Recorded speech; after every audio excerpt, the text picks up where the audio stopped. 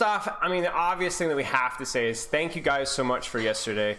That went above and beyond. We did hit the goal of 350 for the expenses on Patreon. I won't go into the details of that for those of you guys don't know. I'll throw the video, I guess. Hey guys. I'm hearing myself talk again. This is the video, but we hit the goal. So thank you, thank you, thank you, thank you, thank you. If we can maintain here, which I assume that we can, and also assuming that we can get the channel to grow a little bit more, which we should be able to do, because there was also a lot of good feedback that you guys gave. I read every single YouTube comment. I got a ton of direct messages. There's a lot of discussion in the Discord. I have a ton. Falco Tank, thank you for the gifted subs, mate. Congrats to the Solo Strays, Dea, Eerie Clap, and Baller Steven. I have a ton of ideas I want to go over with you guys. So basically, I got a ton of feedback. When was the feedback for him? That was like 2.5 months ago? Something like that. I got a lot of really good ideas, and that's what initially got this channel to start growing. I got another round of feedback from all the stuff yesterday, and I'm really excited to talk about it with you guys, because I need advice on which one we should prioritize. Because the problem is that with feedback is I would say that 99.99% of the feedback I got was like, that seems reasonable, that's a good idea, but it's about which one can I do right now, like which is the most, either the easiest, it's just like learning, right? What's the easiest to implement, or what's going to be the most impact, and then those are the two categories we're looking for. So yeah, anyway, but good to see everybody. Varashi, Cager, Alpha, Ilcat, Bloxer, Zao, Juicy Benefits, Blue Oyster Cult. Oh, absolutely, I'm a huge fan of classic rock. I've been having fun with my brother recently, because we've been going through the genres of music that I have, and then picking like the top 10, top 15, top 20 songs. And we actually are going to do classic rock, and I only have like 90 classic rock songs. I like a lot of classic rock, but those are my favorite. What is it? I get blocked though. That's the only problem. It would like be muted. But we decided with classic rock, it's such a stacked genre for me that I might have to do like the top 25. Like, I don't know if I can narrow it down lower than that. But yeah, good to see everybody away. Thank you for being your Wikipedia. Well, I got support yesterday. I don't know about poor Wikipedia. So I appreciate it though. Zensei, also, thank you so much for the sub, mate. I appreciate it. Good to see everybody here. Kron, hey Kron, good luck today.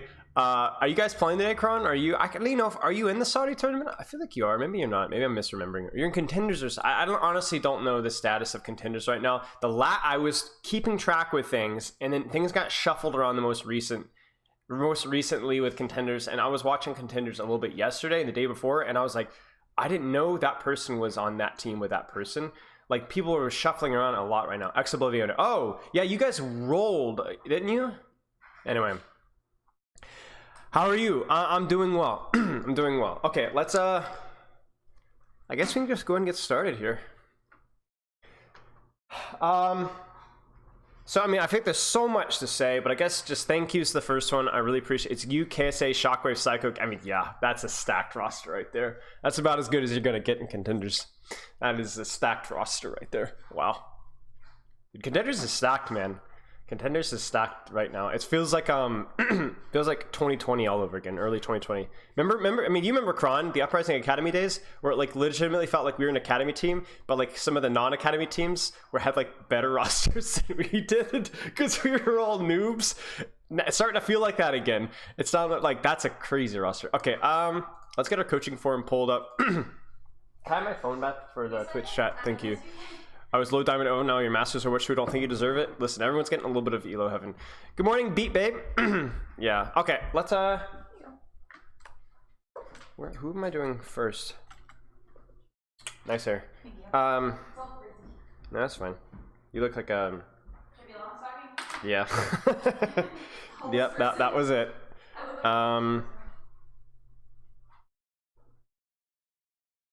Okay, sorry guys, I'm just getting Twitch chat pulled up, and then we can get started here.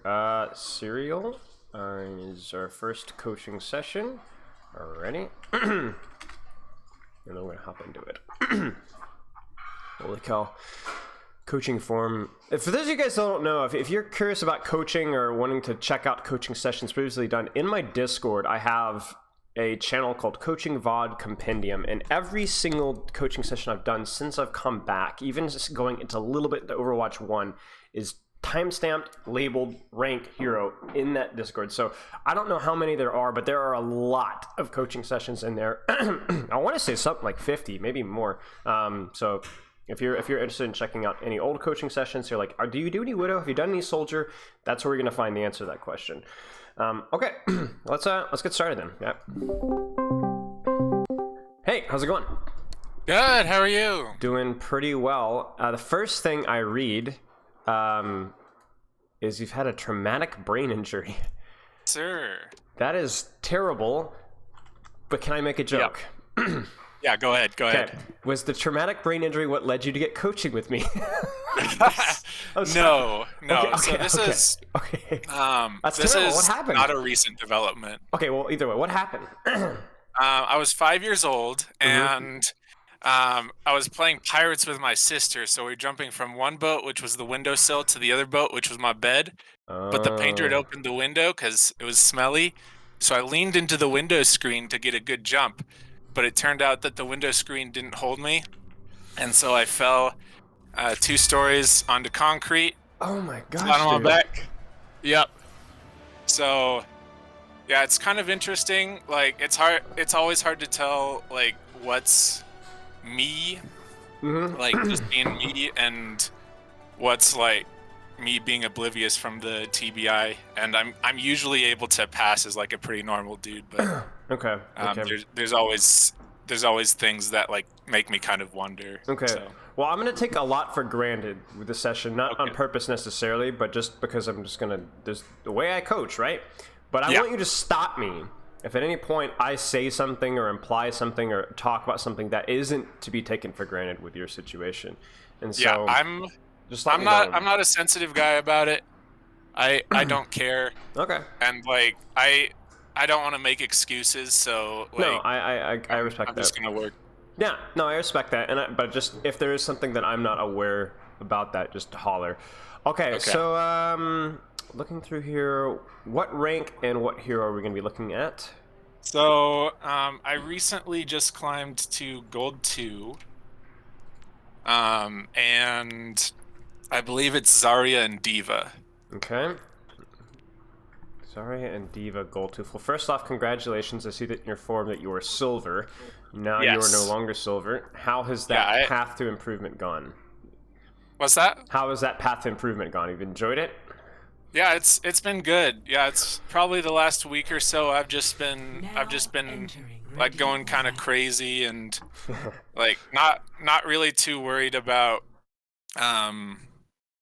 like focusing on different things because I've just been seeing a lot of success, so good. It's been working out nice for me. Good. It's always nice when you don't even need to focus on anything, you just play and just stuff just happens. You're like, oh, well, yeah, that's nice. That's helpful.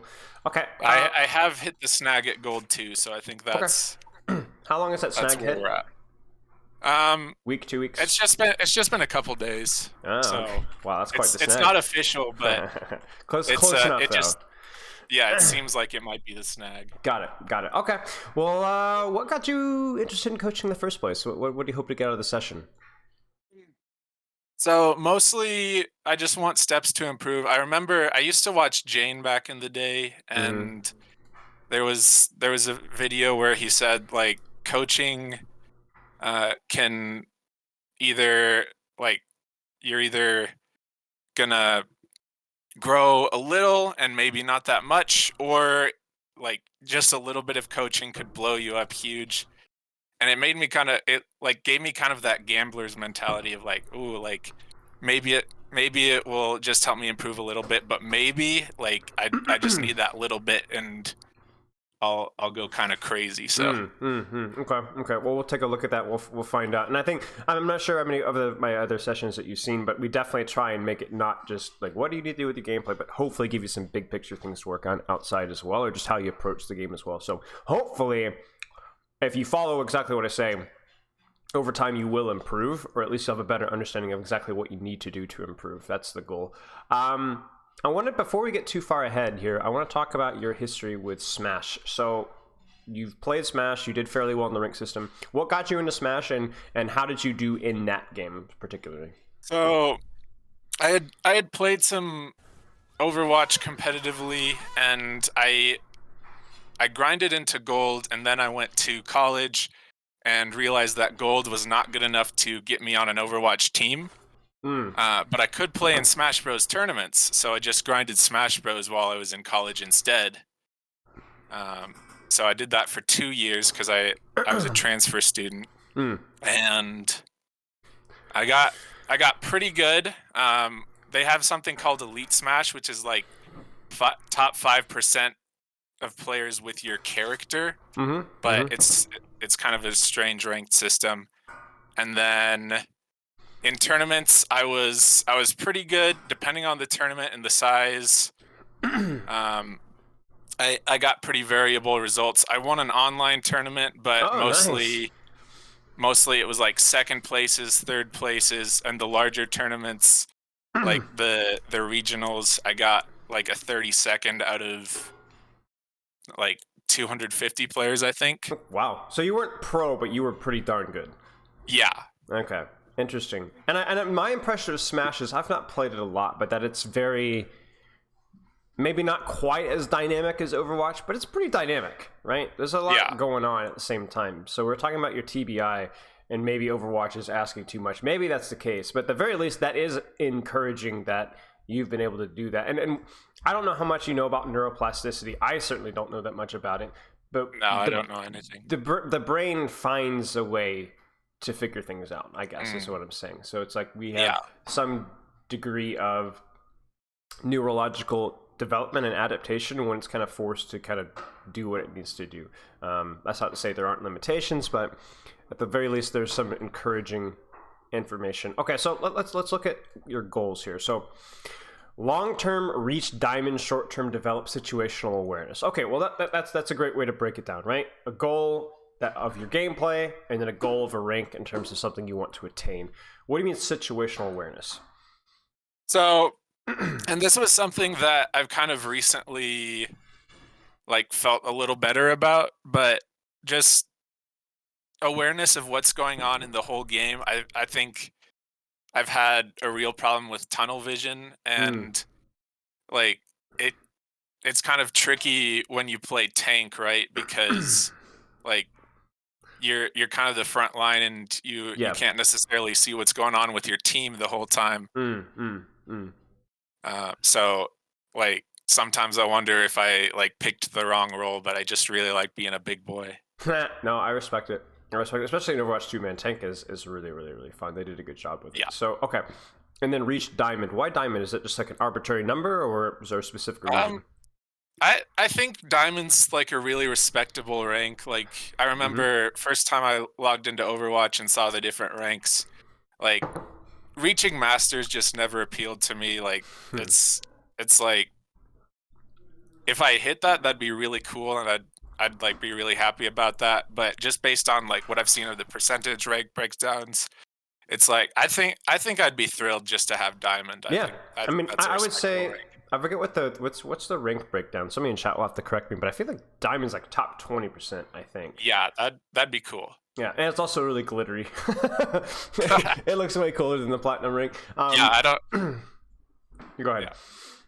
Oh no, I don't know. I thought you were saying something else, so I was responding to something that you weren't even saying. You're good. You're just way ahead of me.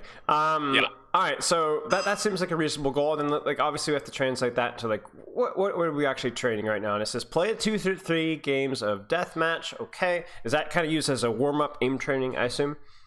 Yes, I feel like a monster because tanks are just evil in deathmatch, but it's how I train my mechanics. It's okay. It's okay. Playing to win in arcade is kind of a zzz anyway, so it's not the end of the world, you know. Okay, and then try and get in at least a couple games a day. So this is really vague, okay? And also this is about 2 weeks outdated as well. So fill me in on what's it been looking like recently? So it really just depends on the day because my social life takes first priority always. But if I have absolutely no time, I'll try and force a game in, but usually I can get at least 3 games in, but some nights I'll be playing for 3 or 4 hours. Okay, there's the variance. It's the plague of Overwatch pros. Yep. Okay. Now, I will say that variance is unavoidable. It's just the nature of everything. Nobody's ever going to be regimented and perfect. But however, 3 to 4 hours is definitely on the longer end. That's enough to get you to even like a master's level, right? Whereas only 1 or 2 games, you're going to struggle to stay in gold depending on how intense you are. So here's my question for you. If you were to break it down on, like, let's not do it on a daily basis because there's too much variance in that. Let's do it on a weekly basis. How many days of the week are you going to be stuck playing the bare minimum of 2 games? And how many days of the week are you on average going to be able to play 3 or 4 hours? And how many days of the week are you going to be somewhere in between? Probably like 2 days a week I'm on the minimum, and then there will be like weekends. Weekends are probably when I do the max, and then two, there's a so couple 2 and days 2 in between. Yep. Okay, and then a couple days, and then basically 2. So basically 2 games minimum, 2 days maximum, and then 2 to 3 days somewhere in between. Yep. Okay, and then do you take a day off or no? No days off. Okay, no days off. So then that's actually more like 3 days in the middle. Okay, so and that would be, what is the middle? Like, are we 1-2 hours or 4-5 games? Yeah, 1-2 hours. Okay. Here's the thing. That can work. That can work. It's not great, but it can work because number 1, you're not taking any days off, and number 2, you are overall not playing for like 9 hours on the weekends and then not at all during the other days. You're generally hitting a decent number. I think the most common day, the 3 days, is the 1 or 2 hours, right? Which we can live with. What we would like to do is to make sure, is just like a safety belt, please make sure that the minimum is 2 games. Okay. That's a request. Please make sure the minimum is 2 days. And number 2 is don't sweat the maximum once you're past 3 hours. Once you're past 3 hours, it just becomes a fun time, and it does not become, oh, this is important practice time, because the diminishing returns of focus and attention, and maybe that frees up more time for you to be doing other things. I don't really know, but that's just a suggestion. Okay. Yeah, it's also just like kind of what I like doing anyways. Sure. Fair enough. I just like playing competitively. Games competitively. Seems good. I will say, if that weekly breakdown is consistent and maintains for a couple of months, then we should be able to get you to accomplish the goals that you want. Right. At the very least, I think plat is very reasonable given that training schedule. Okay. And then the hero pool here in the VOD here. Let me actually skip through this on stream. So how much of this is Zarya and how much of this is D.Va? So I believe it's like probably like 70% Zarya. That's what I'm saying. Yeah. Yeah. I also have the Hail Mary Doomfist. I wanted to ask you about that because that's just like I desperately need to get to the point, and I'm just playing him so that I can touch. I mean that's fine. I think D.Va, he's definitely the fastest tank, I believe, in Overwatch. Maybe Ball's slightly faster or about the same speed, but he's a really, really fast tank. So I get it. If you really, really need to, that's totally fine. That's a separate circumstance, right? I will say this. On your form, there is a W word, right? We got Winston. Right. How much Winston are we playing? Is that still the case? No Winston in this game. In general, my theory is kind of, if my team is like fully able to support me as Winston, I prefer to go Winston because he's my favorite character. Oh, but okay. If the comp is a little more awkward, or if I need to counter a Pharah, or I feel like I need a little more brawl power, I'll go D.Va. Okay. Where are your hours breaking down on a day-to-day basis, an average, right? It's right about 2, I think, right? Yeah. Okay, so it's just right at 2. So have you heard my hero per hour rule? No. Okay. How many hours you play on average is how many heroes you need to have in a hero pool. Now, that is flexible, but that is the rule. That is what you want to aim for. So what I would recommend for you, I would recommend picking 2 out of those heroes and focusing on those 2 as much as you can, and then only playing the third when it really feels like that's, actually, because I would say, only play the third if you really feel like you're getting hard countered. But honestly, the best thing you could do when you feel like you're getting hard countered is to figure out what the heck you need to be doing so you're not hard countered. Like, I think in Overwatch 2 especially, there are just Like, if you're playing Winston, you can play Winston into almost anything. If you're playing Diva, you can play Diva into almost anything. You just need to adjust your playstyle. You need to figure out the problem. Yeah, the worst thing you could do is avoid those difficult situations and go to something easier. That's lame. So what I would recommend is probably picking 2 out of those 3. Look, here's the thing. I don't care if you play 3 heroes. I'm not gonna weep over it. It's not like you're playing 5 or 4 heroes, but it isn't optimal. So maybe stick with the 3 for now, but just play it by ear. And if you get the opportunity to stick with 2, then stick with 2. Now, what you could do is you could change it on a month-to-month basis. You could be like, I really feel like playing Winston Diva nowadays, so I'm going to focus on Winston Diva. Then maybe they nerf Winston or something, and then you're like, I want to play Zarya Diva, and then you play Zarya Diva for a period of time. But what I would do is prioritize the 2 heroes that you enjoy the most, lean into those. I think having Winston plus an off-tank is a totally fine hero pool, especially for your rank. It gives you a little bit of flexibility for map, for situation. And any situation in which you feel you're being hard countered with that is probably just you sucking, to be honest, not you actually being hard countered. Sound good? Yep. Okay. Sleep looks okay. Let's look at the last question here, and then I think we're good to go. What do you feel is holding you back? Well, you are straight to the point. Understanding. Has that changed in the past 2 weeks? And if not, what the heck do you mean understanding? I at the time, like, I knew that there was just something missing in my gameplay where if I could just understand that, I would climb a lot, and I was right. And what I didn't understand was cover and like how to use it well. I still feel like that's probably the case, but again, I've been on a recent growth spurt, so I haven't really had time to explore what I think my problem is. Okay, so you feel like understanding, but not 100% certain. Okay, I do also remember you talked about earlier in the review that you were concerned about your tunnel vision as well. Yes. Okay, so we will take a look at that as well. Oftentimes, tunnel vision can be bad mental habits, which we can try and work at.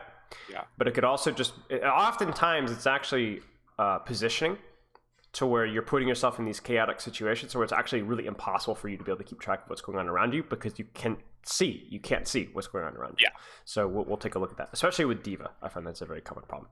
Okay, do you have any questions?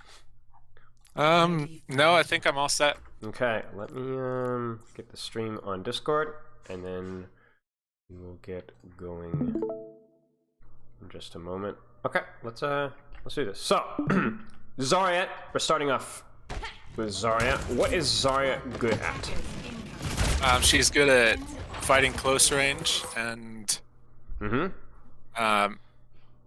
using her bubbles to take space. Okay. What else are your bubbles good for? Defending teammates if they need peel. Okay. Who should you be bubbling? Yourself or a teammate? And then what circumstances with which? So my understanding would be that if the enemy team is doing a lot of diving into your team, then it's better to use the bubbles for peel.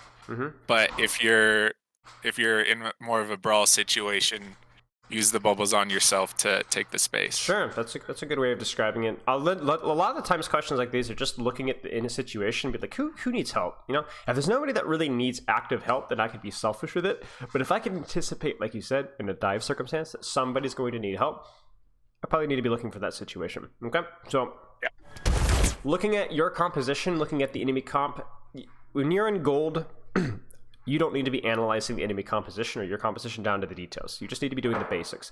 But if there was is there any super big, important, crucial thing that you see that you need to worry about on either team? I'm guessing Hook and maybe the Genji flanking one of my teammates. That's good, and that's fine right there. That's a perfect encapsulation of what you need to be aware of, and that's good enough right there. Let's go. All right. So right now, this is where we talk about tunnel vision. And I will go as far to say for this one, I don't think it's your positioning. I think it's more to do with a mental checklist that you need to establish right now. You are walking through the choke, and I think bubbling your Reaper here is pretty good. Is that too quiet for you? It's a little quiet for me. Turn up just a tad here. I gotta find the middle ground here. Okay. So right now, what I would do is before you walk through the choke, I would do a quick check, okay? So all you're going to do before you walk through the choke is you're going to turn around and you're just going to make sure that your team is pushing with you. Do you see the problem here? Yeah. Remington over there. Oh. Yeah, that's the Genji attacking. Yeah. He's I don't know what he's doing, but he's doing something. I think he's going for your Widow. Yeah, he's going for your Widow, but he messes up. Now, you need to be aware of this. And to be frank with you, you can't be aware of this now. Right? Yeah. It's too much going on. You got to bubble your Reaper out. You got a Hog in front of you. You got a Soldier, Kiriko in front of you. It's too late. So that's the thing with tunnel vision, right? It was one of the first things I actually talked about when I came back from streaming in a DPS Tracer VOD review. It's not about tunnel visioning mid-fight. It's about finding times when you can actually check to be aware of these things, because obviously what you're doing now seems perfectly reasonable, except for this. Except for that. Right. Yeah, there's nobody with me. Right, because this is how you die. Whereas if you're aware of this guy dies, you push up 5v4, easily win. You see what I'm saying? Yeah. I even say even how you're using your bubbles here seems reasonable. You bubbled your Reaper out. I think it was a mistake that you used Wraith and bubbled it, but that's okay. That happens. You bubble yourself and the Hogs at point blank range. I like that you're shooting the backline here and trying to ignore the Hog. That's also a really good habit to get into as well. But there's a real risk there of that feeling really horrible. Well, thank goodness now your team is with you. So let's see what happens. Okay. Now right here, who should you be shooting? Probably the Ana. Why? Because she's the closest and she doesn't really have escape options. Yes. Now what about right here? The Hog, because he's the only option. Right, and he's also discorded too, right? So the thing with Zarya, this is where the tunnel vision is going to hurt a little bit, but it's a different type of tunnel vision where you actually have to be very flexible, swapping targets as soon as something else becomes available. Because shoot the Hog. He's the only thing you can shoot right now. But when you get the opportunity to shoot backline, I want you going for backline. All right? Yeah. And I think I'm just waiting for my bubbles here. Good block there. That's good.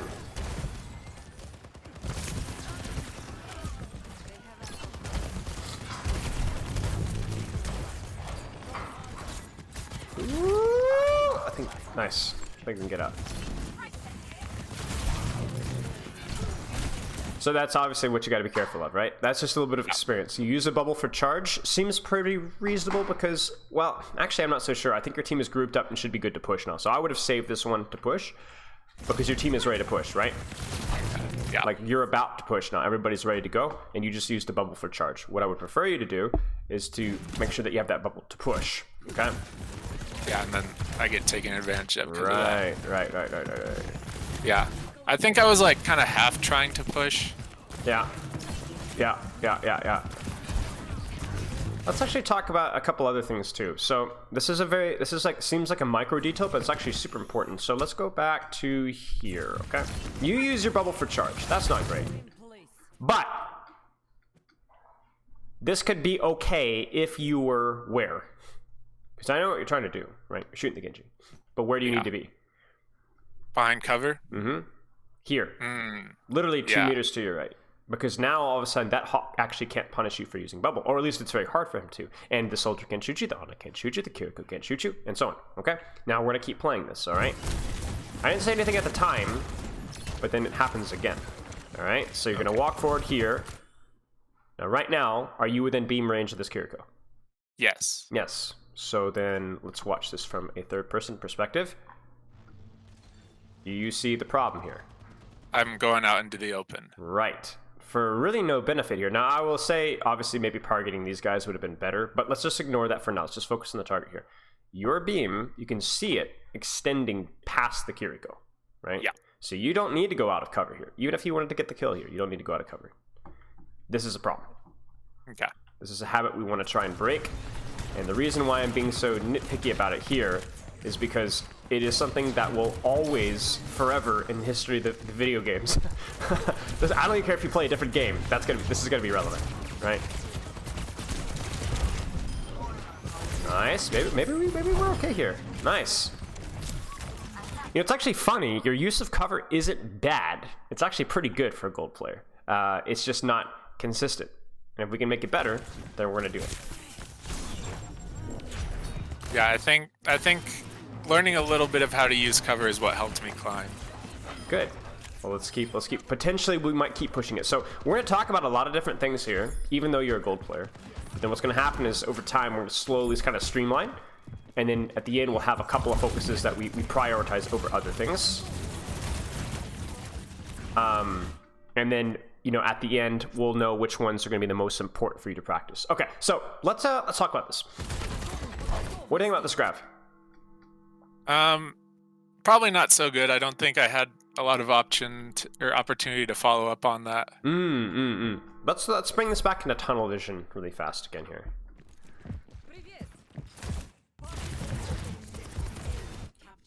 Where's your team right now? Do you know? Do you think you know? Yeah, in third person, I think I just saw they were kind of far back. More importantly, the Reaper. Yeah.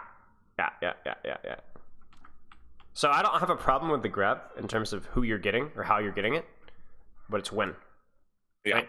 Cart's unlocking. Tracer's going up. I would wait.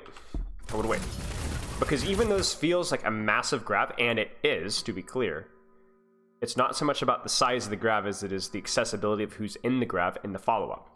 There is no follow-up. You see? Yeah. And if you when would have been a good time for you to do an awareness check like we talked about earlier? When would be a good time? Not now, clearly. Yeah.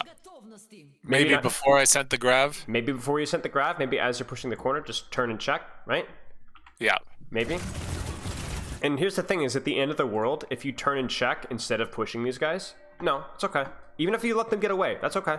You need to make sure your team is with you. It's more important than anything else. Oh dear. Good bubble. I would frankly be pushing here instead of worrying about Cart, even if it means that Cart doesn't move for a second. The fight's more important. Yeah, this is a mess. This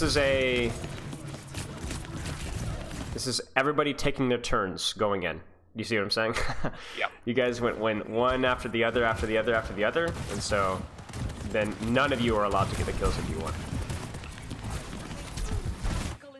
Uh-oh. Careful. And if we want to be nitpicky about cover here too.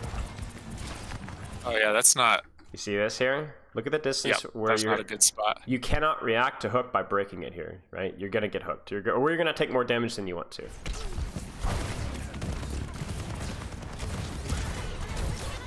All right.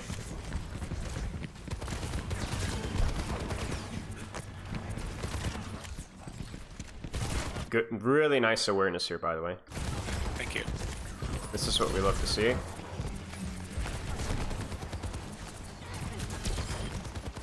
Little shaky with the tracking at times.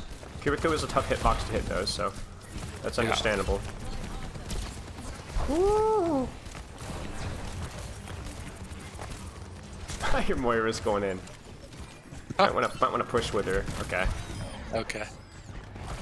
Yeah, I think I just kind of figured I'd let her feed.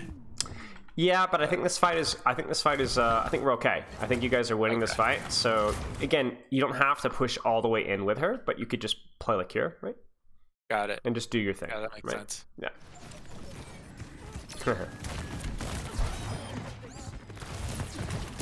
And I will say this as well. What do you think about this bubble here? You see this? Oh, yeah, that was a lazy bubble. That was a lazy bubble. So this is, you're playing a hero where, again, it's all about pushing space. So are you pushing space, or are you pushing into contested space right now? Like at this particular second, right now? No. No, but are you right now? Yes. Right. See, the difference there is the difference between this and not this, right? Interesting. It's the first time I've seen a swap to Diva when you were playing Zarya. That's not a very common swap. Yeah. A little questionable. Yeah. I mean, it can work, but I don't know. It's kind of strange, especially in this map. Nice. Nice. All right. What should you try and do right before you do this, or right as you're doing this? Check on my team. Check. Just like literally, it's like a quarter of a second. Just check. Okay, we're good. Okay, let's go, y'all. Let's go. We're gonna get these kills. I wouldn't even be mad if you grab this just to make sure that y'all cap. Probably don't need it, but you would have secured the cap there. Okay, looks good. Yeah. Looks good. So,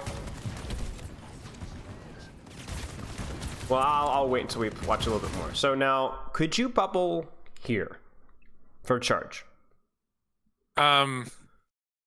I suppose it'll probably be a while before the cart gets close enough that we have to engage. Right, that's the key frame right there, like the keyword rather, the engage. It's going to be a little while before you choose to actually take a fight, right? Or they take a fight on you probably. So you're going to have about 10 seconds, and just so happens it's as long as you need to get that next bubble back. So I think you, especially with the amount of spam damage that they've got here, could probably use a bubble for charge, assuming that you're not going to fight soon. So I would use a bubble for charge there. There's the nano. Good bubble. I would walk forward. What was this next bubble here? Let's watch this. I want to see. Do you bubble yourself? Yeah, you bubble yourself. I think the bubble in the Reaper or the Bastion again here would have been better. Because I don't think you were under. I don't think you're the primary space taker here, right? With the Reaper, the Bastion. I think like you're fine. Prioritizing helping them. I'm being very nitpicky here. But we want to give you a broad spectrum of things to think about, and then, like I said, narrow it down later. Will there be follow-up on this grab? Now, you haven't checked behind you in the last 0.5 seconds, have you? Oh, yeah, so I wouldn't know. Well, that I'm baiting you. Oh, you got me. Do you have to check every 0.5 seconds? No. No. But what did we see?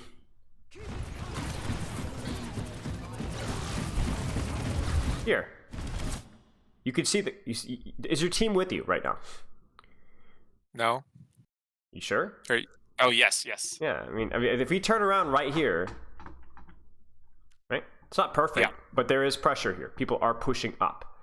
And you know this because you saw them about 2 seconds or 1.5 seconds before you walked forward here. I don't want you to get in the habit of checking behind you every 1 second, right? That's going to be absurd. Yeah. But there's a balance here. Right now, you just walked past your team. Your team was with you. You need to make the assumption that they're still with you. There's your Reaper. There's your Bastion. You see the coalescence going right now. Yeah. This is going to work. Oh yeah, I saw the red coalescence and thought it was the other team, so I was thinking maybe they got pushed out. Classic replay code. That's okay. But you see what I'm saying, right? There's a balance here. Like, we don't have to be absurd and never ever grab unless you have your entire team with you. But you could guess. It's probably gonna be fine. Good bubble. Really nice bubble there. Pretty good bubble there too. What I will say though, here's the thing.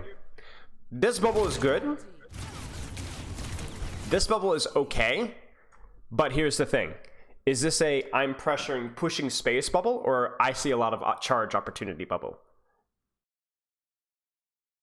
Are you going to be actively pushing this Bastion with this bubble? No, I'm not. No. So then, is this a bubble for charge, or is this a bubble for space? It's a bubble for charge. Right. Now, what's the problem with that at this point in time? They're all pushing cart, and there's also the Diva Bomb. Yeah, this fight is happening, right? Right now. So what should you be saving bubble for? The Diva Bomb? Right. I don't know. Diva Bomb right now. Maybe if there's no Diva Bomb, maybe you just wait for your Reaper. Maybe your Reaper needs another bubble here, right? Maybe they push you with like I don't know. Maybe that Bastion drops and actually pushes you, and then you have to bubble yourself. But you see what happens when you treat this like a bubble for charge? Well, I mean, you see it, right? You bubble for charge, then you're like, oh shoot, Diva Bomb. Oh shoot, I have to go into cover now. And you don't have a way of, not only do you not, I mean, obviously the Diva Bomb you survive, but do you see how you end up? What should have happened here if you'd used your bubbles properly? We would have been able to disengage for the bomb, and then re-engage. You would have walked backwards. You might, if you were pro Zarya, you might have actually bubbled off this bomb, like walked into it. You know you could do that, correct? You can walk into a Diva Bomb with bubble and absorb it. I knew that in theory, but I don't think I've ever thought about that in practice. Okay, that's fine then. Don't worry about it. Either way, you would have been about here with bubble, right? About here with bubble. Yeah. So you would have survived. And then what's the difference between here and here? It's a lot safer position. Right. You would have gotten They're out. focusing me down there. Now, this fight is probably lost either way, to be frank with you. But you don't always know that, right? Maybe this was a winnable fight. Maybe this was a fight where, at the very least, you could have gotten out with some charge and started building up your next grab. You can't build charge when you're dead. So this is going to cost you your life because you used a bubble for charge in the middle of a team fight. In the middle of a firefight, right? And that's a habit you have to break. Yeah, I think the reason I used the bubble early on the Bastion is like I got kind of used to dummy silver Bastions who would just like focus you while you're bubbling. Then you just hide behind cover, wait, and then screw them up with your massive charge. Yes, and that's a great thing to do if you can wait. Yeah. That's the key thing. If you can wait. If you can't, then it's not so good.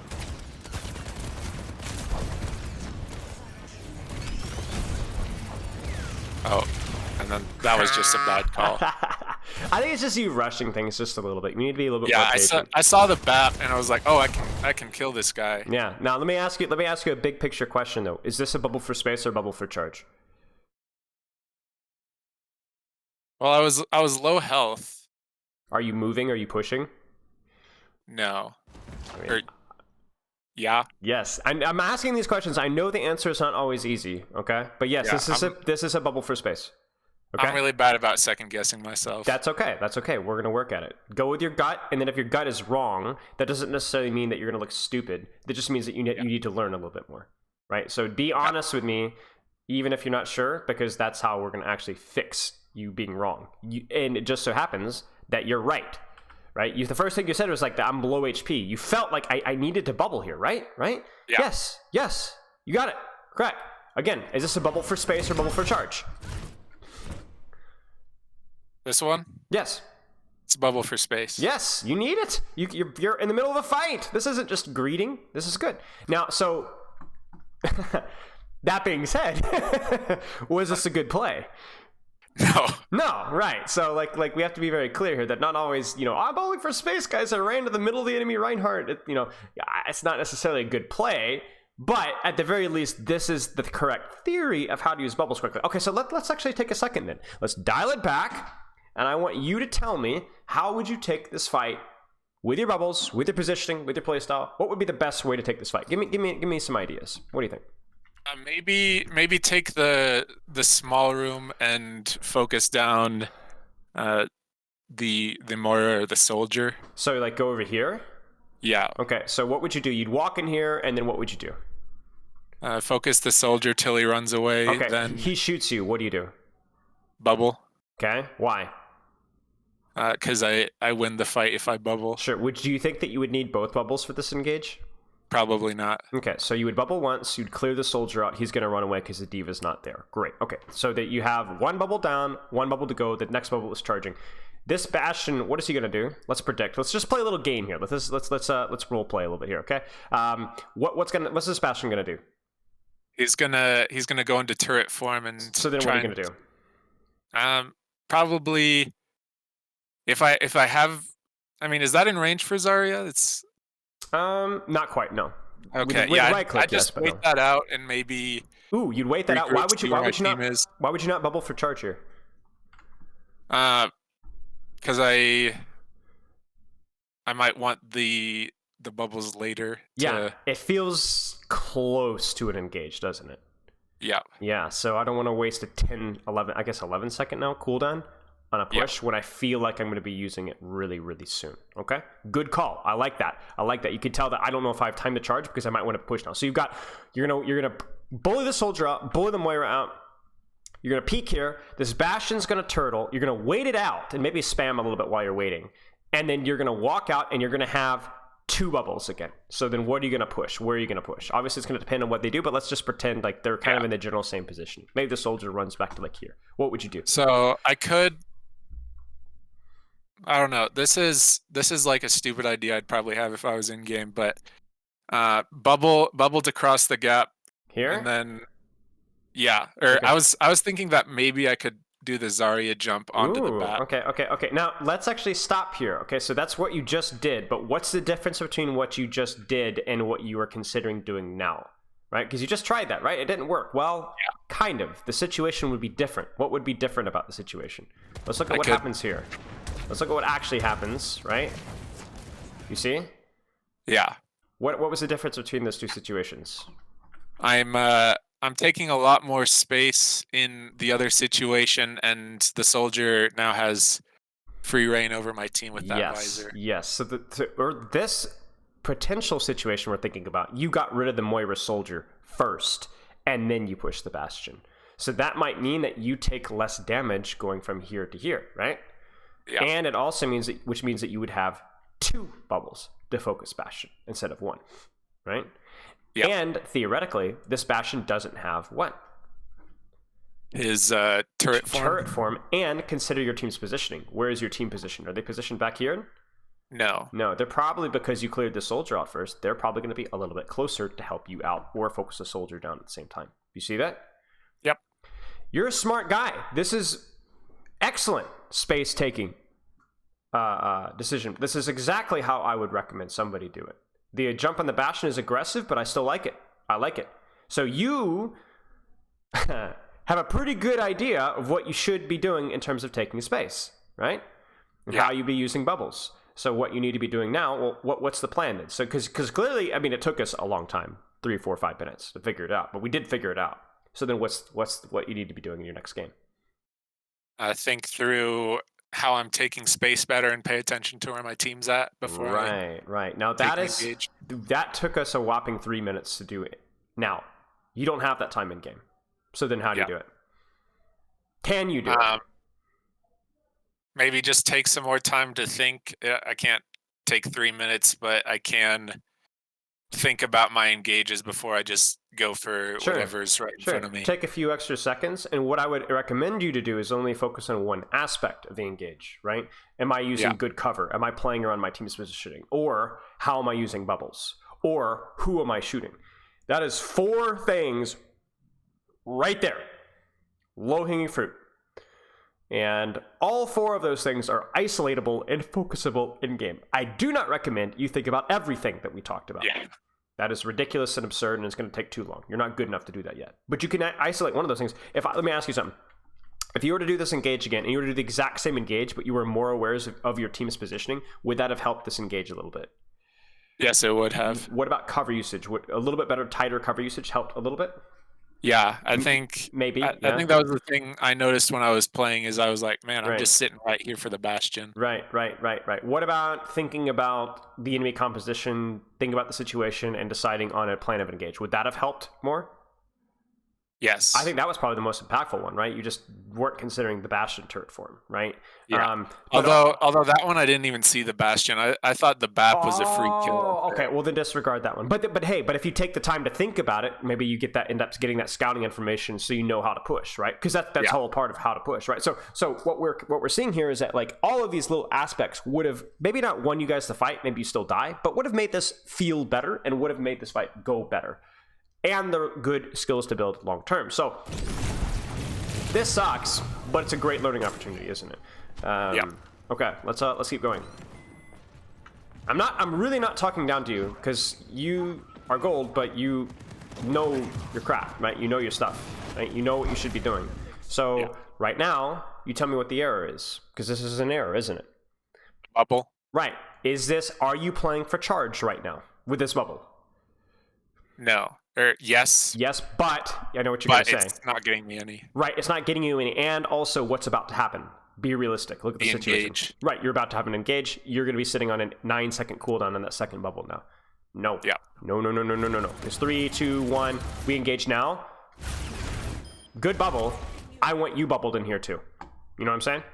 Yeah, I could have helped out. You could have helped out. But it's scary because you didn't have bubble. In fact, your Reaper might actually die. Okay, he almost died because he didn't have health.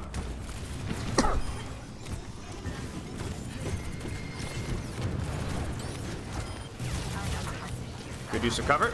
We'd love to see it. Nice. I'm just zooming through this because I know you're going to win. Okay. Not bad. Lots and lots of good things to see. I think you have a pretty decent idea of what your playstyle should be, but you are all over the map when it comes to actually executing. I wouldn't even say perfectly, just decently. I think you're mid, or not even mid. You're pretty not great at everything. You're trying to do everything, but you're missing and whiffing on every single point.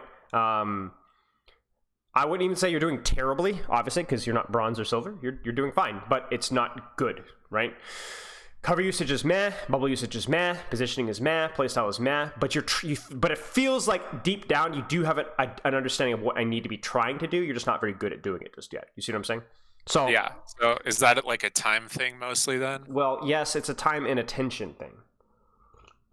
Got and it. by attention, I mean you need more time with this attention at what we were just saying, right? So what have we seen? We've seen how you are, deciding bubble for charge or bubble for push. That decision. Where's my team? That decision.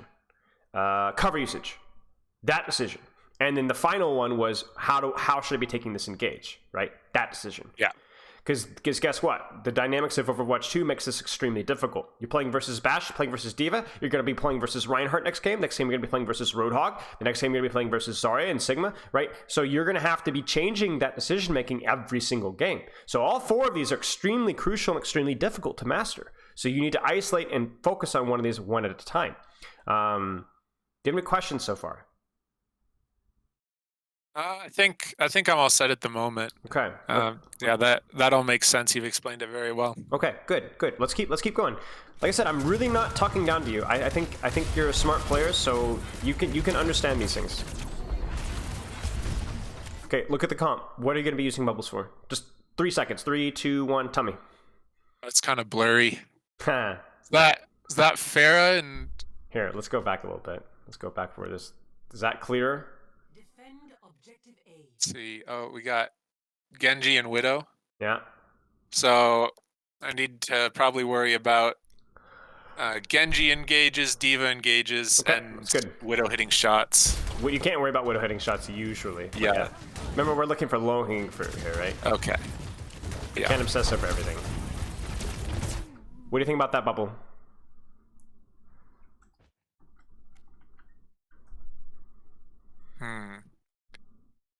I mean, yeah, I guess I wasn't really making space with it. Well, you're not going to be making space when you're holding on defense, all right? Unless you're pushing, right? So then how does the terminology change? Who needs to make space? Oh, ooh, yes, that's it. See? Yeah. You know your stuff. Okay, so were you holding space with it right now? No, because they're kind of splitting off at that moment. Kind of. What is this D.Va doing? What is this Ana doing?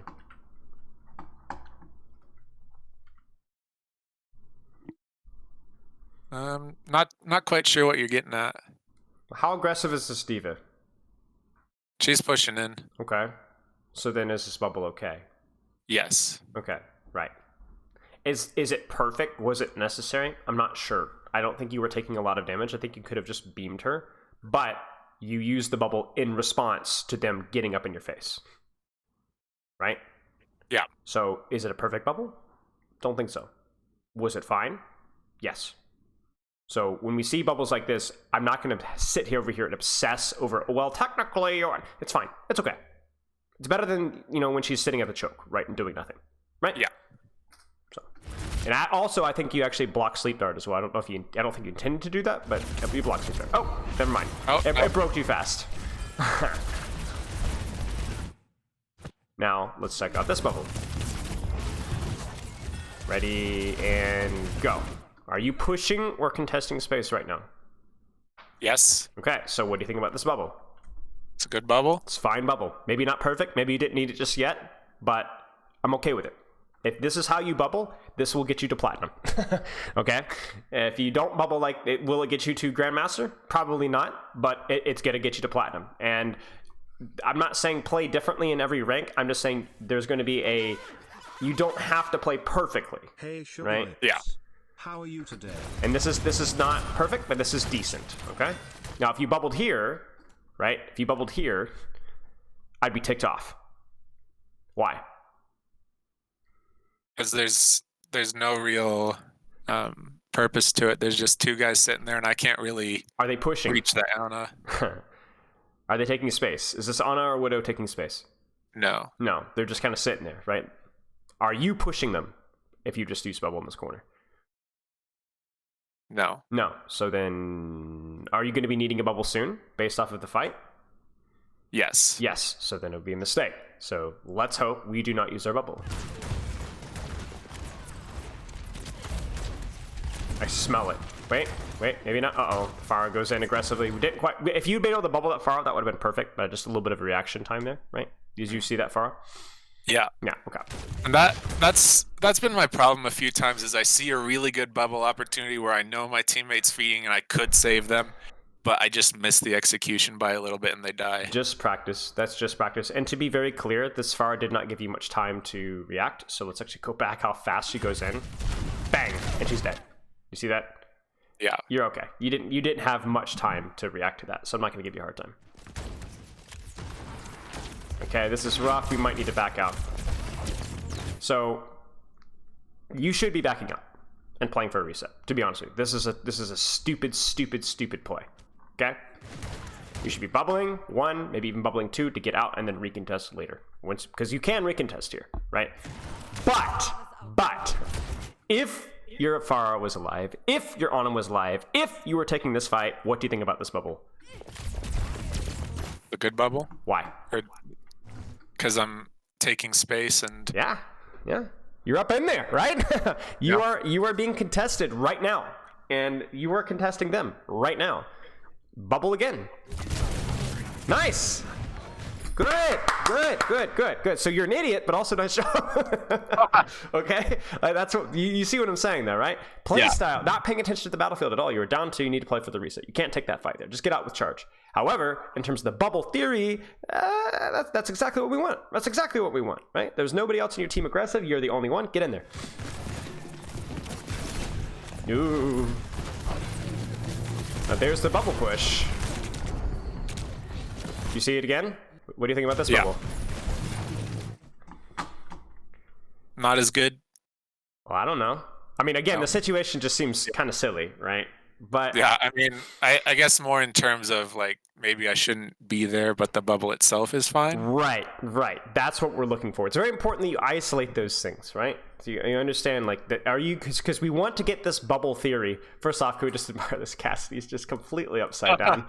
Like, my man is he's just chilling. Okay, but this is in theory. We need to internalize this and do this off of autopilot, right? We need to almost like do this without even thinking about it, which is honestly kind of what you're doing here. So at the very least, it feels like you have some bubble guidance that's good, but it just needs to be a little better, right? Because this is, again, pretty decent. You get a lot of space out of that bubble, a lot of pressure, but the fight's lost, right? So it doesn't matter. Don't bubble. This bubble, okay, so this bubble's for charge, is it not? Yes. Why? Because wait a second, you're at point blank range on Diva. Isn't this bubble for pushing? I'm making you second guess yourself, but think about it. Yeah, it's for pushing. Okay. Why is that? Because she's shooting at me and I'm... Okay. What's this Diva going to do in about 1 second? She's going to fly away. Mm-hmm. So then is this bubble for pushing? Is she really pushing you? No. No. Because look at where the card is. Where is she going to go in about 0.1 seconds? Straight to her team. Right. So then what would you do if you were to bubble this for quote-unquote pushing? You'd shoot, right? And you'd shoot, and you'd shoot, and you'd shoot, and you'd shoot. And then you would bubble as you push the corner, right? You would pursue her and then bubble as necessary. Now I'm making this hard on you. I'm making this hard on you, and you're coming up with good answers. So don't feel bad about this. But nice bubble. Nice bubble. Nice. Fight that you just saved her life. It was 1 HP that far was. Okay. I don't know why we're speaking in passive terms. She was 1 HP that far was. Going Yoda out here. Okay, no, ooh. This is where it's like really tempting to bubble, right? Yeah. But then you're like, look at what's actually pushing you, and you're like, it's a diva. It's a diva by it's a diva by herself. Maybe bubble if you get a little low, but it just doesn't feel very threatening, does it? Right? Yeah. This is where like the gray area kicks in. You know, you have to kind of use your sense. I think that's where a lot of my focus needs to go towards is like actually assessing what's in front of me instead of just like, oh, something's in front of me. I guess this is is where the threat is. Yeah, feel the HP burn. You know, oh, I'm on fire right now. You know, kind of use that as a metric. You know, like right now, this would be if you were to push her on the corner. This would be where I'd bubble. But I honestly don't even know if this bubble is necessary. At least how you used it, right? So you're good at doing. You're doing such a good job with cover right now that I don't even necessarily feel the heat right now. So this bubble's okay, but I'm not even sure. Okay, right now. If I turn around, what am I going to see? Not my team. Oh, hey, look at that. Oh, they're there. Did you know that? No. Yeah. And it was a recent development, relatively, too. At least, well, was it? I don't know. Cassidy got here, but did you know that Cassidy was there? No, I don't think I did. I mean, I didn't, and I've been watching this, so I don't know if you did either. This is where, like, just like again, when would you check? Let's actually find the point in time when you would turn around. When would you turn around? Right now, where there's all that blank space and nothing's happening. Yeah, it's just a diva. I think you would take this opportunity here to quickly turn around. Okay, we're here. Okay, I can basically push or grab. You can, and the thing is, it's not just about the grab, right? Because grabs are in every other fight, maybe. You just need, if you would want to, let's say this diva gets demacked, and you want to push on the corner to clean these guys up. Can you now? Can you do it right now? If this diva's demacked? Yes. Yes, because people are here. Right, we can go. So you need to know this. You need to know this. Okay, let's, so I anticipate this grab to be fat. Holy mackerel, and it is. You got the quadruple. Nice job. Nice job. Nice job. Feels so juicy, doesn't it? It does. I love a fat grab. I'm still baffled at this diva choice on this map, and the way she's playing it too, right? She's just front lining at you over and over and over again, and it's not working well. Oh, ladies, I mean, you're a diva player here. How would you play this versus Zarya? First off, you'd have your gold teammates screaming at you to get off of diva, but ignore those guys; they're idiots. Yeah. How would you play diva versus Zarya on this map specifically too? This would be hard. Yeah, it's a little bit of a hellscape. I'd probably try and find any high ground I could and just try and play around as much cover as I can. Try and find weird off angles where I can bully random squishies. Yeah, avoid the freaking Zarya. Avoid her like the plague. Okay, yeah, 100%. All right, nice bubble. Now, here's a really good question for you. Could you use or should you use a bubble for charge at this point in time? This is a really tough one, I'm going to be honest. I suppose I could. You could. Maybe there's some risk in that, but I could probably get away with it. Yeah, I would say for me it's 40-60. 40% of me says yes, 60% says no. The only reason I would say no here is because you're already at 90 charge. And I think the risk versus reward here is like you're going to get another 15 charge out of this, but I don't know if that's worth the risk of maybe needing it because I feel like a fight might be starting soon, but I don't think it's a bad play to bubble here either. You kind of see what I'm saying? So yeah. I'm not sure. Let's see what we do. Keep spamming. Beam. All right, here it comes.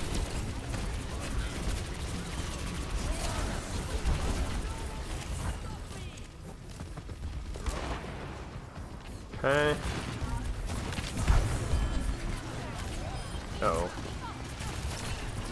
Uh-oh.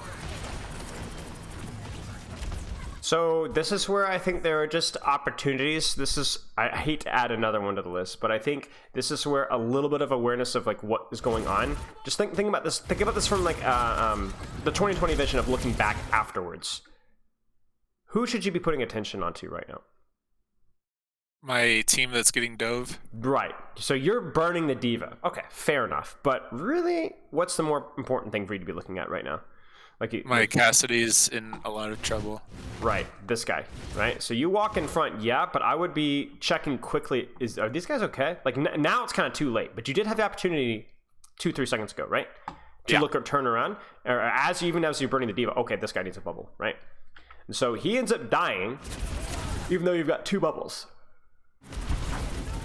There's the beat. There's the high noon.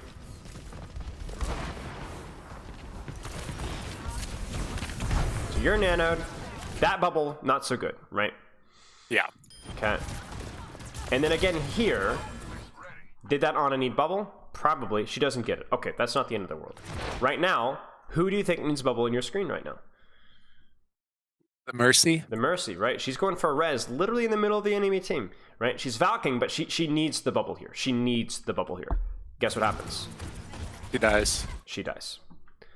Yeah, and I was just hard focused on killing that diva, so I... Right. So... Is this something that's like a crucial skill for Zarya? Yes. But the unfortunate thing is we've already given you 4 crucial skills for Zarya. So dare we include a 5? Maybe. Yeah, sure. I mean, I'm probably going to go back through this VOD later and just take notes on the things that I need to work on, and then I can kind of decide what I want to work on. That's my plan. Maybe this is like where we talk about tunnel vision, finding opportunities for you to kind of be aware of what's happening pre-fight with your team's positioning. Maybe the rule here is every reload kind of getting an opportunity to kind of check where's my team, who needs help right now. Maybe you're able to preemptively scout out like where your Mercy is and kind of keep an eye on them. It's like the thinking ahead of time. I can imagine that my pharmacy is probably going to need a bubble at some point in time, so I'm going to be aware of that. Yeah, honestly, there's no shortcuts with that one, to be honest with you. That's just going to be reps and experience. Because you lose that fight because of that missed bubble, right? Yeah. Okay. Can you greed bubble for charge here? Let's think about this.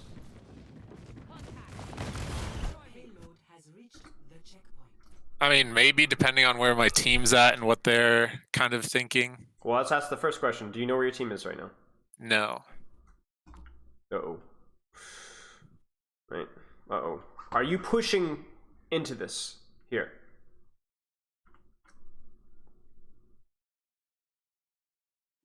No. Okay. So then can you use bubble for charge here?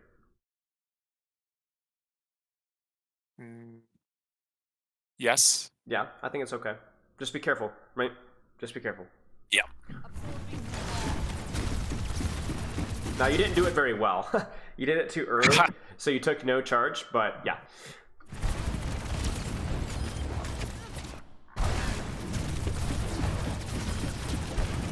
What do you think about this bubble? I could probably save it.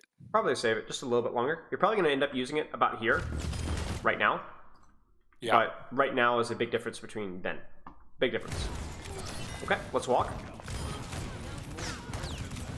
Walk, walk, walk, walk. Good bubble.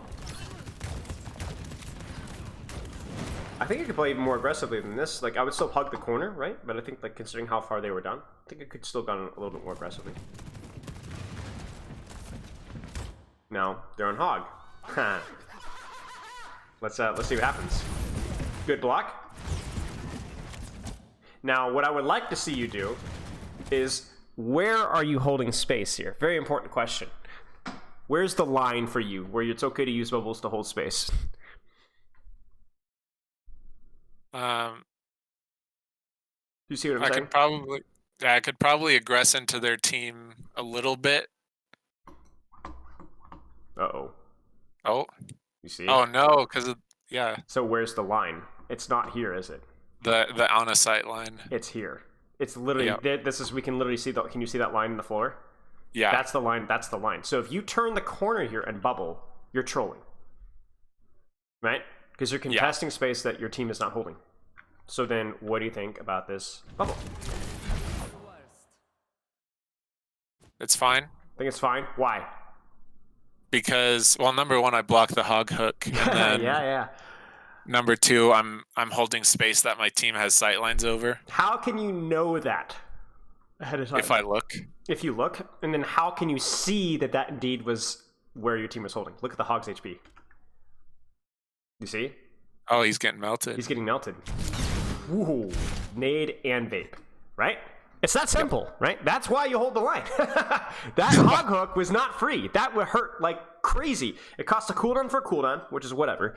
But he got sandblasted. That's how you use bubbles to hold space. You see what I'm saying? That's it right there. Yeah, because I suppose if I didn't have that bubble, then that would have been a free push for them. Yes. It would have hurt, but they would have been able to pressure you as much as you could pressure them. Be very careful. Even this bubble here, right? I understand why you're doing it, but be very careful about, you say you're breaking the line just a little bit here. It's okay as long as it doesn't cost you bubble or too much HP. Do you see what I'm saying? Yep. Be very careful, because remember, your team cannot help you doing what you're doing right now, and that's a concern. Uh-oh, no bubble, no bubble, no bubble. I like this. This is really good. No bubble. He's got hook. You back off to the next corner. Nice, nice. You're very slow with it, but you're doing the right things. Good, good, good, good, good. Now we can walk, because do you see how the line has changed? Do you see how the line has changed? Yep. Right? Nice. This is really good. Again, now the line is shifted, right? So you walk forward with the line. Lines shift all the time, right? Yeah. Uh-oh. There's the kill. You're looking. We're gonna res. We're gonna res. We're not. Oh, there it is. Nice, nice, nice, nice, nice, nice, nice. You were ready for this one, weren't you? Yep. You were thinking about it. Okay. So she goes for it. The bubble gets there just a tad late, which sucks, but I still respect it. Right? There's a good bubble right there in the far. She's in. Let's walk forward. Oh, not unfortunate. That was really, really, really quite good. Really, really quite good. People in chat are saying like it's crazy how bad the decay rate with Zarya is in Overwatch 2 now. Alrighty, let's nice, nice. Like obviously you end up bubbling yourself and he doesn't hook you, but again we're playing for better, not perfect, right? You are paying attention to what's going on. You are crossing from corner to corner, and so you're in, and you still in the bubble when you need to. Is this grab gonna have follow-up, by the way? If you grab this, because you're about to grab this, right? Is this grab gonna have follow-up? Yes. How do you know that? I don't. Well, do you even need to turn around at this point in time? Probably not. Why? Because my team's been waiting for their engage. Right. This is just this is where you guys are fighting, right? You're not like dynamically pushing forward or kiting backwards. It's just here. So yeah, of course. Anything you grab here is gonna be good.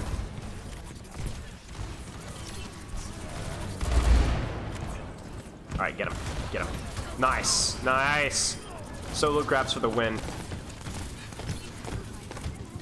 Kill's a kill, you know? Yep. Kill's a kill, especially if it's a big target. It's over. I was thinking about that as it happened. Haha.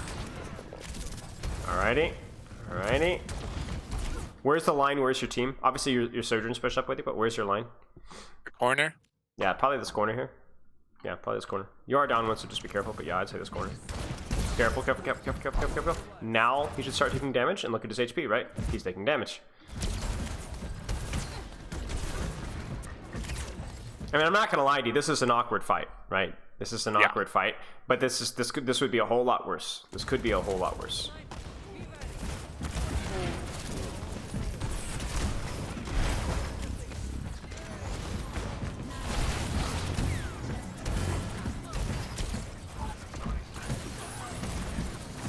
This is where you could be looking for micro pushes to try and access their capacity. So like as bad as all this feels, you kind of need to be playing it really slow and trying to make this Cassidy or Moira walk forward so that you can actually pummel them. You know what I'm saying?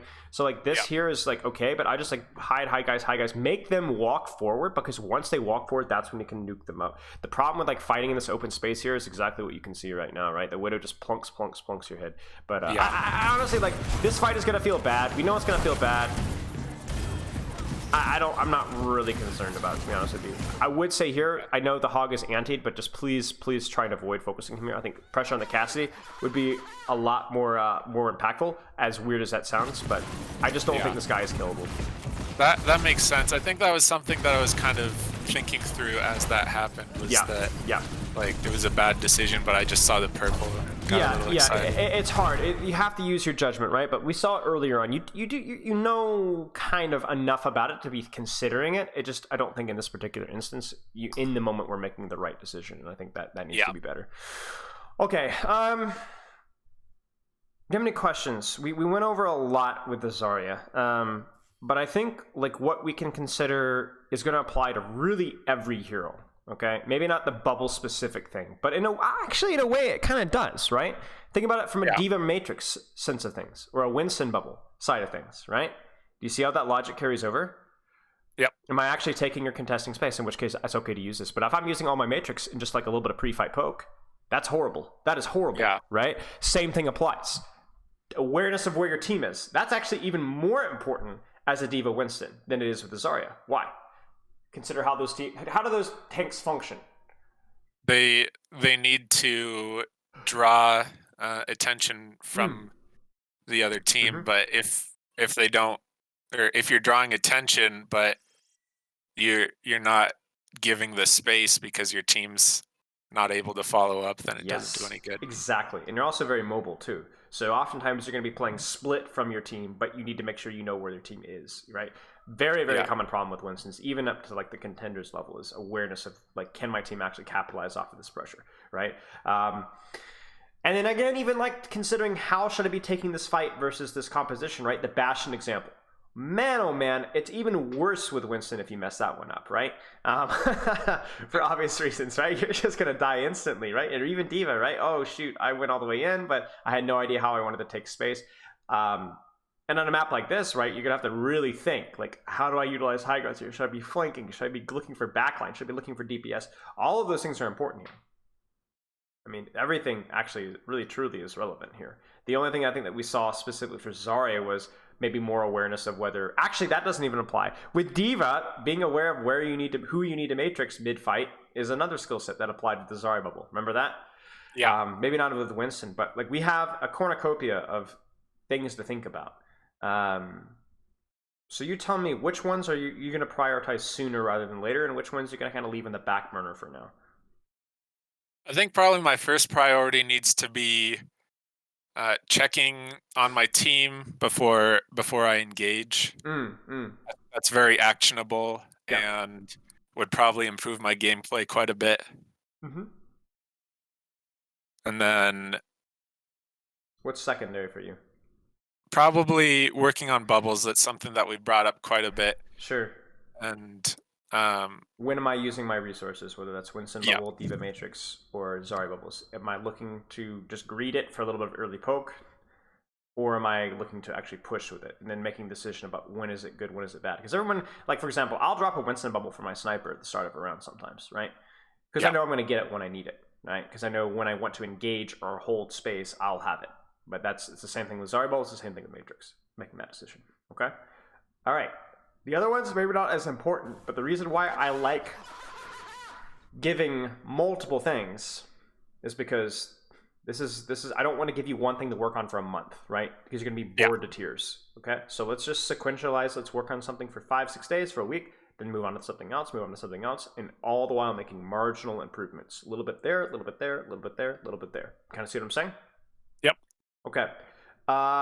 Also, last thing I'll add here, this is not something to focus on, but this is just a good thing to know. I do think your mechanics were not strong. Your mechanics were exactly where you need to be right now. You had gold mechanics. So if we're able to consistently work out what we talked about before the stream, I guess the review rather, started, which is being consistent with your play, keeping that hero pool tight, keeping in that 2 to 3 rounds of deathmatch to get yourself warmed up, I think this will slowly over time improve. Sound good? Yeah, and my mechanics have improved a lot. I think like 3 months ago, mechanics would have been the thing I said held me back. Good. I'm glad to hear that. Now they're gold level, yeah. Good for you.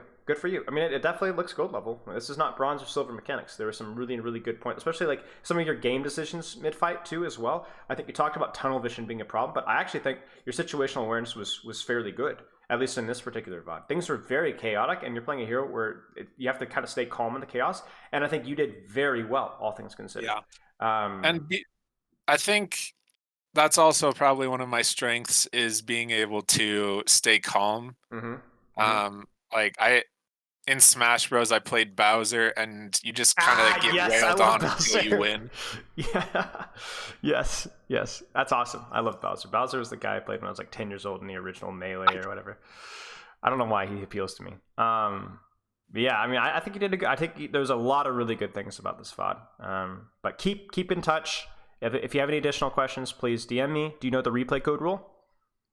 I do not know that. Okay. If you have a additional game and you are a replay code or later on tomorrow, next week, 2 weeks from now, a month from now, and you're like, I didn't know what to do this team fight.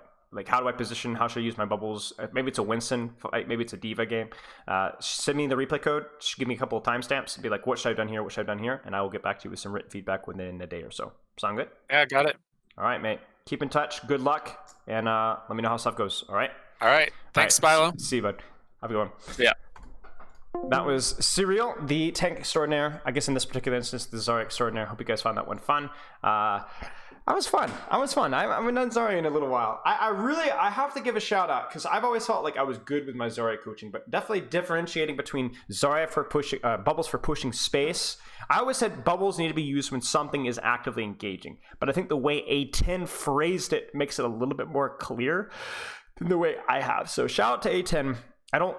I think the way he phrases the way of bubbling for space or bubbling to control space is like a really nice, clean way of phrasing it. So I definitely learned a lot from that collaboration with him. So okay, let's keep going, mates. We are on the. Are you ready to go? Because we got another VOD review, mates. Got another VOD review. Okay, let's do this. Hey, how's it going? How's it going? Doing pretty well. Pulling up the replay code as we speak. Are you the world famous video editor? Yes. Nice. That is why you'll get into my sleep schedule and be like, what in the is going on here, dude? All right. I'm looking forward to it. Let me get this replay code. This is an old one. New Queen Street.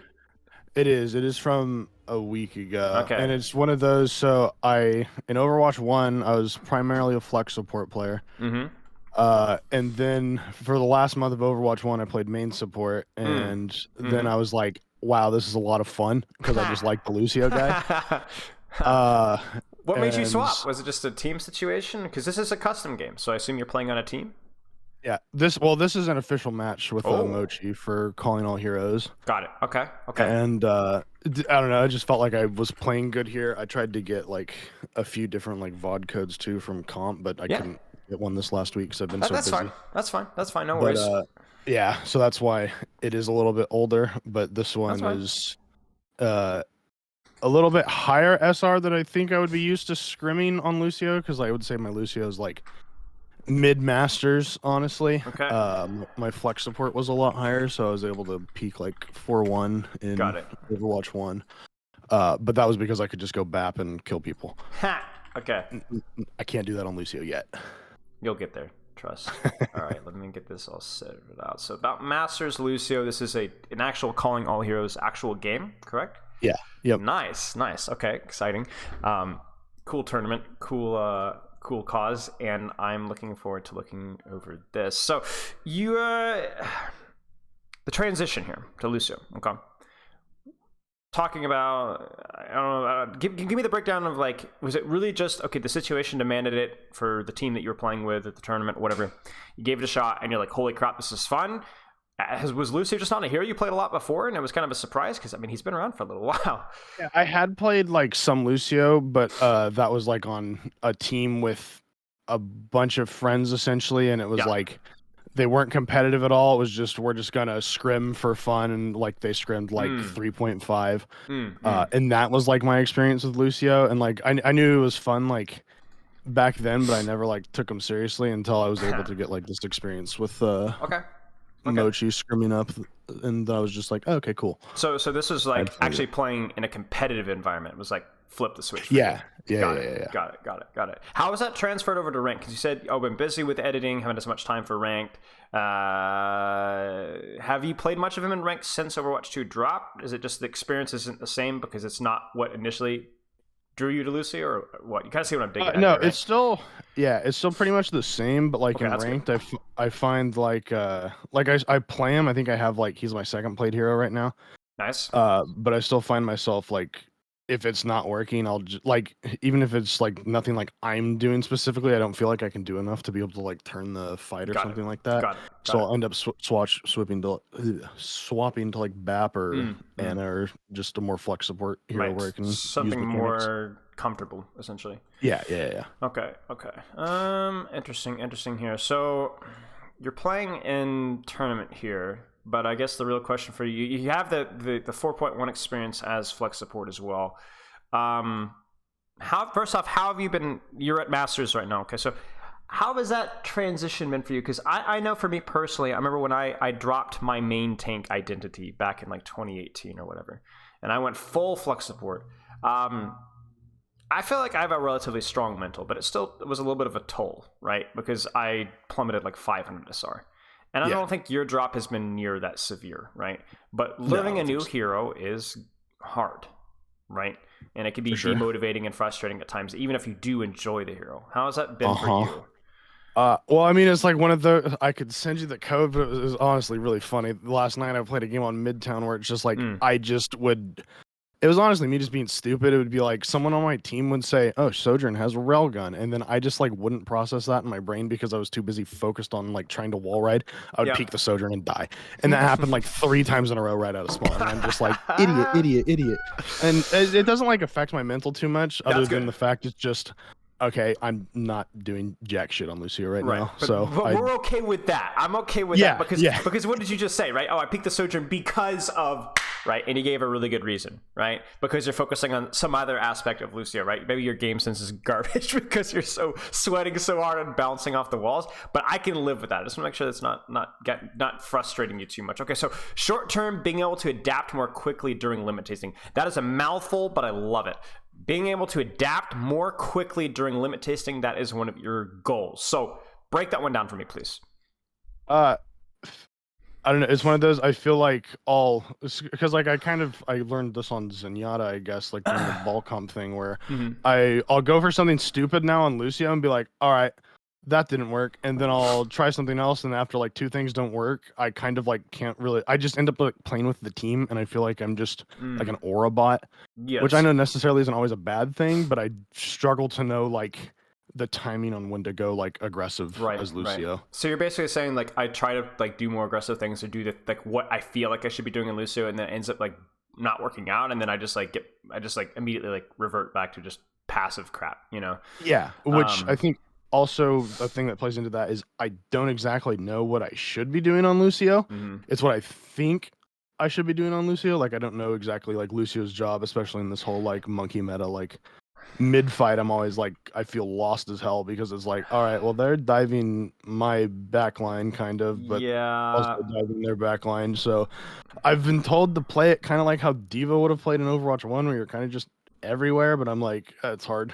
Yeah, I mean, it's definitely not super intuitive. I think, like, especially considering, like, the Lucio playstyle, there's another tank, this, and that. Like, the game is a lot more dynamic, so it's not always super intuitive. And to be honest with you, I was right along with you. I remember there was a video I did, back when Overwatch 2 5v5 was announced, and I was on stream going, how are you going to play Lucio in Overwatch 2? Everyone's just going to be playing Briggs and Sombra Tracer, and they're going to, like, what are you going to be speeding, right? But obviously those heroes got nerfed, at least their respective roles in that. But also what I underestimated is Lucio's ability to kind of like move around and be kind of where he needs to be. So when we've reviewed Lucio before in Overwatch 2, the big like catchphrase was being where you need to be. And that's where things like wall riding are important and game sense is important. But Lucio's never going to be like the best peel threat, the best denier, the best diver. But just being able to do all of those things and just interchangeably is really where I think Lucio's strength comes from. And you know this, but hopefully in this VOD we'll be able to actually like translate to like what does it actually look like, right? Yeah. Okay, let's look at your training here. So what I guess if we dig outside of like the game understanding, what do you hope to get out of Overwatch? Like you've already hit GM, you've been around the semi-pro scene for a little while, right? You're into calling all heroes. You've been around, right? But what do you hope to get out of it? Are you happy with where you're at now? I just want to kind of dig at that a little bit. Yeah, I'd kind of like to jump a little more because this was my first time actually in with calling all heroes. Like it was like a week before this tournament. Actually, they were like, "Hey, we need a main support player," and I was like, "All right, I'll give it a shot." And I kind of want to jump a little more into that, but I feel like I don't know. I just haven't like trialed for teams like on flex support up there, or but I also just want to do it on main support now because I talk a lot and I like that. And I feel like that's a big part of That's a great Lucio. description. Yeah, Yeah. absolutely. Okay, I'm right there with you. Okay, so you kind of want to level up your play a little bit, like let's say. Yeah. And I definitely like maybe I assume this is mechanics certainly, but then also game sense, and maybe is this a little bit of like your role in the team as well too? Yeah, I'd Okay. say so. Just Okay. like Lucio in general, or Yeah, main okay. support in general as well, even. All right, we'll do a quick rundown on that in just a second. Then, 3 scrims a week, your typical training week. This is 2 weeks old, but 3 scrims and comp games on main alt. Is that still relatively accurate? Yeah, pretty Okay. much. Okay, 3 scrims a week. Yeah, That's and that's good. with that diamond team, or like the low masters team I was talking about earlier. That's with them, but they all wanted to be like, they're all like, oh, let's take it more seriously, so they are scrimming a little higher now. We're like, Yeah, I mean, 3 scrims a scrimming. week is also like really good too. Like Yeah. that's a really good balance of like team play, but also not being a slave to the scrims all day long like the contenders or Al team. Okay, comp games on main alt. Can you kind of break that one down for me? Like, what is that looking like on a day-to-day or a week-to-week basis? It's kind of like if there's like anything specific, because like I try to go back and look at my own gameplay and be like, okay, I need to be doing this more. But I'm kind of like at a point now, which is why I reached out to you, where I'm just like I've hit a wall essentially, where I don't know what I should be, could be, want to be doing. So like usually what it would be is I'd like watch myself back on like my main account, because that's kind of like the try hard solo queue account, whatever, and then be like, okay, I need to work on XYZ, and then I'd go work on XYZ on a different account where I can just kind of like try to win, but like still kind of lightweight throw while I'm just like specifically focusing on these like few micro things. Yep. And then go back once I feel like those are like where I want them to be, then I'll go back to my main, and that process repeats. Got it. Okay, seems fair. That seems like a good strategy. And how, like, in terms of hour breakdown, like on a daily basis, how much rank are you generally getting on a day-to-day basis? It's pretty dependent. I try to shoot for at least like 1, but most of the time it is like that's like my bare minimum for a day. I try to get in like anywhere from like 2 to 4. Sometimes it's even like if I stream, it's like 5 or 6. So Okay. I mean, you've probably heard me say this, but the consistency is key whenever you can. And the big thing is just like, and we're going to talk about this with your sleep too as well, but like if you can remove it's always about assaulting the outliers, like avoid the 1 hour days, but don't worry about like the 8 hour days either. You know what I'm saying? And I'm not concerned about you having a regimented schedule of 4, 4, 4, 4, 4, 4, 4, 4, 4, right? Sure. But if we could be like, instead of 1, 7, 6, 3, 2, 0, 4, you know, can we get 2, 3, 4, 6, 3, 4, 2, 3, 4, like that? That's what we want. You know what I'm saying? Okay. How many hours of sleep? Well, all right. So before you answer that, I did go to a doctor. We've addressed most of this. Good. First off, good for you. Like I have talked with people on this voice channel, and I am so glad that somebody actually takes that seriously. Good for you. For those in chat who don't know, we've got a 4 to 12 hours of sleep variance right now. So what did you learn with the doctor? I mean, first off, if you could, I don't know how personal this is, so you can just blow me off. But no, it's not too bad. So it was kind of like 2 things. One, it was I had sleep apnea, so they're working on getting me like that like machine or whatever that gives you oxygen. So I can't wait to figure out how to sleep with that. Another thing is, so kind of as you went over, is the whole video editing thing. I just this last year like transitioned into freelance. I'm trying to make this like my full-time gig. It's going pretty well for the most part. But the issue is like when I started like working from home and doing my own stuff, is just I would end up like, okay, well I have to finish this, and I would work until like God knows when sometimes. And then I would just try to wake up at the same time every day. But then I eventually got to a point like fairly recently where I was like, okay, this is just unsustainable. So I'm just like, all right, midnight, 2 a.m., whatever my cutoff is, I just need to put it down and go to bed. Yep. Good for you. And then, good for you. That's hard to do. My dad was a horrible example for me growing up as a kid, because my dad is great, was great at everything growing up as a kid. But one thing that he was horrible at is, just like you, is he'd get in these creative writing. He was a teacher, but he would do a lot of his own curriculum, and he would get going, and he would work until 3 a.m., 4 a.m., 5 a.m. You know what I'm saying? And I realized that I too had to be really careful about that. I mean, there were times with my video editing and I would be like 1 a.m. I'm like, okay, I can't do this because I know I'm on a roll right now, but also I know I'm literally throwing the next day into the trash can. So good for you. I know that's hard. I trust me. I know exactly how you feel. So I really respect that. Though that takes a lot of guts, and it's also not easy to do either. But small adjustments, major improvements, right? Good luck with that. Okay, last thing I'll talk about before we get to the final question. So the last thing before the actual last thing is the BAP Lucio Ana hero pool. Is that consistent with that ranked? Yeah, I'd say so. I'd say like recently, like after like this set of like matches we had today, it's been more so. I've only been playing Lucio for the most part, unless it's just I get to a point where I don't know what to do. I'm just gonna go BAP and DPS essentially. Right. We talked about that. Okay, so we need to figure out like what those situations are in which you feel lost and try and deal with those situations, and then also like let's talk about I guess we'll chain this into the last one. So we talked about like you needed to work on your mechanics with Lucio, knowing what you need to do with Lucio. Mechanics you'll be dealing with by just playing the hero more and continuing to do what you are doing. Knowing what you're doing with Lucio, hopefully we'll figure out in the actual replay, which we'll look at. And then the last one is kind of like your team play aspect. And let's touch on that really, really fast. So what kind of communicational role do you fill in with the team that you're in right now on calling all heroes? And also what role do you hope to fill in the future? Yeah, so calling all heroes doesn't actually, this team doesn't scrim anymore, Mochi. Like, we're kind of taking a break, I believe, at the moment. Sounds good. But on the team I currently scrim on, my comm roles are kind of, it's ult tracking and, like, kind of, like, general state of the fight in the moment. Of, like, do we have health advantage, cooldown advantage, are we kiting, going in, stuff like that. So almost like a I would say and ult tracking. Almost like tank. Kind of like reading whether we should be pushing or kiting or where we should be moving. Is that correct? Yeah. That's interesting. That's a big responsibility. That is not normal for main supports. So how has that been going?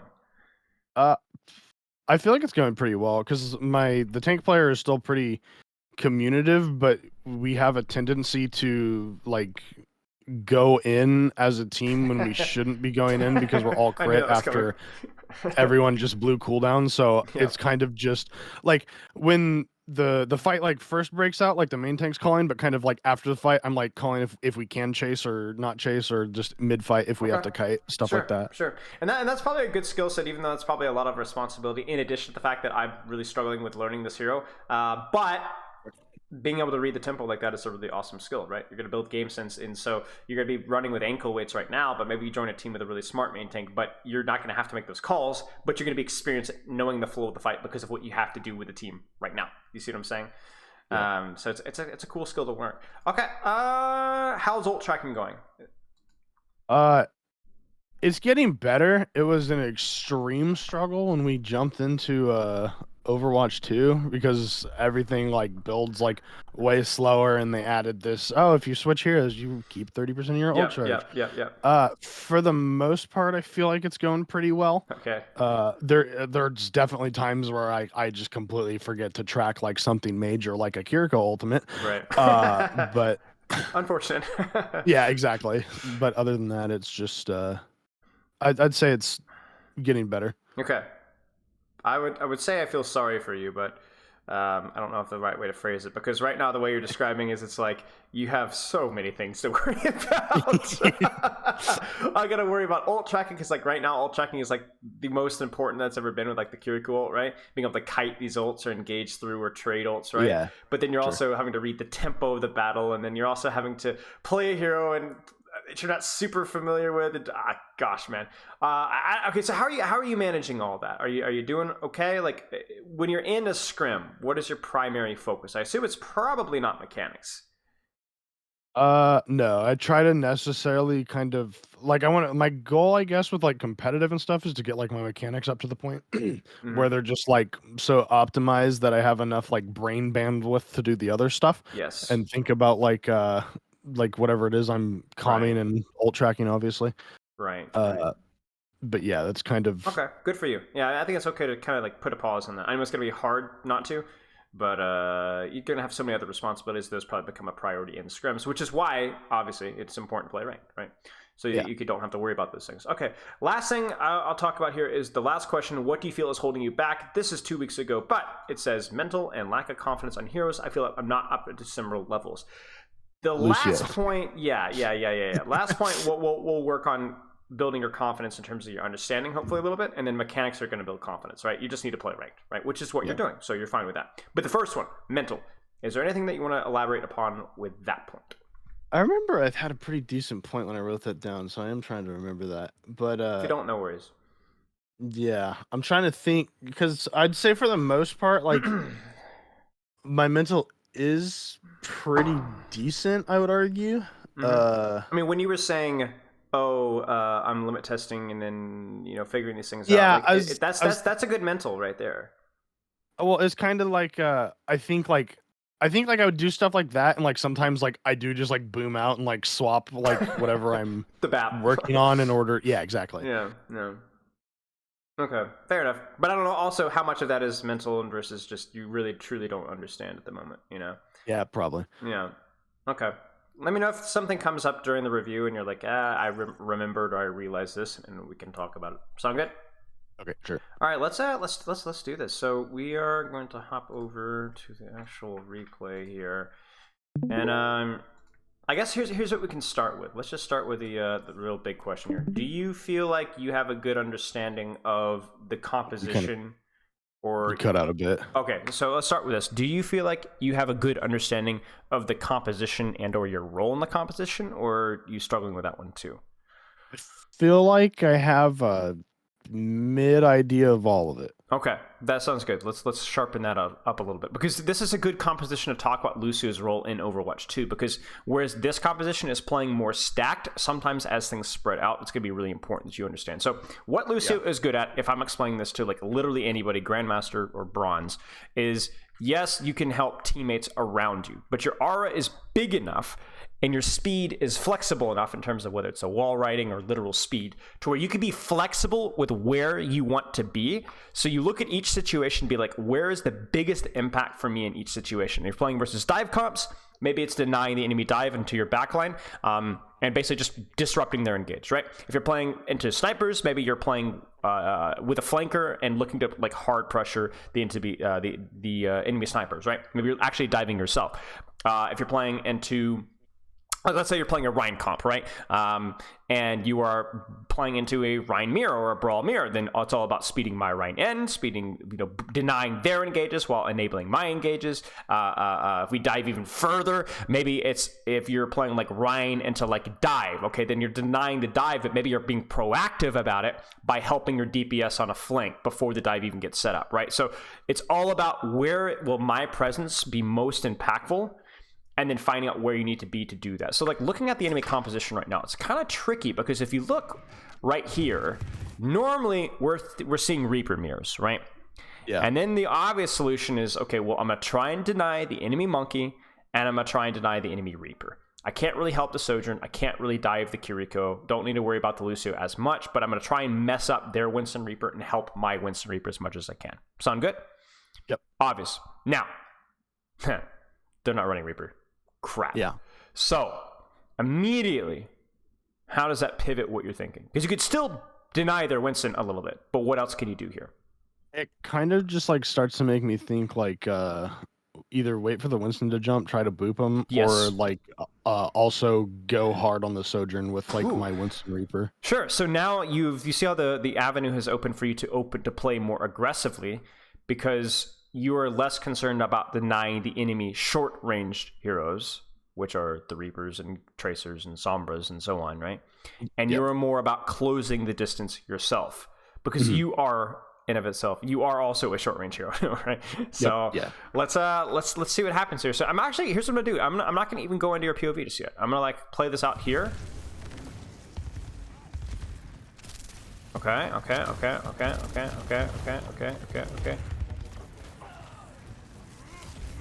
And now, Sojourn. Right. So then theoretically, what are your options here? Int or everybody get out. Right. In terms of like trying to like find a trade. Right. So then you can int in terms of a trade. Echo is basically impossible to deal with. But I have a question for you. I'm literally going to break it down question by question by question by question. If your Winston goes to trade on the enemy Winston, can you go on the Sojourn or Echo? No. But what can you do to that Winston? Boop him in, shoot him. Right. You could boop him in, which means what? That means my whole team can blow him up easier. Right. Plus, it's harder for him to go. He doesn't have a Reaper, does he? Yeah. So if you boop him in, that means that you guys play to the strengths of your composition without you feeding for it. That's it right there. That's it right there. Yep. What if your Winston dives in deep? Then what do you do? Yes. That's where I start to get lost, because it's either should I be up there helping the Winston? Should my Kiriko hypothetically TP to the Winston and then I should stay with my Sojourn? Or like, should I be speeding my Reaper around? And that is where I think I get lost. Okay. So to be frank with you, the answer is simultaneously more complicated and more simple than I think you're giving it credit for. I do think if you're playing for the 1% or 10% most optimized engage, it's going to matter situation by situation. However, what I'm more concerned about is the paralysis by analysis, whereas you're not sure, and so that you don't necessarily commit to a decision. So I'm hoping that we get an opportunity to see some of that, because I do think it's very flexible. I don't think there's a black and white answer, but I certainly hope that doesn't mean that you freeze up like deer in headlights. So let's go to your POV now, and let's actually watch a little bit of Lucio here. Okay, and this is where we're going to expand a little bit beyond playstyle. We're going to think about your aura, we're going to think about your amp, we're going to think about who you're shooting, and so on, things like that. But I want it all to kind of tie around what you should be doing. Like right now, there's no engage, so there's nothing that you can do. So the best thing that you could do is not get shot by Sojourn, heal your team, and not die, right? So that kind of bleeds in with not dying to Sojourn, I suppose, but yeah. So like even here, shooting the Echo, why? This is not like, I'm not trying to like nitpick this. I really just want don't you want her like on the off angle. Okay. Dude, why are you prioritizing shooting the Echo over like the Kiriko? The Winston or something that doesn't move up. Let's just say the Kiriko. That's like, okay. Why would you prioritize the Echo on the off angle over the Kiriko? Because I looked at her. Okay, that's a great answer. To be honest, I appreciate the honesty. Yeah. But theoretically, if you were to hit shots in this Echo versus hitting shots in the Kiriko, what is going to be more impactful for you controlling space for your team? The Kiriko, because then if like she does happen to get forced out, then she's gonna have to like kind of back up either behind a corner or. But is that really going to impact her ability to heal her team that much? Not necessarily. Do you see what I'm saying here? Yeah. Whereas if you hit the Echo, is she going to die? No, not really. But what might it force, or what will it do for her positioning? We can see it right here, right? Yeah, it pushes her back. Right, just a little bit back, right? And then what does that mean for your team? That we don't have to worry about that off angle. Right. She's doing less damage. You've peeled off your team by just hitting a couple of shots. And you know this. Yeah. If this was a Genji, if this was a Tracer, if this is a Sombra on an off angle, you would know to prioritize them. So they stop doing damage to your team. But it's not just about the fact that they might dive your team. It's also prevent them. If this was an Ashe and you could peek this without dying, I would say the same thing. Pop some shots in the Ashe. Even if you miss every single shot, but you hit like one headshot, if that disrupts or throws her off for just a few seconds, that is better return on investment than, milking shots in something like this where the impact just isn't that good, right? You kind of see what I'm saying? Yeah. So it's like the return on the investment here. Now the argument is that better than shooting a Winston here? I mean, right now the Winston isn't really peaking, but that's a really good question. But for right now, that's the question you have to be asking yourself, right? Where is like, even if I don't hit every shot, what would be the most impactful shots for me to hit right now? And I think the answer is Echo. I really do. Sure. And then right here, what do you think this Lucio is trying to do? Like start an engage or like trying to boop someone back. Why would he boop you guys back? Look at their comp. Because we are the close range. Right, exactly. So what can you do to deny this? Boop him back. Boop him back. So then when you guys want to go in, he can't mess you up. Yeah. This gets to like layer within layer within layer within layer. But you know this stuff. You know this. All right. So nice. Look at that. Perfect. And you know what? That sets up a Sojourn shot. That sets up an Echo shot, right? But guess what? You said no. Well done. And then he's feeding, so now he's killable. The amp heal is weird, to be frank with you. Because what are the options here? You brought him up earlier, right? You're down with. amp speed to run away or amp speed to go in. Right, or just speed in, speed out, and then amp once they actually get on top of you, right? Amp heal. But yeah, I think those first two options are probably the better options, right? So this one just doesn't make any sense. And then even this right here, I think this is okay. But then obviously, if we're actually committing on getting out, maybe we get out, right? Yeah. Right. Because look what happens. You guys do trade. This is a winnable fight, actually. I actually think like this is a relatively neutral trade because Reaper for Echo, yeah. It's a fine trade. Okay. So I know we're going really, really, really slow, but I want to really set the floor for what we want to be looking for, and then we can go a little faster afterwards. Okay. Let's nice. Okay. And this is fine, right? So like there's nothing else peeking. Let's shoot the Winston. All right.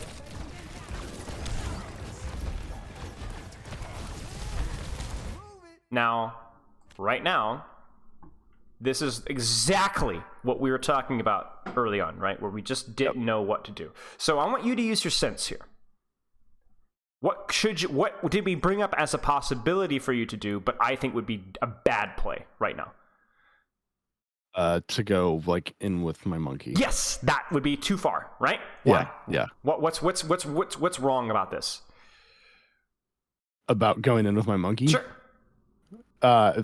It's a sojourn. She's going to get charge off him and his bubble, and then that's going to break, and then I'm going to get shot while running back to my team. That's too complicated of an answer, though. Give me the simple one. Sure. My Reaper isn't with him? Sure. I mean, does it feel too far for you? Yes. Yeah. Yeah. I think that's the big one for me. Is like I just don't know if you're set up and ready to like go in that far. So I think you could theoretically, because like you see this sometimes, like Lucio's will boop the sojourn shift and you get the kill. But sure. I don't think that's going to happen here. I think it's just too far. You know, you weren't ready. The Winston just goes, gross. Okay, so then what's the play here? To speed my Reaper under their Winston. Right, and then what are you booping? How are you booping? Let's be specific. The Winston as he's trying to jump out. Yes. Oh, see, you do know what you're talking about. All right, this is good. For a second here, I was thinking boop the Winston in, but then no, I think you're right. I think you need to worry more about preventing from escaping. Love it. Good. And you were ready for it too. Nice job. You did your job. Good job. That was really, really nice. Even just the amp speed there, right? Like you ended up not needing the boop, but that amp speed was exactly what you needed, right? Or just the speed in general, right? Random question real quick, because Sure. I feel like, and I've heard that this is a bad thing. I've heard it doesn't really matter. So I don't know. I just want another take on it, I guess.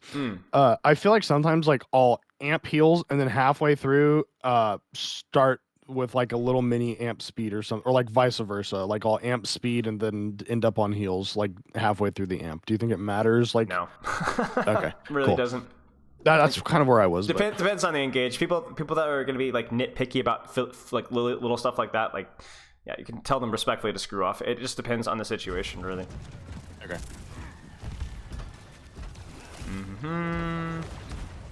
Okay. I like the healing, by the way. There's no reason really not to be on healing, because you already have your Kiriko ult, right? And also there's nothing happening, so yeah. Now, surely what must be happening right now from you? Engage. So amp speed, yeah.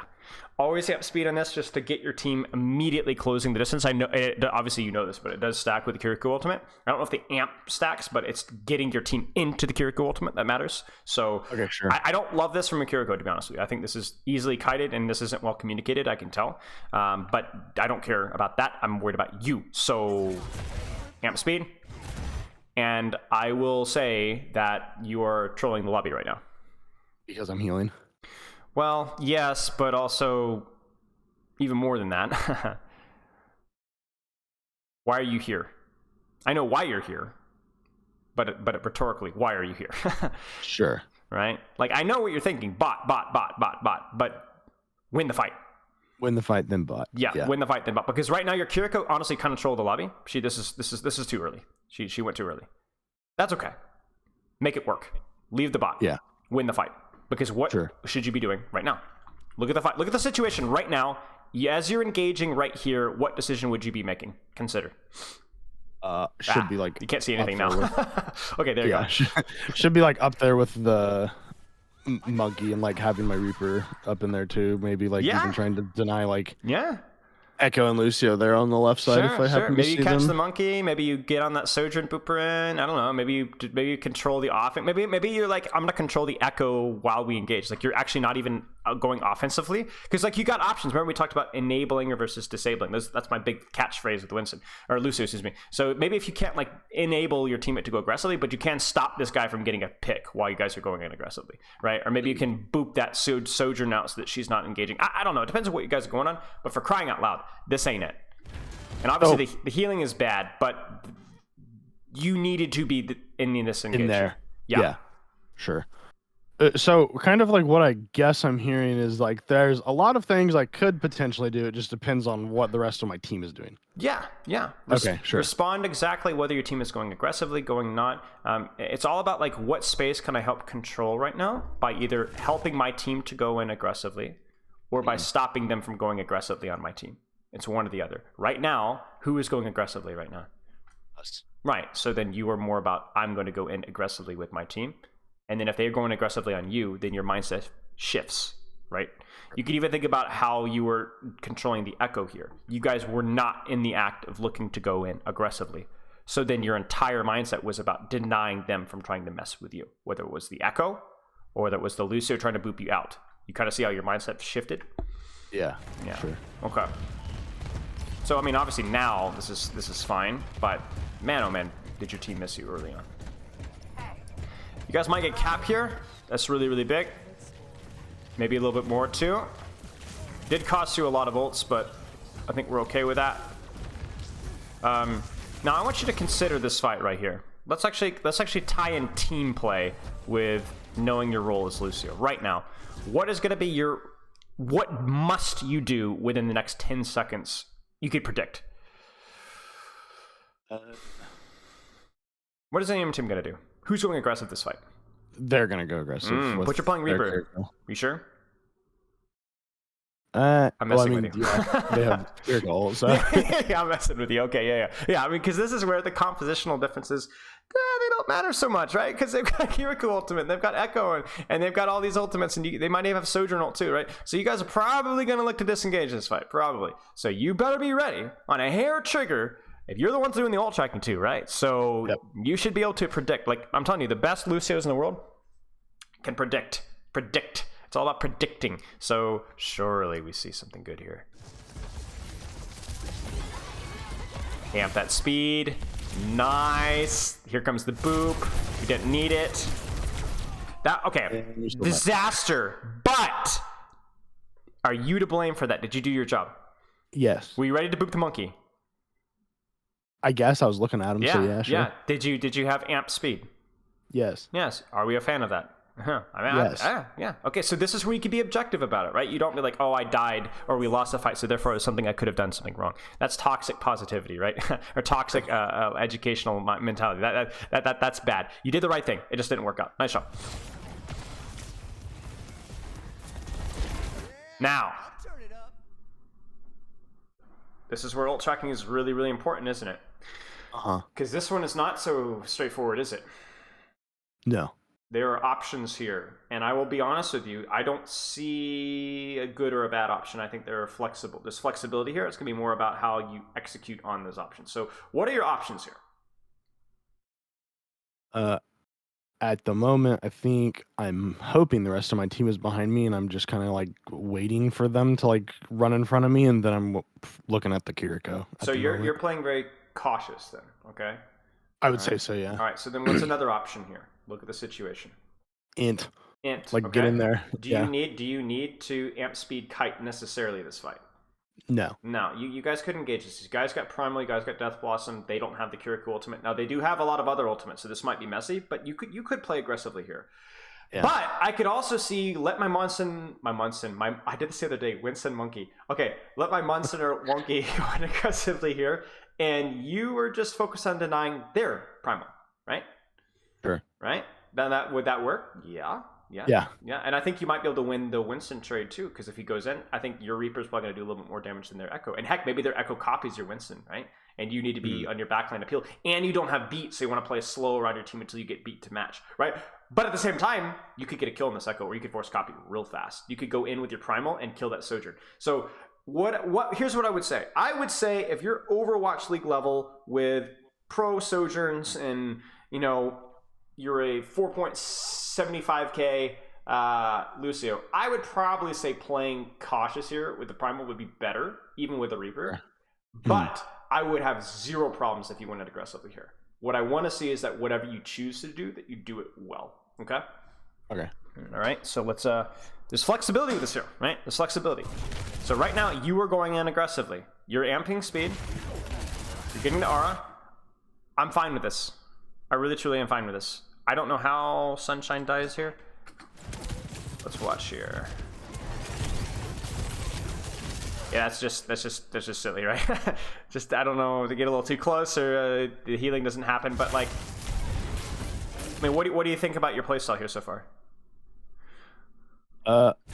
I would have thought I went too aggressive. So like my brain tells me my Sojourn died the monkey. I should have been there to deny monkey or something like that. Right. But that was a consequence of what playstyle were you going for? More like Reddity, I guess. Yeah, you were going in. You were going in with your Lucio. You were on, like, let's look at the target that you were on as well. You're on the squishy. This Echo almost dies, forces an early copy, right? So that's good. It's okay, right? We talked about, like, is that the best play given the circumstance? Maybe not, but it's also, it wasn't the worst play. There was logic behind it, and you executed on it reasonably well, right? So I don't have a problem with this, okay? So this is, if we're talking about like what you need to be doing to figure these things out, what you could literally do while you're in queue. I know support queues are a meme, but like while you're in queue for 30 seconds, look at a team fight and be like, what should I have been doing? What should have been my priorities this fight? Was it control space and high ground? Was it to deny their Genji? Was it to deny their Sombra? Was it to look for a dive on their Widowmaker? And I think you need to not just get reps on playing the game. I think you need to be getting reps at thinking ahead of time what you should be doing. Because when we've been doing it in this VOD review, you've been doing a really good job of it, haven't you? Yeah, I have like the right answers in hindsight, right, but not like sure. So you need more practice in the moment deciding, which obviously has been a difficult thing for you. So I understand that. But also, I think if there are particular instances where you really are truly lost, I do think if you isolated them afterwards, it took 3, 4, 5 minutes to think about it, I think you'd come up with an answer. Maybe not the perfect answer, but you would come up with an answer. And that's what makes Lucio hard, right? Is making those decisions. Because it constantly changes, but I really truly think you could. Because like again here, this is value. Does it executed well? Well, maybe not, right? But you're trying to do the right things, right? So I surprisingly don't have as many issues with your playstyle as I thought I would. I think for you, it's going to be more about how you're approaching learning moving forward, and then some micro details like remember the sitting on speed or sitting on heels when you needed to be in, sitting on car when you needed to be in. Looking at this past fight, was going in aggressive with the Winston the best thing for your hero? Probably not in this meta, unless they literally had no offensive ultimates, right? But it's been more little details and less about your overall approaching the hero wrong. Yes. Okay. Now,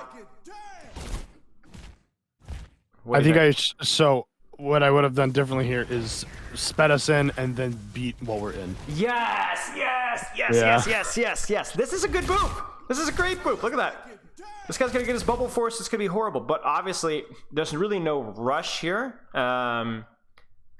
I think the rush was we wanted to get on cart to prevent them from getting close spawn. Right. I think that's why I beat it. But you're already on cart, aren't you? You see that? Yeah, exactly. Yeah, so you're good to go. So you can walk forward, amp speed, and then beat right as the bubbles break, and then we have a neutral trade. Now I'm gonna be real with you. This is going to be a tough fight, right? But what that would do is that would allow you guys to get the survivability you need so then you can survive the beat, pop the Kirikul or the Reaper Blossom. We're good to go. Now, right now, think the situation. What's your priority? And now, obviously, this is like a complete chaos, right? But look at what's being popped in their team. Do you see? What's your priority? Primal. Yeah, and what else?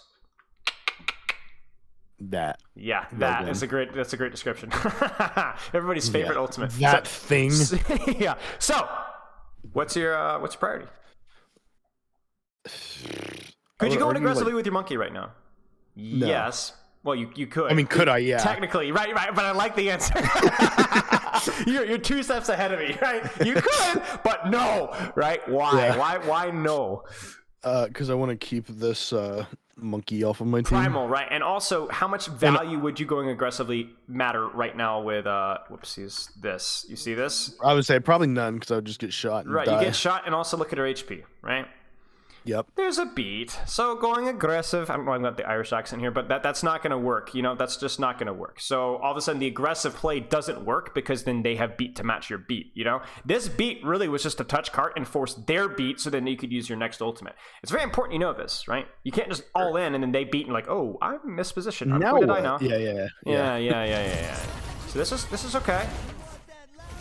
This is good. I think let's consider how you did it, okay? So, what do you think? You were amping speed for your Kitsune, right? Sure. Right. So, And then I was gonna say I like look indecisive. yes, that's the problem, isn't it? So, let me be honest with you, okay? Well, actually, let me just ask you a question first. What should you be doing right now? I want to say I should be helping my Sojourn because she's in a 1v2. Yeah, maybe. What else could you be doing? Could be going on their Sojourn potentially. Right. Because So Rail's about to end, and then the rest of my team, I'm assuming, is going to end up. Well, you're being Kitsuneing too, right? Yeah, so not necessarily exactly. even on the Sojourn, but you're keeping your brain forward, guys. Let's kill these guys, right? So this is where, honestly, I think. Hello. Oh, there you go. Can you hear me? All right. You good? Yep. All right. Honestly, I think probably going aggressive here would be the play. Simply because I think my Sojourn's dead. I think it's over. I think it's over. Fair. I think it's over. She doesn't have her shift. It's over. So there's no amount of heal that's going to save her. So then I think probably going aggressively and just not even diving the Sojourn because she's got Rail, right? But just like playing, posturing, denying the boop on this Lucio, maybe booping this Kiriko out. If your Winston does indeed jump her at some point because he's going to have bubble in like 1 second, then go in with him. I think this would be a backline trade because my Sojourn is unsavable. But at the same time, I could see where you would peel this off and maybe buy your Sojourn just a little bit more time, right? Buy your team some time so that you guys could trade easier, right? Either one can work. But obviously, like you said, you accurately described, what do you do? I just wait too long before making a decision. Yeah. Right. And so then it's too late by the time you go in. And then you do go in, and hey, guess what? It works out all right, But obviously, not great. I think you guys probably be okay. Oh, that's not a good trade. But yeah, I think just respawn advantage is going to give you guys the W. So we take it, and it matters because... Oh, maybe not. Wow. Well then, that's unfortunate. Maybe. They've got Cap still. You guys have Sojourn ult. Woo! Okay. Nice. Let's go. Get up. Ah! That's unfortunate. So, be honest with me here. Be honest with me. What do you think about this? I mean, it's looking like a feed initially, but it also looks like it was the call considering my whole team is there. Yeah. I mean, you had to touch. I actually think you had to touch. I think if you had waited for your Winston touch, it would have been over. So then again, objectively here, don't be about, I could have, was it okay? Yeah. Okay, go next. Right? I agree. I think you did fine. And I think this is a fight-winning play because you guys probably get... Oh, you guys should have won this one. You guys should have won that one. That's not on you. That's where you get to blame Elo Hell. we need like a team play term for Elo Hell, Hard stuck 3.5 scrims. Yeah, sure. That works. So anytime you can blame your teammates, you got to take that opportunity. Fair. Okay, now Echo's dead. Let's say your ult track is halfway accurate. What are you thinking? I'm thinking probably that they just have primal. So what should you do? Peel the primal. Peel the primal, right? We talked about this. Is it going to be the end of the world if you go in aggressively? No, and I hope you go in aggressively properly. But if you don't, I'm going to be a little bit happier if you play the peel and if you play it properly. Peel properly. This is fine. Okay, chaotic clutter. We win the fight nicely. We don't even use that single thing. Love to see it. Nice. Okay. Ult track. Look at your ults. What's your priorities these fight? Don't even just say aggressive versus defensive. Just what do you need to be looking to do this fight? What do you need to be watching out for? Primal. Yeah. Still for the most part. Primal. Yeah. What about your Kiriko ult? To speed in, like, go hard with it. Yep, so either amp speed your Kiriko ult, then peel primal, or amp speed your Kiriko ult and go in with it, right? And enable it to be an aggressive play. Maybe you sell your Sojourn. Maybe we just sell Sunshine every team fight. Sojourn will be fine, right? Surely. By the way, this is a cute little thing you can be doing here. As long as you don't have to peek the enemy Sojourn, if you want to... Actually, you know what? No, never mind, because the fight's about to start. I was going to say you could play with your Sojourn here, as long as there's no like actual team fight happening. But by the time you get here, the fight is about to happen, so then you need to be here. So yeah, this is a bit of a bait, right? Where like let your Kiriko heal the off angle, and then you be in the core where you need to be. Okay, sure. Let's there's a primal swap. I think we're good. Good. Nice. Probably didn't need that amp there. Don't think that amp accomplished much. So, bit of a mess, no? Yes. So you're gonna flex your new skills. You're gonna tell me what you could have done better, and what was just unlucky. I did the best I could, but it just didn't work out. I want you to tell me pause, okay? Let's start the pre-fight, okay? Pre-fight.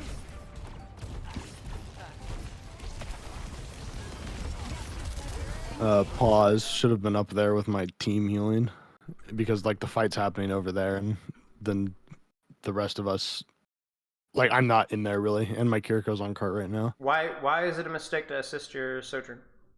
Isn't that normally something that you would do occasionally? Well, oh yeah, but it's kind of like you said, like the Kiriko was there to look at her. Right, so it's about the return on investment. What's the most impact that I can have? And most impact I can have is on the enemy Winston with my Reaper and so on. Yeah, agreed. So that's mistake number one. That definitely puts you guys on the off foot here, right? This Winston should have died. I mean, honestly, this Sojourn should have died, really. But the Winston should have gotten Primal Force like almost instantly. Okay, so that's mistake number one. You ready? I'm going to play it actually at 0.75, so you get a little more time here. The Primal and the thing happened, so I should either have like left my Sojourn to die or gone hard with the Primal, but I think kind of like as we've said, it's just peeling Primal's typically the better thing, but I think I should have been on speed while that went off. Okay. So what you're doing is correct play, but maybe not done perfectly well is what you're saying. Yeah, okay. Sure. Agreed. Nice group.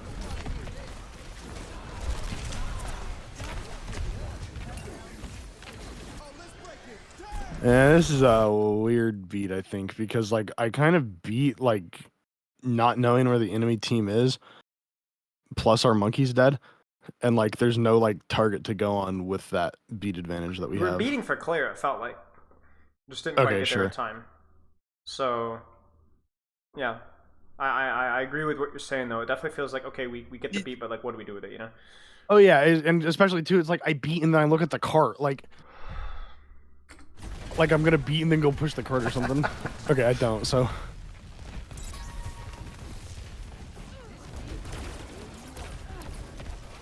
So you messed up. What's the plan now? Like the same thing, either int or get out, and I think we chose int. And then It's okay though, right? Look what did you get? You get the amp speed, and you're with it as well. Yeah, and then that happens. Now I don't have amp for that, and we fall over, I think. Now wait a second. Now let's be objective about that. Okay, so I agree with you. Pre-fight positioning, speed aura. And then obviously maybe a little bit more of a direction with the beat. Although that felt a little bit just mid-fight foolishness, right? Sure. What about there at the end? Which part specifically? Let's just put this Just here. in general? Yeah, just here. Is there anything you could have done at this point in time? No. Nah. I think this is reasonable, to be honest with you. I think your points about the pre-fight positioning was really, really important and something that was directly actionable. But this here, you forced Kiriko and beat. Okay. Fine. Go next. They used 5 ults. 5. Yeah. Okay, fair. And I see what you're saying. Right? Yeah, You wasted beat, yes. Your Kiriko really was not used well either. But they used 5 ults. Right? So then the takeaway here is not that, oh crap, we lost. The takeaway is that I need to do a better job with positioning myself pre-fight. That's probably the biggest one for me, right? And then that's it. Discard the rest. You did good enough besides that. Right? We love it. Because this fight is not only winnable, but should be won. You guys should win this fight. Now, what should you do this fight? They have nothing. Yep. You have Sojourn. This is a weird one, isn't it? It's not super clear what you should do, especially with the Echo Sojourn, right? Normally you just default to deny the enemy Reaper, right? But I don't know what you do here. What do you think? I think we just go. I go with the team, like with my Monkey Reaper. Sounds good. And trade backlines. Yep, sounds good. I don't think a Winston without Primal should be a threat to Sojourn if she has. Yeah. Yep. But it's all about making sure that we get the engage with the speed, and let's see what we do. What do you think? I think it's fine. It's okay. Yeah, you need to be careful here. Right?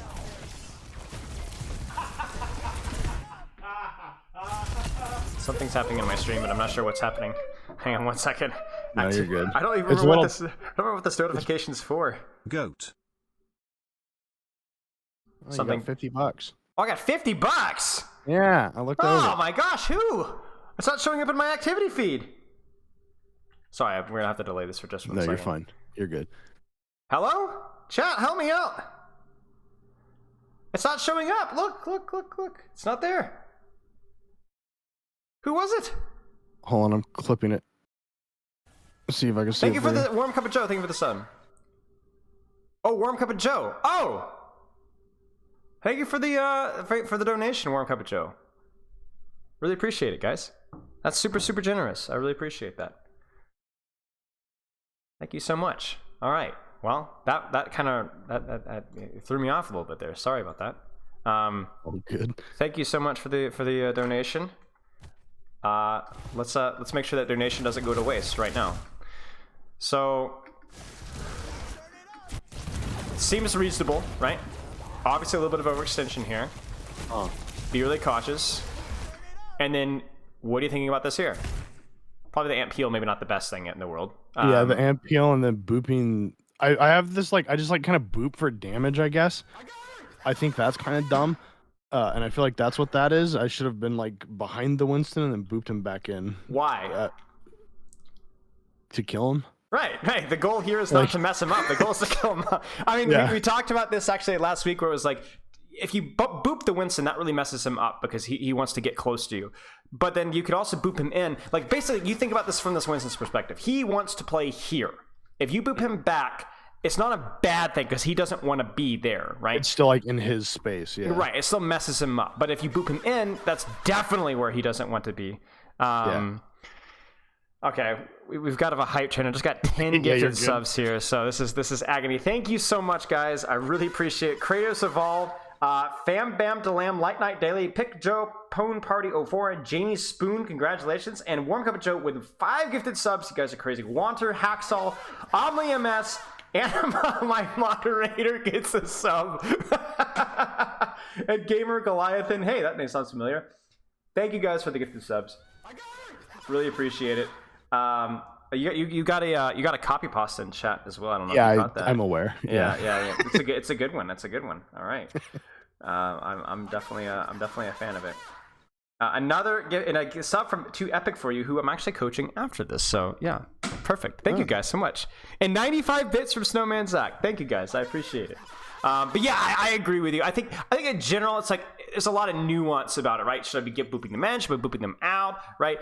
Booping them is better than not booping them because you mess most of the time. Because if you move them from where they want to be, another gifted sub. I'm gonna have to hear myself scream for like the next hour.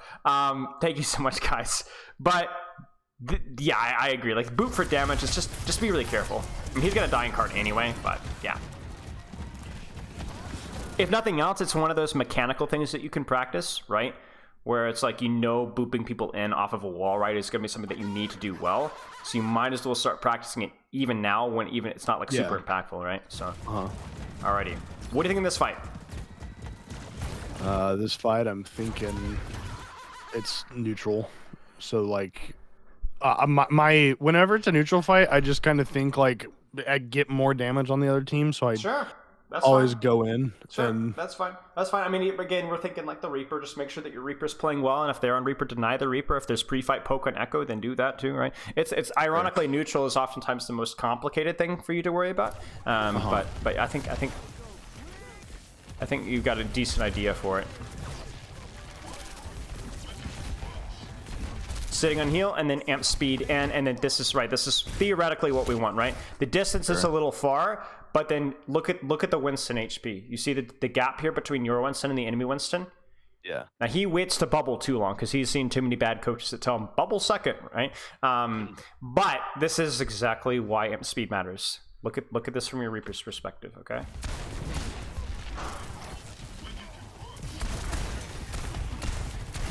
Bam! Right? Yeah, it's in there. Yes, exactly. Yeah. Right up in his face. There's your direct speed advantage right there. We always talk about speed, the advantage of speed, but sometimes it's hard to feel like what is the speed actually doing? That's it right there. That was it right there. 100 of that damage, at least 100 of that damage is you indirectly by speeding your Reaper in. That Winston would not be at the HP that he is without the speed. Sure. And here we go, right? Oh, I think you missed the boop. I already died? Yeah. I don't know. But that was the right idea, right? You go in further, you're gonna either deny that Winston from jumping out, maybe deny the Lucio from booping back, and so on. Oh, this is close. All right, here we go. What are we doing?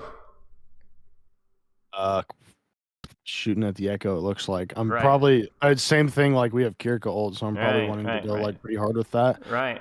But simultaneously, because my ult tracking is bad, and most of the time I'm just looking at like my own team's ults and kind of going, yeah, they'll probably have this like a split second after ours if I know they use that. Like if we use ours, then a fight after they use theirs. I know it's like obviously going to come after ours, but I don't know. Let me simplify this for you. Let me simplify this for you, because you're trying to do both sides of the coin right now, which is extremely difficult to do and takes even Overwatch League Lucio's like ages, right? So what I would prefer you to do is always prioritize your own team. Always prioritize your own team. Right now, the Kiriko is what you need to worry about. Yeah. And then what we would start to do is you would prioritize, I'm not going to track the Sojourn ult, I'm not going to track the Echo copy, I'm not going to even track their beat, but can I track their Kiriko ult and can I track their primal? Why do I prioritize those two things for you? Those two depend, like it, that if they have those, that gauges how like what we have to do as a team and how I have to play. Yes, exactly. That's exactly it right there. It's specifically for you how to play, and this is something you can bring into ranked, right? So like maybe for the team, they're trying to have you track all the ults, but if you're in ranked, you could practice ult tracking by just tracking what are the ults that actually matter to me. You know, you don't have to pipe up in voice comms. You just need to keep it to yourself, right? So right now, the priority is making sure that your Kiriko ult works. But then the secondary priority is that they almost have primal, and we would love if you could keep track of that. I'm not as concerned about Sojourn ult, but I am concerned about primal. Sure. And that's gonna matter too. Like if you're playing into a sniper comp, right? As a dive comp, as a Lucio, then things like dragons, sights don't matter as much, but something like a flux really matters. You have to track the flux, right? So that's kind of like the goal for you, right?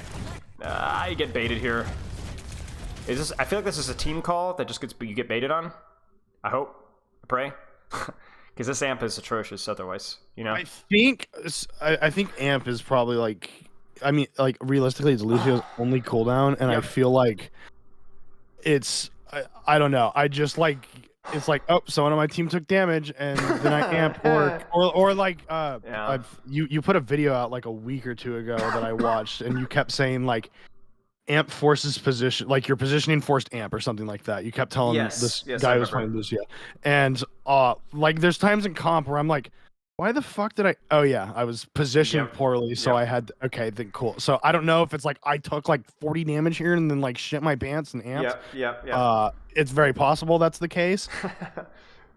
But Yeah. Okay. We'll shelve it. I mean, you've lambasted yourself a lot harder than I ever could, so I got nothing else to add. I guess my job here is done. At least we're on. Okay, no, don't go to healing. I don't care. Stay on speed. Okay. Right now, what I would do is I would stay speed, and then I would probably swap the healing like here-ish if you got to like here, you know? Because the thing is, it's like, yes, speed does stack with the Kitsune, but like I think like it's fair enough for you to get a little bit of healing while they're in it. Maybe I don't know. Actually, I don't know. What do you think? Should you just stay in speed 24/7 inside Kiriko? so I don't know. I don't Because either. like our Kiriko can heal like a crap load inside of it. Yeah. But for me, it's like, oh, cool. I get amp every 7 seconds as opposed to every 15 or whatever the heck it is. So I think like it does make sense to like kind of amp in and like gain positioning off of it. For and sure. then sit on heals. But like, I'm thinking like, okay, if our Kiriko doesn't instantly Suzu in her own thing, my team's gonna have issues getting up there, and my brain, because I'm assuming flex support, is just heal them as they go up. And I'm not like Lucio engaged yet, where it's get them in there faster so they take less damage. So you're definitely too much in the heal in the opener, but I think once you're in the Kiriko Ultimate, that's where I'm really not sure. So let's run a theory here. So let's start always obviously the amp speed and then speed once they're in, but then maybe you just stay on speed and then swap it, maybe amp heal as necessary, you know, because you're gonna get it like twice more. I don't know. That's true. I don't know. Maybe toy with that one, because obviously it's not going to increase the amount your heal aura does, but like right now, right? They're in the ult, so then should you be on speed? Should you be in heals? Maybe you should be in speed just to like I don't know. Test with that one. Test that one. I'll mess with it. Yeah. Like here, it seems like healing is reasonable, right? Right? I think too, like most of the time, like if I don't have ult, I'm thinking like, okay, cool, I can just like amp off cooldown while I'm in this thing. Yeah, and then true. I mean, look at the gap right faster. here. Look at the gap. You see this? Like, I know he used it a little bit after you, but like, holy smokes, you're double, right? Yeah. And you built how much in that? You built like 30. Yeah. Okay, this is all fine. Peel off the monkey. Then peel off the sojourn. Good. I mean, this is winnable. Good. I would swap the speed here. Yep. Play to live. Ah! Nice! Nicely done. Good job. Oh, I'm sweating so much. Unfortunate. Okay. Nice job. That was like you could see it. Like, oh, I think it's like a relatively decent fight. Now, what I would recommend you do is to go back and look through that fight maybe a little bit more in detail. Maybe see if you can pick some things from it, and not to be nitpicky, but just to see if there's like a consistent little detail that you're missing in most fights that you can work on, you know? Because if it's like something that happens once and we're done, I don't give a rip, you know? But if it's something that consistently happens, like for example, we do know one little detail that you struggle with, which is you tend to have a little bit too much healing early on in these engages. Like you start and then you immediately swap to heal, probably too soon, right? That's a habit that I think you can work on breaking. But the other stuff, I don't know. You know? Sure. I don't know. Again here, you see it? You see the habit again here. Because like you guys, I assume, are calling N, okay? Why on earth are you starting with amp healing? You know? I think that's one of those things where it's like I'll start on like one thing and then like I'm pretty sure I'm gonna switch to speed here real quick. You are, yeah. But it's you know, I mean, you but know. It's yeah, exactly. It's just like the whole like min max type. No, I don't. Right. Like yeah, like yeah, right. This Harlequin should be like here, you know. Harlequin should be so much faster. Santana should be like lighting up like a Christmas tree. But instead, we've got this big mess. I feel like there's some, and I think this is just one of those like I need to play the hero more. I find a lot of times too, like because I try to like amp speed real quick, like when I'm on a wall, and then heals and just like maintain the momentum through bunny hopping. So when I'm doing that, sometimes I forget what song I'm on, even though it's like literally right in front of me. I'm not looking at the little yellow green thing. Okay. That's okay. I know what you're saying. Like you maintain your momentum. Obviously, in this particular instance, it's more important than that because you're not just amping speed yourself, right? People with feet on the floor, right? So, but yeah, I understand how like. I mean, this is why playing Overwatch is hard, because it's like when you do it for yourself, it's min-maxing to heal yourself while swapping. But if you're doing it with your team, and it's a mess, right? It's a mess. Yeah. But that's okay. That's what makes it fun too, right? Infinite improvement opportunities. I'm gonna look back at this fight. I feel like this fight should have gone better than it did. So the amp is a disaster in terms of the aura management. We copy, we get out, get shot. You miss the opportunity. I really feel like it's pretty... I should have booped them. Yeah, that's pretty sucky, not gonna lie. No way that Kiriko should have died, and then you're gonna die as a result. Please tell me we don't lose the lead, please. This is it. This is it. Don't tell me how this goes. My butt cheeks are clenched. Nice. Peeling off Primal, which I hope that you tracked. Still winnable. Still winnable. You guys got Kiriko. Touching.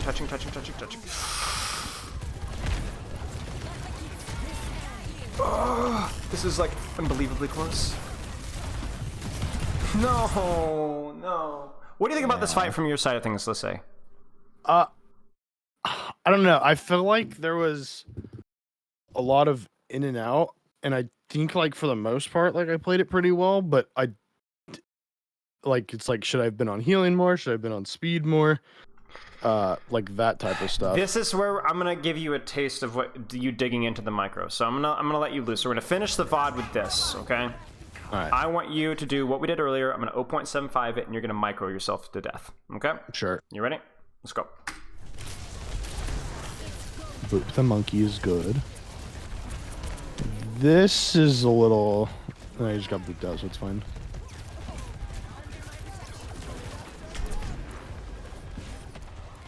I think I missed that boop.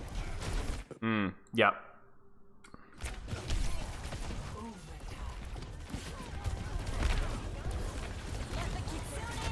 I think I should be using like boop here a lot more, because like I'll get it and then I kind of just like chill for a second, but like I should be trying to like force them like out of cover, like of the cart, essentially. Kind of like what that Lucio was trying to do to you guys on first fight. Yes. Yeah. Yes, that's a good point.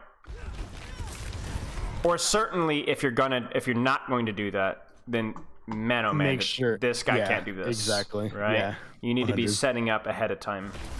So in the chaos of this, I think... Well, I'll shut up. I mean, I think that was good, but it's like one of those, like two of my teammates are dead at that point. It's like really hard to win at that point.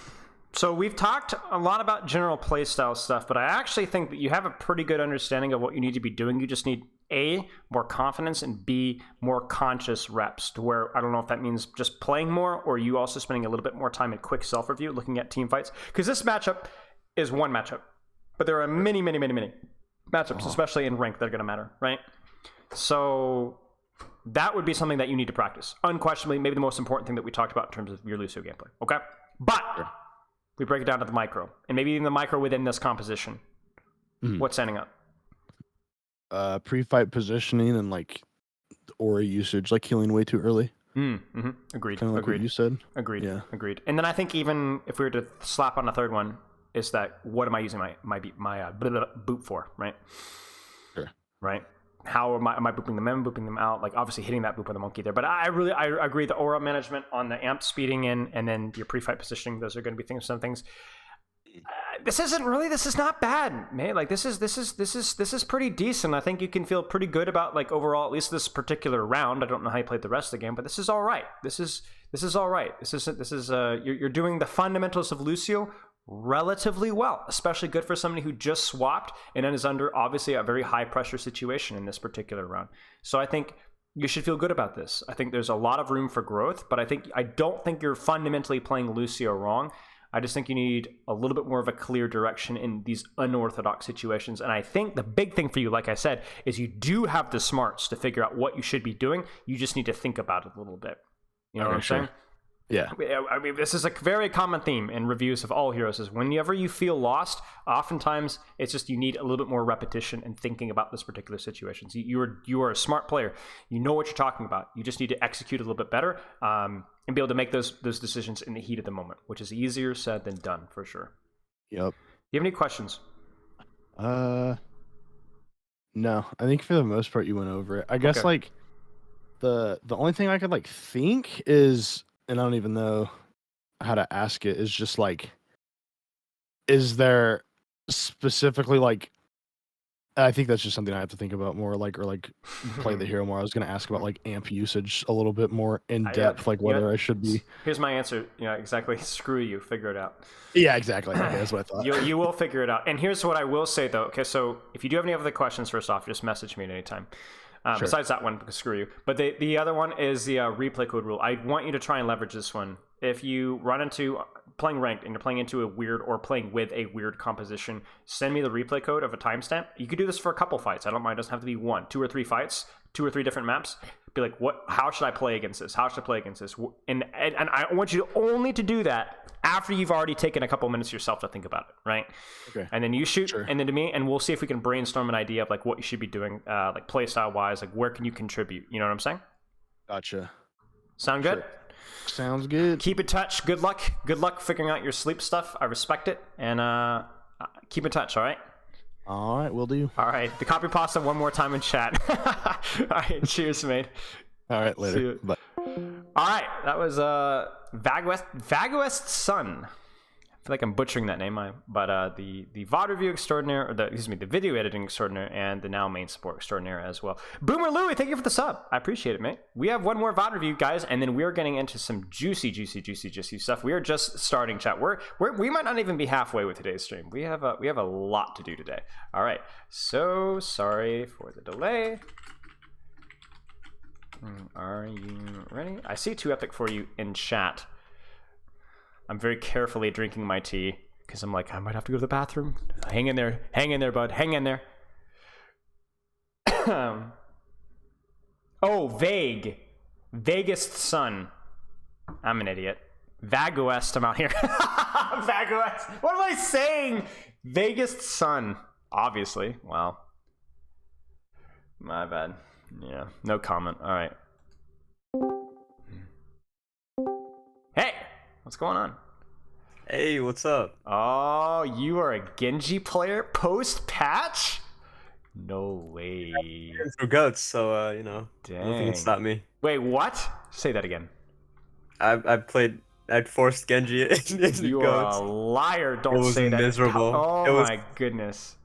Nah, my friends actually kicked me out of the group because I was a Genji player and goats was like the meta. So. Oh, that's great. That's great. Willing to sacrifice it. It's okay. The strongest wills required for the most difficult of decisions. Okay, so Genji main, Genji player. Tell me what rank. And I was gonna ask what hero, but man, that was a stupid question, even for me. Okay, what rank are we at? So low masters. I just hit masters the other day, and I was like, nice. Wait, for the first time? Oh yeah. Oh, nice. How's it feel? Knowing that you've Feels mastered the game. I mean, I was hard stuck like gold for years, like 3 seasons ago. So. Okay. All right.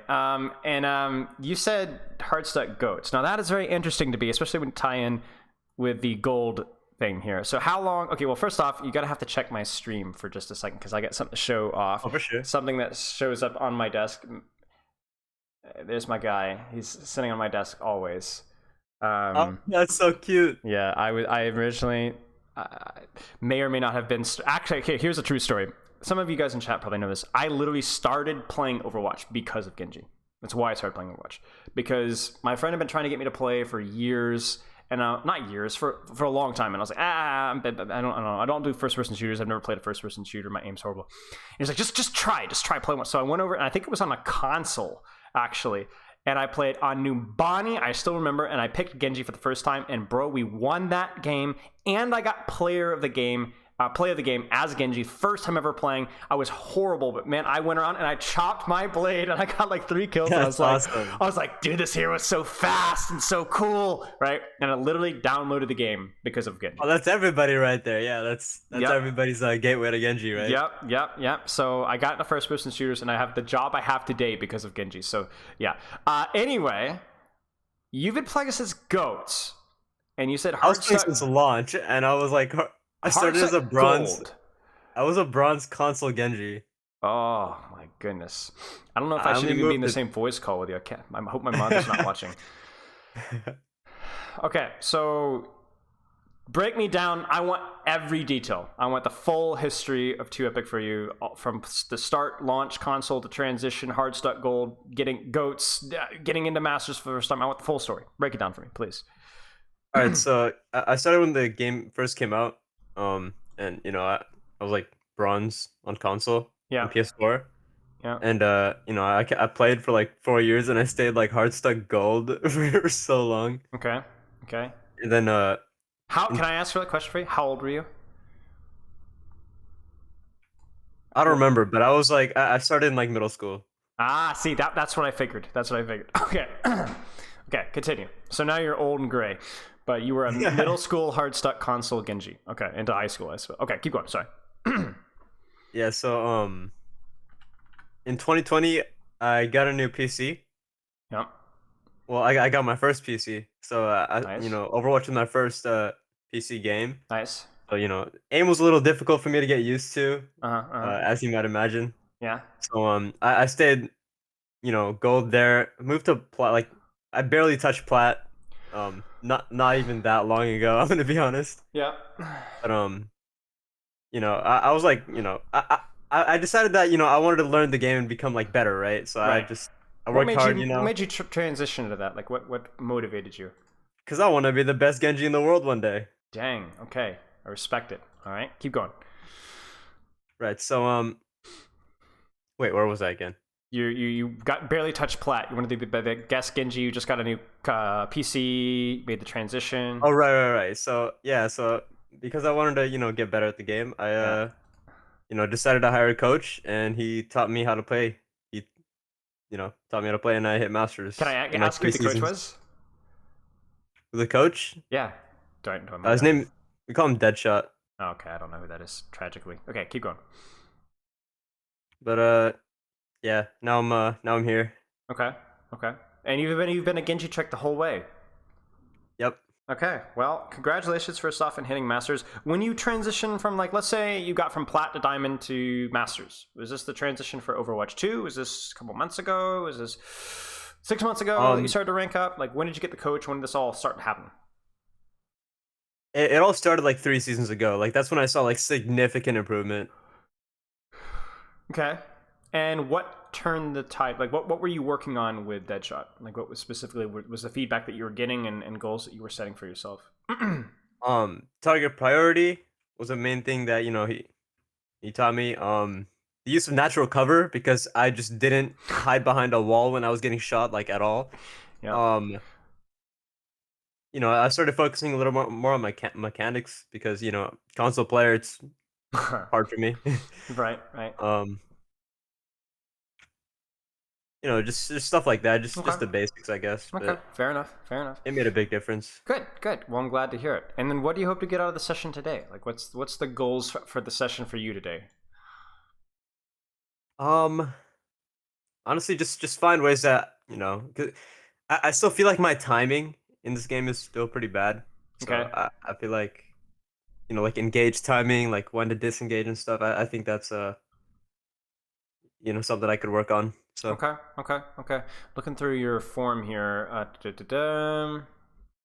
Okay, so let's actually talk about this, because this is one point you say in the form is your coach helped you to turn your toxic negative mentality into a more positive one. So. Oh yeah, I used to be so negative. Yeah. Okay, break it down. I want the juicy details. Let's go. I'm not proud of it, man, but I used to be like the most toxic guy ever. I was like constantly blaming my teammates for everything, and I was a bronze console Genji. Can you imagine that? I can imagine that. Is it in your okay? Here's an anecdotal question for you. But I have discovered that lower ranks are more toxic than higher ranks. Have you found that to be the case? I mean, I mean, okay, so I feel like in the lower ranks, people are just more aggressive, but in the higher ranks, people are just passive aggressive. Yes, I respect it. Yes, that's true. That's actually a really good point. Okay, so you were blaming everybody. What flipped the switch for you? What did either your own personal experience or what the coach did for you? What happened? Well, one day the coach was like, "Yo, like I'm really close to like dropping you as a student. You're so like Ooh. you're very negative on yourself, and you're hurting yourself, and you're being toxic to the people around you, and it's preventing you from growing. So unless something changes soon, I think we might actually be done. So I was like, you know what, coach, I'm sorry, I'll do better. Okay, So so the gauntlet was thrown down. You picked it up and you executed. So what worked for you? Was it just, I'm gonna stop being negative because I need to still get coaching, or maybe that was your initial motivation, but over time, hopefully that's improved. What kind of carries you through your mentality improvements now? I'm sure you still struggle. Everybody struggles with it, but like, what kind of carries you through with it now? Like, what are your goals with mentality? um honestly, I don't know. I don't really know. I just decided to stay positive, I guess. I think Okay, it's a little fair more enough. pleasant. Fair enough. Yeah, I would agree with that. Shockingly. Okay, let's look through your goals here. So, long term, to be the greatest Genji in the world one day. Short term, to take steps to become a better player so that I can hit Grandmaster. Okay. And then we drag the cursor over to look at the typical training week.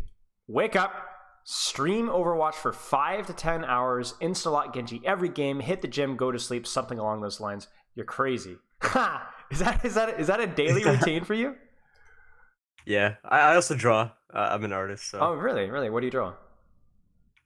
most of my own characters. I Gotcha. got like a whole universe. So Gotcha. Okay, cool. Well, that's actually insane. Is that like almost essentially like you said, like 5 days a week, 6 days a week, 7 days a week? What is it what do you mean? for the schedule? Sorry, the streaming. I should have clarified. Oh, I just do it like every day. All right. I mean, I hit the gym like 5-6 days a week, but Got it. Okay. That's a lot of Overwatch, right? That's a lot of Overwatch. And how long has this been the schedule for you? I want to say a couple months now. Okay, cool. You enjoy it? Feel burned out, or are you still fun? Oh, I love it. Yeah, I love it. Okay, cool. All right. Well, let's put it this way. That is a lot of Overwatch. That is more than enough Overwatch to hit Grandmaster. More than enough Overwatch. So for me, it's going to be about digging in to under the surface level of you're doing the right things in terms of playing. At least right now, what's preventing you from being the Grandmaster Genji? Is it something about understanding? Is it something that you're not executing well in game? Now, I'm going to bring this up. This is something that I talked a lot about with a coachee 2 days ago, and it's about intensity. So your quantity here is massive of a training, right? Massive. Right. However, the question is how intently focused are you on specific goals for those games, right? Now, I'm going to be honest with you. If you're streaming for 5 to 10 hours, it is impossible unless you're abusing some sort of Adderall, right? Extensive caffeine addiction. Extensive caffeine addiction and Adderall that to focus for 5 to 10 hours. It's just not possible. However, that doesn't mean it's impossible to play for 5 to 10 hours. It's just impossible to focus for 5 to 10 hours. So you want to stream Overwatch, you enjoy playing Overwatch. Okay, I'm not saying don't play for 5 to 10 hours, okay? But what I'm going to tell you to do is to segregate focused hours from playing hours. In other words, when you log on, when you warm up, the first 3 hours, 4 hours, I want intent, hard focus. Take breaks, grab some water, use the bathroom between queues. But when you are in game, the first 15, 16 games, maybe not even that much, maybe 12 games, you are all the way engaged as hard as you possibly can, trying to actively improve and focus on what I give you or what your coach gives you or what you have picked up. Sound good? Right. Once that time changes, the goal is no longer to play to improve. The goal is just to have fun and just play. I don't care if it's mechanics or just chilling and just streaming or being a content creator guy, whatever the case may be. But once that clock ticks 12, right, or once the clock ticks, I guess 3 for your instance, you will not be able to go play at the same level. It is just not possible. And if it is possible, then you're not playing intensely enough for those 3 hours. You understand what I'm saying? Got it. The people that like Necros that stream all day long playing Genji, well, those guys are not fully engaged, right? He's a great Genji player, but he is not playing with full intensity for the entirety of the stream. I promise you, it's not possible. Oh yeah, I've noticed. Yeah. Yeah. So usually there's a little bit of chill and just having fun, doing this and that, and they're still great players. It will still make you a great player, but if you really, really want to take it to the next level, it's going to be about the first couple of hours, and then everything else is just chaff, right? It's just it's helpful, but it's not that helpful. Like the first 3 hours is 90% of your improvement right there, and the other 10%, That was whatever happens afterwards. Sound good? So Yeah. you're gonna have to be honest with yourself and really examine yourself on a daily basis. Am I giving the level of effort to improve? And if not, it's not gonna matter if you play 24 hours a day. You're not gonna get better. You're gonna plateau. Okay. One trick Genji. Do you always and fully and forever one trick Genji? Okay, so I try to play Genji, but sometimes I play other heroes, like, when I feel like I should, or, What makes you feel like you should? if I'm just, let's say if the enemy goes Brig, Sombra, Moira, Zarya, I can't get any value whatsoever, then I'm like, okay, you know what? They want to ruin my day, I'll ruin their day, and I pick Echo. So, Okay. So then why do I see Soldier, Hanzo, Reaper, Cassidy on your form? wait, I didn't write Echo in there? You do write Echo. But then you also wrote Cassidy, Reaper, Hanzo, Soldier. Oh yeah, I play some of those sometimes. Okay. So as let well. me ask you a question here. When you were within that 3-hour rule, right? Who's in that 3-hour rule? Who should be in that 3-hour rule? Who should be played in that 3-hour rule? Probably Reaper more, I'm guessing. I don't. Well, Wait, no, Genji, right? I'm trying to improve right. Genji. I didn't phrase the question very well. Yeah, it's exclusively Genji, maybe Echo if it's really truly impossible. Okay. Right. After that 3 or 4 hour rule, then what happens? Then I can have fun, like you said. The floor opens up, right? You play whatever you want. You might even go into a different account. I don't know how that works with Overwatch 2, but yeah, the floor opens. Do what you want. I don't care. But when you're within that time frame, do not waste time. Do not waste time. Sound good? Right. Sleep looks good. Last question for you, and the most important one, is what do you feel is holding you back? You answer, I have worked extremely hard to improve my mentality. Awesome. It's still not perfect. I tilt sometimes, but overall I'd say that even if the Indian team is a hacker and my Ana is throwing, I will never give up because I believe that is always winnable. Well, here's the other thing to throw in there. I respect the always winnable mentality, but to be honest with you, sometimes that's just lying to yourself, okay? Sometimes the game truly is just not winnable. But does that mean that it's a valueless game? No. No. There's something I can, pick up, maybe. Exactly. It's practice. It's practice. I don't care if the game is winnable or not. I'm practicing. Screw off. I don't care if you got a hacker. I'm practicing. Screw off, right? I'm playing to practice, right? I don't give a rip about playing to win. It's not just about, oh, it's winnable, guys. It's winnable, guys. No, I don't care if it's winnable. I don't care if it's lost. I don't care if we're being spawn camped by 6 AI, I don't care if they have 6 players, even if that's not technically possible, right? I'm practicing. That's what I'm doing. When we're in that 3-hour segment, I don't care about winning. I'm practicing. So I agree with you that I respect the positive mindset, but to me, it's not just about the positivity. It's about the realistic approach of it doesn't matter if it's winnable or not. I'm just playing the game. You know what I'm saying? So the reason why that's important is you need to make sure that your attention is on the right thing. It's not about whether the game is winnable or not, because that implies that winnable is what we should be aiming for when it doesn't matter. The goal should be practice, not winnable, practice. You see what I'm saying? Right. Okay. Your understanding of the game isn't the greatest, though when I queue with my friends, it's always on me to come up with a plan because my friends trust in my judgment. Okay. Well, let's stop there again. Okay. Understanding the game isn't the greatest. What do you mean by that? Explain. So I feel like, there are definitely it's because I'm like new to like, Diamond and like Masters, I guess you could say. Like I'm like I only actually started, seeing improvement like 3 seasons ago, right? So I guess I'm still kind of new. So, there's just some things that I just, don't know. Do you have some I things like off an the top of your experienced head, gamer. or is this just a general statement? Just in general. Okay. What I want you to do is when we get into the review, if you see any situation, either big picture or micro, that I don't touch on, you stop me and we'll talk about it. Sound good? Right. Okay. My mechanics aren't the greatest because I've only been gaming a PC for 2 years, but I aim blade train in between every DPS queue to compensate as well as taking caffeine. Okay. So let's talk about the mechanics. So how do you train your mechanics right now? So I believe there's a blade trainer that I use, and I use a Vax as well. Good. For Okay. Genji. Sounds good. I might throw in a little bit of tryhard FFA in there as well, just for good variety and practicing duels as well, because that's a good way of practicing mechanics. But you want to practice game mechanics. That Cassidy has sticky. That Tracer has recall. Right. That Widow is 80/80 strafing. While has the threat of blowing off your head. How do you deal with that? So I think those are all good things to train, but let's add a little bit of variety in there too. Sound good? Sounds good. Yeah. Do you warm up? Do I warm up like 30 minutes before Okay. I actually get into a game? Sounds good. Sounds good. Sometimes. Once you do that though, then I think the playing between queues is a little bit less important. I think what I would do is, if you want to do that, then I would alternate that with taking 2-minute rests between queues. I know DPS queues are short, but do walk away from the computer, because if we talked about that intensity, that 3-hour rule, for you to be able to maintain that, you're going to need to be able to take breaks, even if those breaks are like 3 minutes. You see what I'm saying?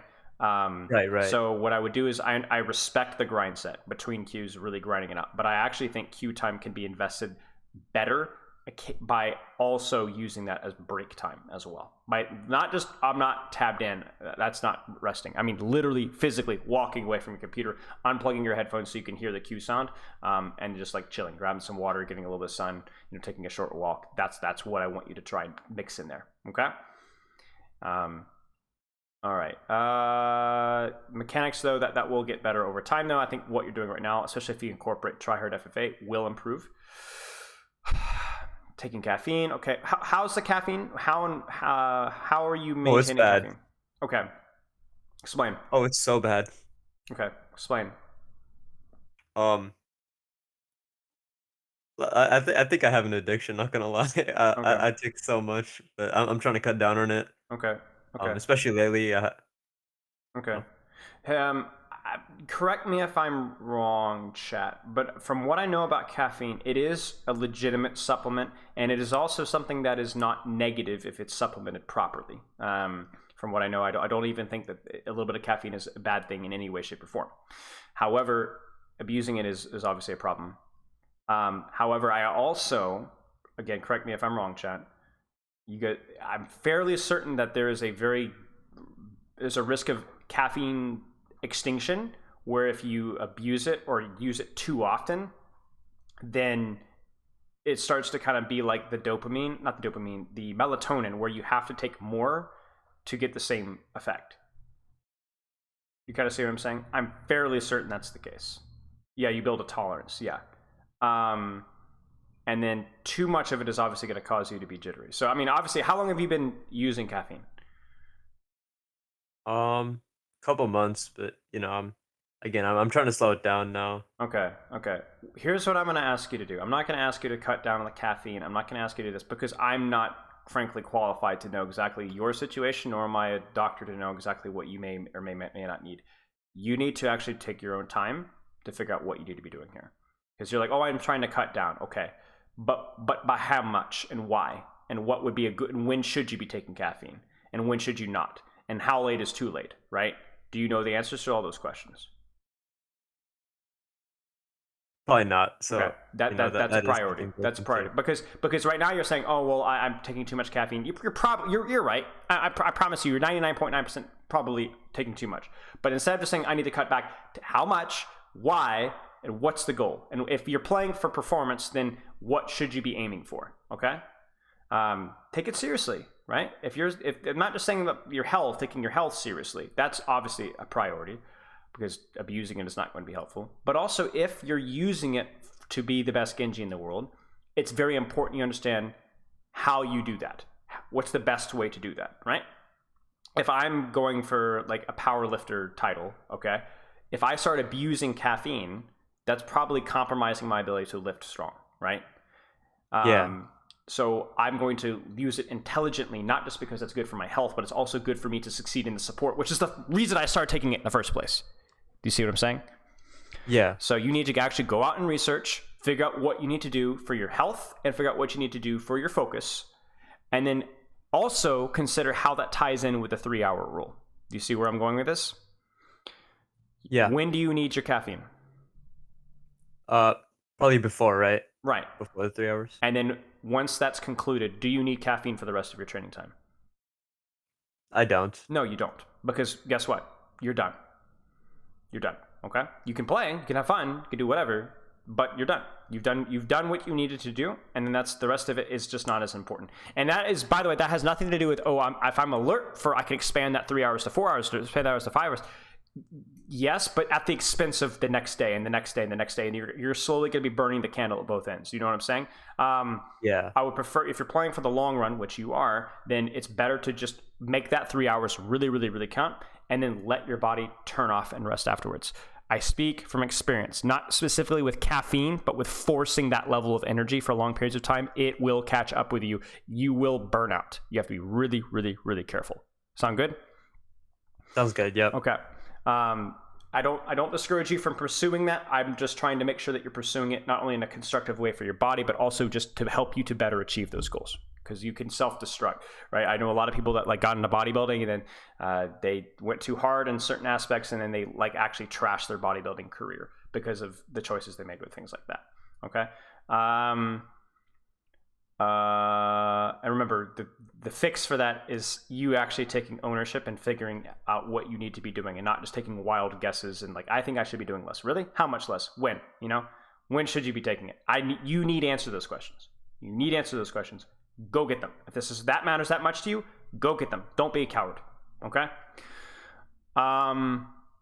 Last question. The last point here is, I believe my biggest issue is my decision making. Do you want to elaborate on that one for me, please?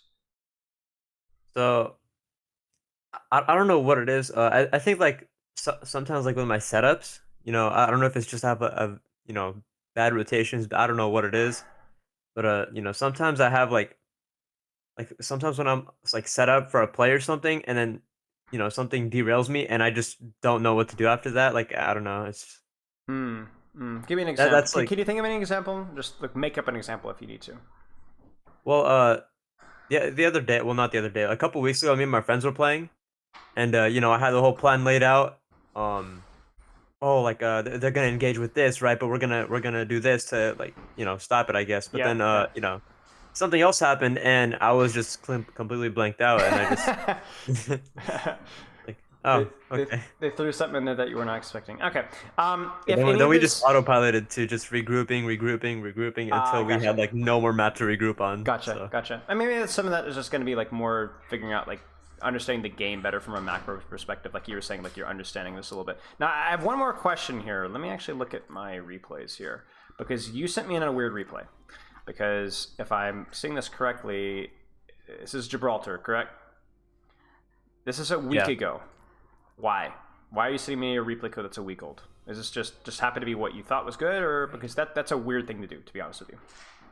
Oh, I already had it saved, and okay. I decided to. It's not. Is it not that? It's not that deep, bro. Kind of a situation. I just clicked save on it. A while back, and then Sure. I played a bunch of games, and then I played a bunch of like quick play games, and I was like, wait, Yeah, I don't have any more comp games. And Okay, that's fine. not I just wasn't curious. No, I don't mind. I just want to make sure that there wasn't a specific reason that you chose this code, because there's something happened in this thing that you were like, you know what I'm saying? I want to figure out why. So this was just a good game that you wanted to look at.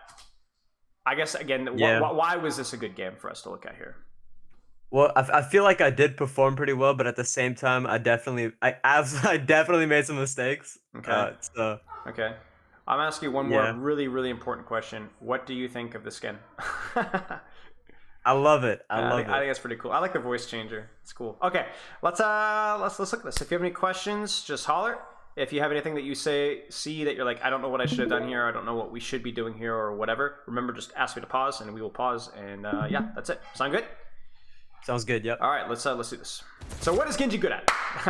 Always the first question we ask here. What is X hero good at? Testing off angles. I like to force resources early if I can. Okay. How do you do that? By staying in a threatening position. So let's say like if the diva flies at me, or like the Ana tries to throw a nade at me or something, like that'd be really good, and I just disengage with dash. Okay. Good positions. Basically, that's what you're telling me, right? Good positions, force early resources. Well, that's the goal, at least. That's the goal. Right. And you also talked about use of like cover, right? Where if you're in bad position, you get deflect force early, and/or you get poked out, right? Whereas here, very hard for them to do that, right? Okay. Let's especially in Overwatch 2, by the way, because there's one fewer tank for them to shoot, so there's a lot more attention being put on you. First thing I noticed when I was playing Genji and ranked is that wow, if I don't position perfectly well, my deflect gets forced so much faster. Okay, are you ready to go? Yep. Let's do this. Should you dash in with your monkey? I mean, he's obviously dead here, but let's assume that he's not a grade A moron, and you dash in with him.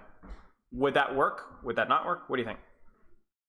I don't think so because the diva has all of her DM, and if I dash in, I can't do a single bit of damage to their backline, and I'm gonna blow up because they're all stacked right there. Okay. So I feel like that would be a very, very bad decision on my Okay. part. Okay. So you would force all of her DM, and you wouldn't get anything out of it. Is forcing her DM a good trade though for your engage? Well, if I spend my dash, and you know, I'm obviously gonna have to deflect if I go in. So you're gonna use 2 cooldowns to force 3 seconds of Matrix. That's not worth it. Yeah. Okay. Okay. I'm gonna ask you a lot of questions, by the way.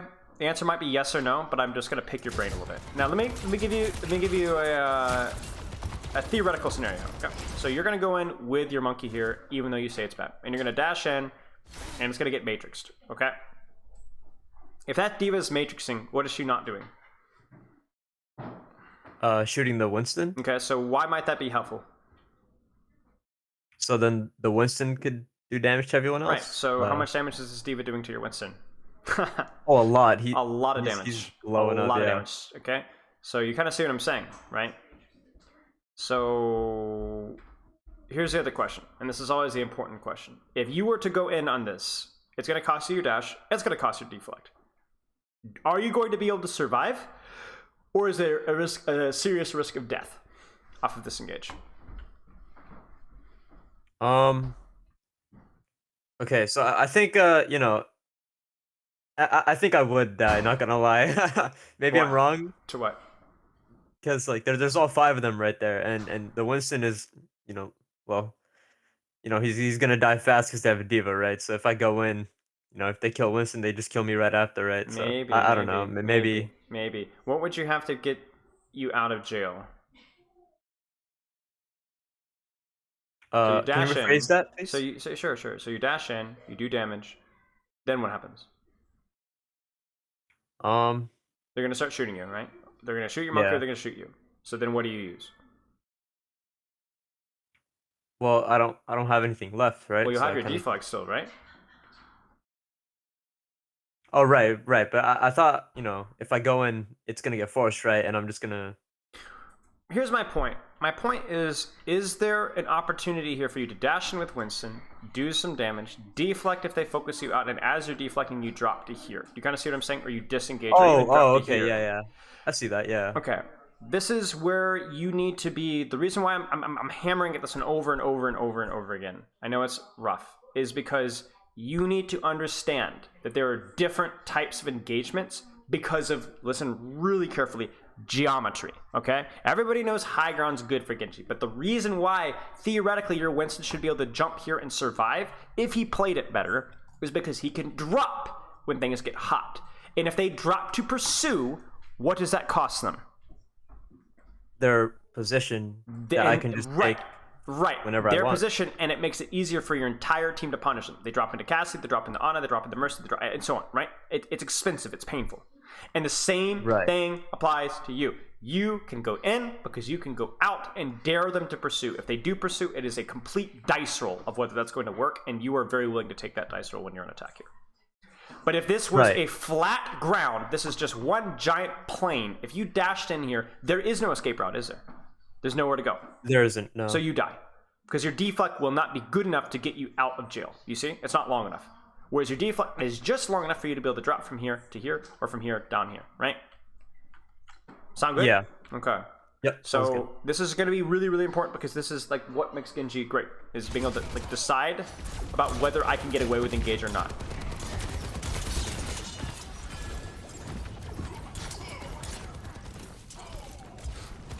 Okay, obviously, why are you in cart right now? Why are you not engaging? I mean, I'm gonna ask a lot of really stupid questions because I'm gonna get your mindset straight with what we're looking at. Honestly, I think I was just waiting for my Winston to get back because I didn't want to fight. But thank you. That's it. It's not that deep, right? That's all it is. But that's the parameter for a good Genji engage, right? Off of my tank's timing, right? Even if your tank is a Sigma or a Reinhardt and they're not directly engaging on the same target or at the same time, you need to be on their time.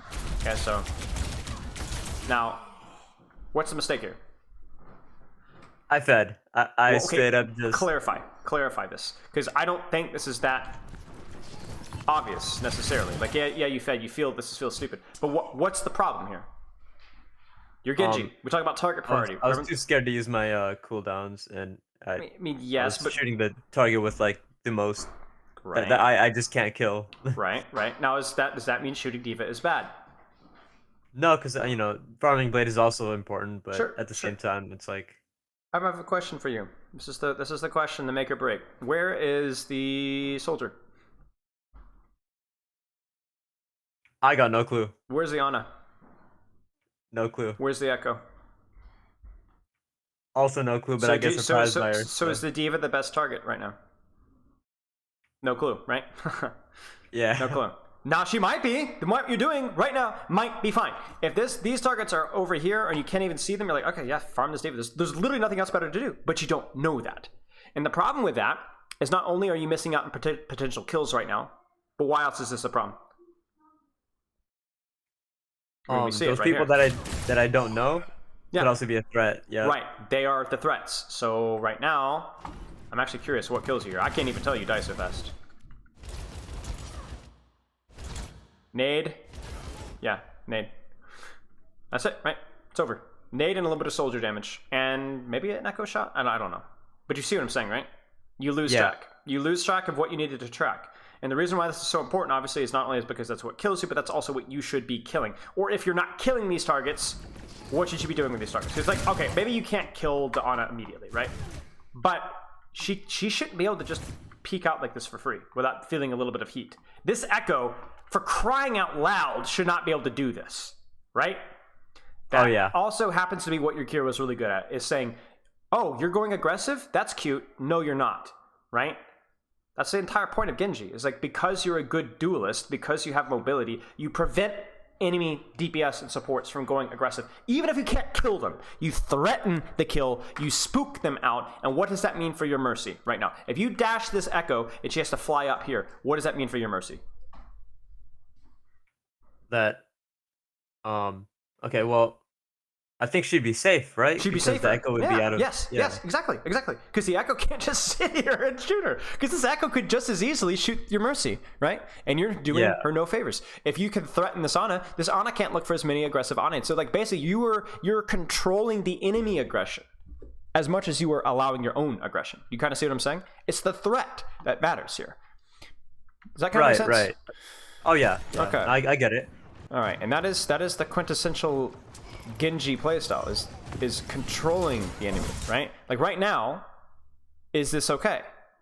What do you think? Now we line this up with what we talked about earlier. You're gonna dash in, you're gonna deflect out. Okay, yes. But what? What's the question here? Well, where is everybody? Right. Is this bad? No, this is fine. This is pressure. You might be able to force her off of high ground and farm some blade or peel out your monkey a little bit so you can disengage. But right now, is this the only thing that you need to prioritize? What do you think? You have 20/20 vision right now, right? What do you think? Is this okay? Well, I guess, you know, at this point, you know, really nobody else I can look at, right? Maybe, but you know, if I turn the corner, then the Echo, I guess. I think this is okay, right? We're not looking for perfection right now, right? We just want to do what's the best thing right now, and I think this is reasonable, right? Because again, in the moment, you're not going to be able to make these decisions perfectly after thinking for an hour, right? Like we're doing right now. But right now, you turn the corner, right? What do you see? 3, 2, 1. What do you see? In my Winston fighting right. Do you see anything else? No. No. So go. Let's go. And you do. Yep. Yeah. There you go. Good.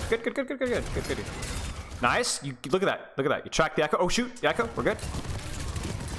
Do you see how difficult it is for these DPS to do anything? Look at this.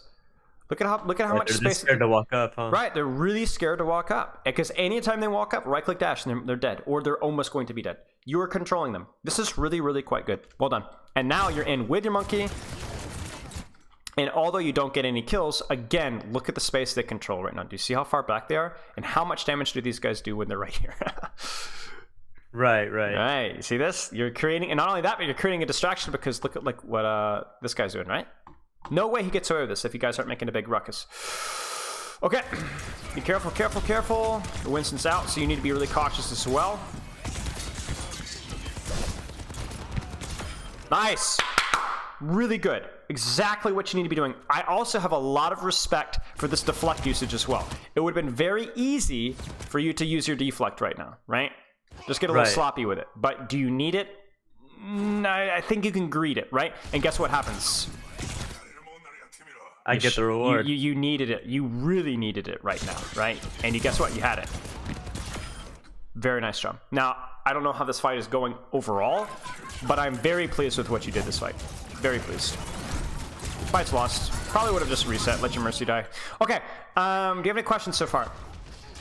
No, I feel like I'm understanding, pretty well. So far, what we've discussed. Okay, it always starts really slow in these reviews because we kind of set the stage, but we can hopefully we'll go a little faster here. Ah ha ha ha. Okay, now this is the great thing. Okay, dashing the soldier once again does two things. What does it do? He pops his heal, probably his rockets. Do you think he's gonna stay? Absolutely not. No. So you can either get the kill, or what is the second thing that worst case scenario that you're gonna do? Pressure him out. Right. And why does that matter to your Mercy and your Cassidy and your soon to be Ana and even your Winston? Right. Why does that matter? So they can take this angle. Right. Right. He's not a threat. The soldier wants to play here. You're saying no. Soldier goes here. Well, I don't like this position for soldier that much. Or he has to run all the way over here, and then when he gets to here, you could just dash him again, and then he drops. Yeah. Right? Do you see that? You see what I'm saying? You were like it's a lot like Tracer. You were a shepherd. You're saying no. Get back to your team. Get back to your team. And when the enemy team is stacked, that really, really inhibits their ability to do damage. Right. You see this? Oh, and I messed up my mechanics. Yeah, I think so. This is tricky here. So I think here what you're doing is fine. This is just Kiriko, right? What I will say is you either need to immediately blade this, okay? Well, actually, did you have your blade yet? Maybe you didn't have your blade yet. Yeah, so I would have blade here immediately. Immediately blade here, right? A kill's a kill, right? Right. All right. So kill's a kill. Or what is your other option here? If you really, really want to just play it sissy, you know, what's your other play? Have you done your job? Look what you forced. You see this? Yeah, so I guess I did do my job, but yeah, I could have disengaged. Maybe. Right. You could have disengaged. Now, to be honest with you, I don't know if a disengage here would have been possible. Given where you're at, but it would have been at least worth a shot. At least buy time. Hide, deflect, jump, hide. Hopefully by then you get some help. You know what I'm saying? But you either need to commit to the aggressive play here, or you need to deflect and play slow, right? You do neither. You guys see what I'm saying? You're very slow, and then when you do commit, because you're all in, that's actually a terrifying frame. Kiriko's like right in front of our face here. Yeah. I thought I could get that, man. Yeah, and you could have if you'd been fast with it, right? Yeah. So, I don't know. That was more of an individual little detail there. We'll keep an eye on your blade. Yeah, I totally didn't expect the Kiriko, man. I was. Yeah. But you have to consider that now, don't you? That anytime you dive in a dash target. But now that's frustrating because it denies your ability to heal that target, right? Or kill that target, excuse me. However, that's still a net positive though, because it just means that you forced another cooldown and another attention of another target. So that makes it easier for everybody else on the field. You see what I'm saying? If you survive. Yeah. If you survive. Okay. If you die, then it's not good.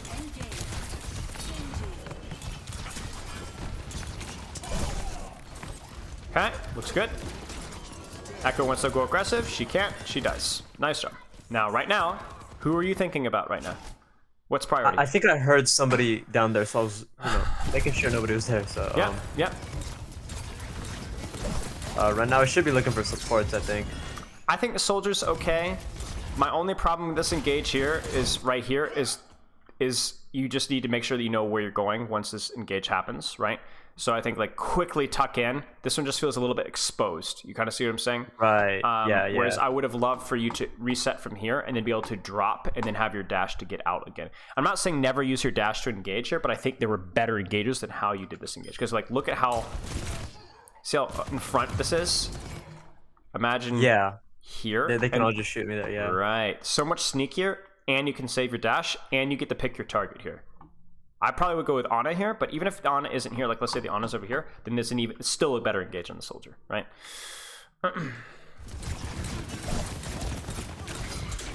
So you're forcing attention, you're forcing space, but I think could have been executed better. I mean, this is exactly what we talked about, right? You started on top of her because of your pre-fight positioning, right? Right. She probably should know you're here. But the counterplay here is really rough because even if they put attention on you, you could just get out again. Okay.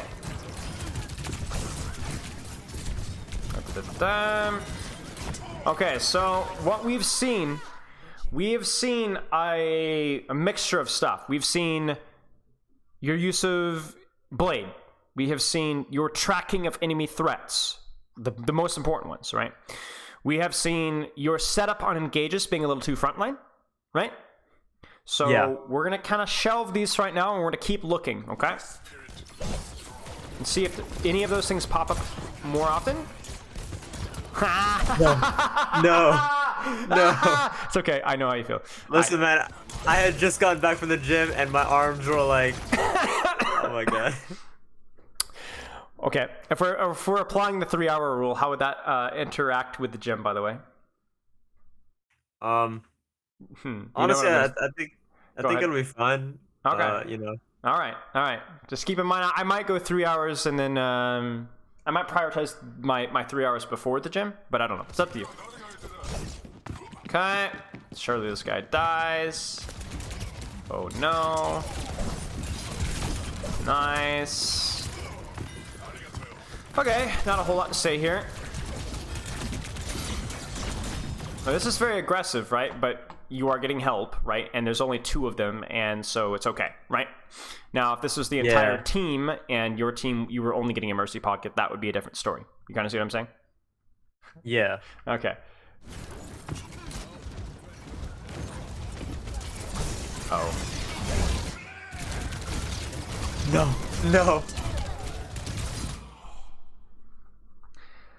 Right.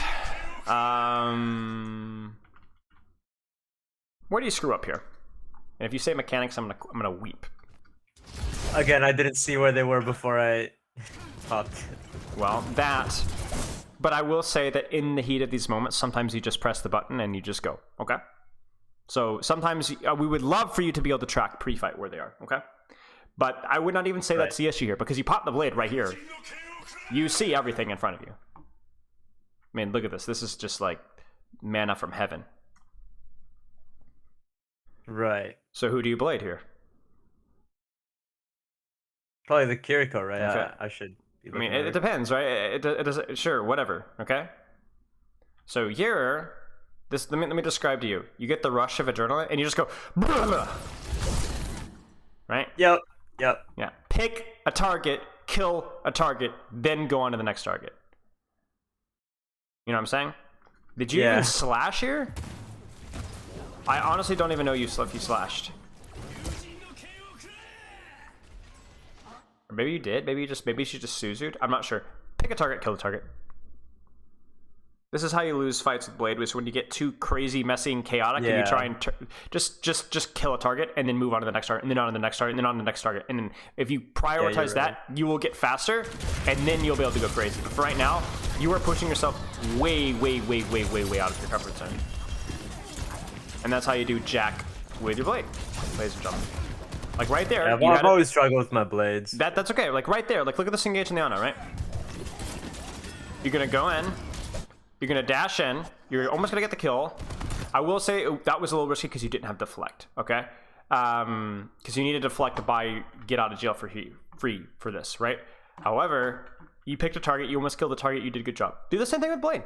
Treat Blade as like an extension of what you want to do anyway, right? Not as something new and flashy, right? It's just what you do with Genji anyway, but you just do it a little bit better. That's it. Right. All right.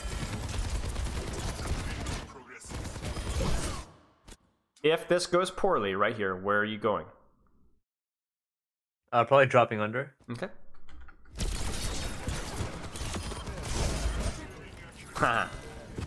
Nice.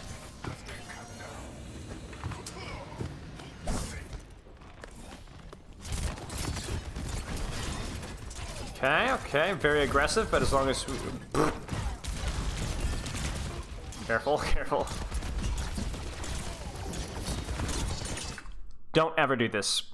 I know. I watched your video. I was like, oh my god, he's gonna be so mad at me for that one. Yes, don't do this. This gives him Oh all the my time. Now I God. can literally just W key you, excuse me, and run you over. I hate this so much. Please don't do this.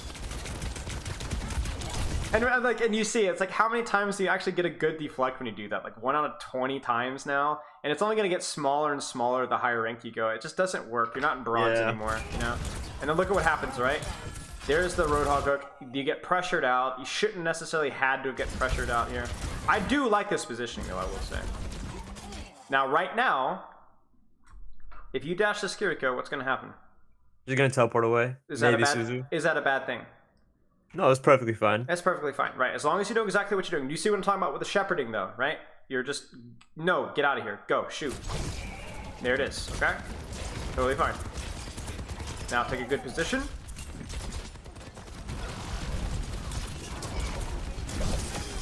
Nice. Those are the dice rolls, right? Where you're like, I do not have a get out of jail free card here. If I fail this kill, it's over, right?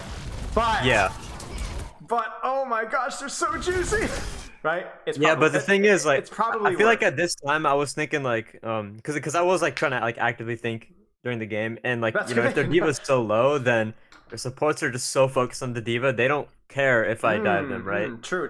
And also look at like what's behind you too. You see this? There's like actual pressure from your team as well. Yeah. I think this is fine. Even if they, I think obviously because they're low, this is why this is fine. But yeah, you got your deflect too. Nice. That one you didn't even need a target. Just chop in the location. They're dead. Okay. So you got a little bit of a mixture, don't you, of things to work on. What have you seen so far? What are the priorities from what you've seen? Okay, so it seems like my positioning is actually decent. Number one, actually, like, you know, taking a look at, like, you know, just slowing it down a little bit, taking a look where the enemy like is, and then Why you does know, that matter? because you know, if I know where the enemy is, then I can actually, like, you know, kind of like determine like what the threat level is of a certain engage, I guess you could say, or like what you know, a threat level is of a certain And not play. just that, but that decides where you go too, right? Because like remember your Right, positioning right. is contextual. Like that engage in the soldier. Otherwise, you wouldn't care about being in that server room, right? Like over here, it's like you don't care about this position here, but you care about it because the soldier's there, right? You care, Right. So it gives you context with what you should be doing. Keep going. Blade usage. I've always struggled like how to you know, with my blades, but you know, I do love getting my montage blades. I'll be honest, but you know, What about your blade usage specifically? um.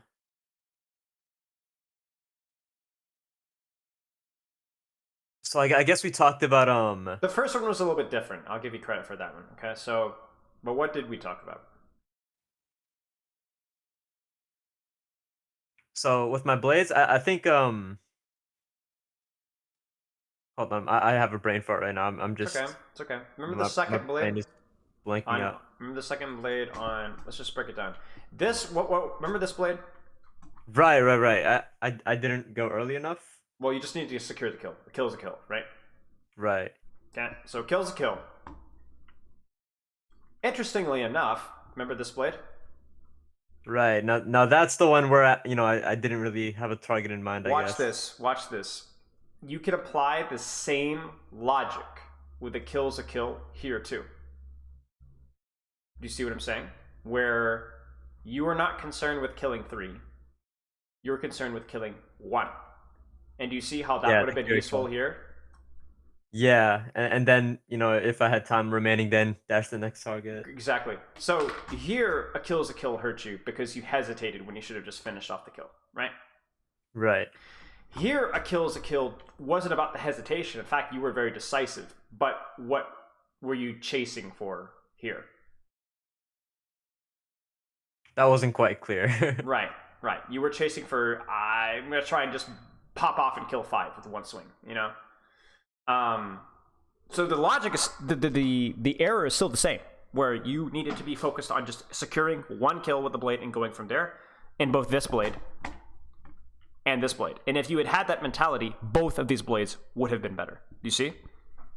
Right. So it feels different, but I think the solution's still the same. You kind of see what I'm saying? Yeah. Okay. So is there anything else that you're seeing? Tracking your threats, things that you need to worry about, not just your threats, but things that you need to go for. Being more solo focused on your blade. Anything else?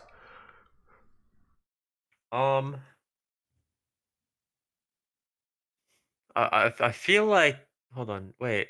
I feel like that's it though, right? I think I think that's mostly it. Yeah. I think we'll have to watch a little more to to know if there's anything else, right?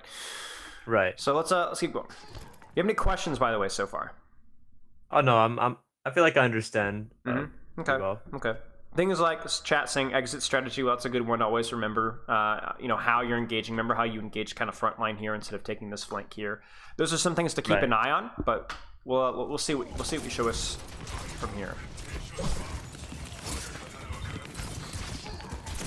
I want to play ping pong with them. Ha. I mean, I think the theory of trying to help your Roadhog there is like, I'll cut you a little bit of slack on that one. Now, shepherding, right? What are you doing right now? Trying to pressure out the Tracer so she can't. Right. Are you good at this?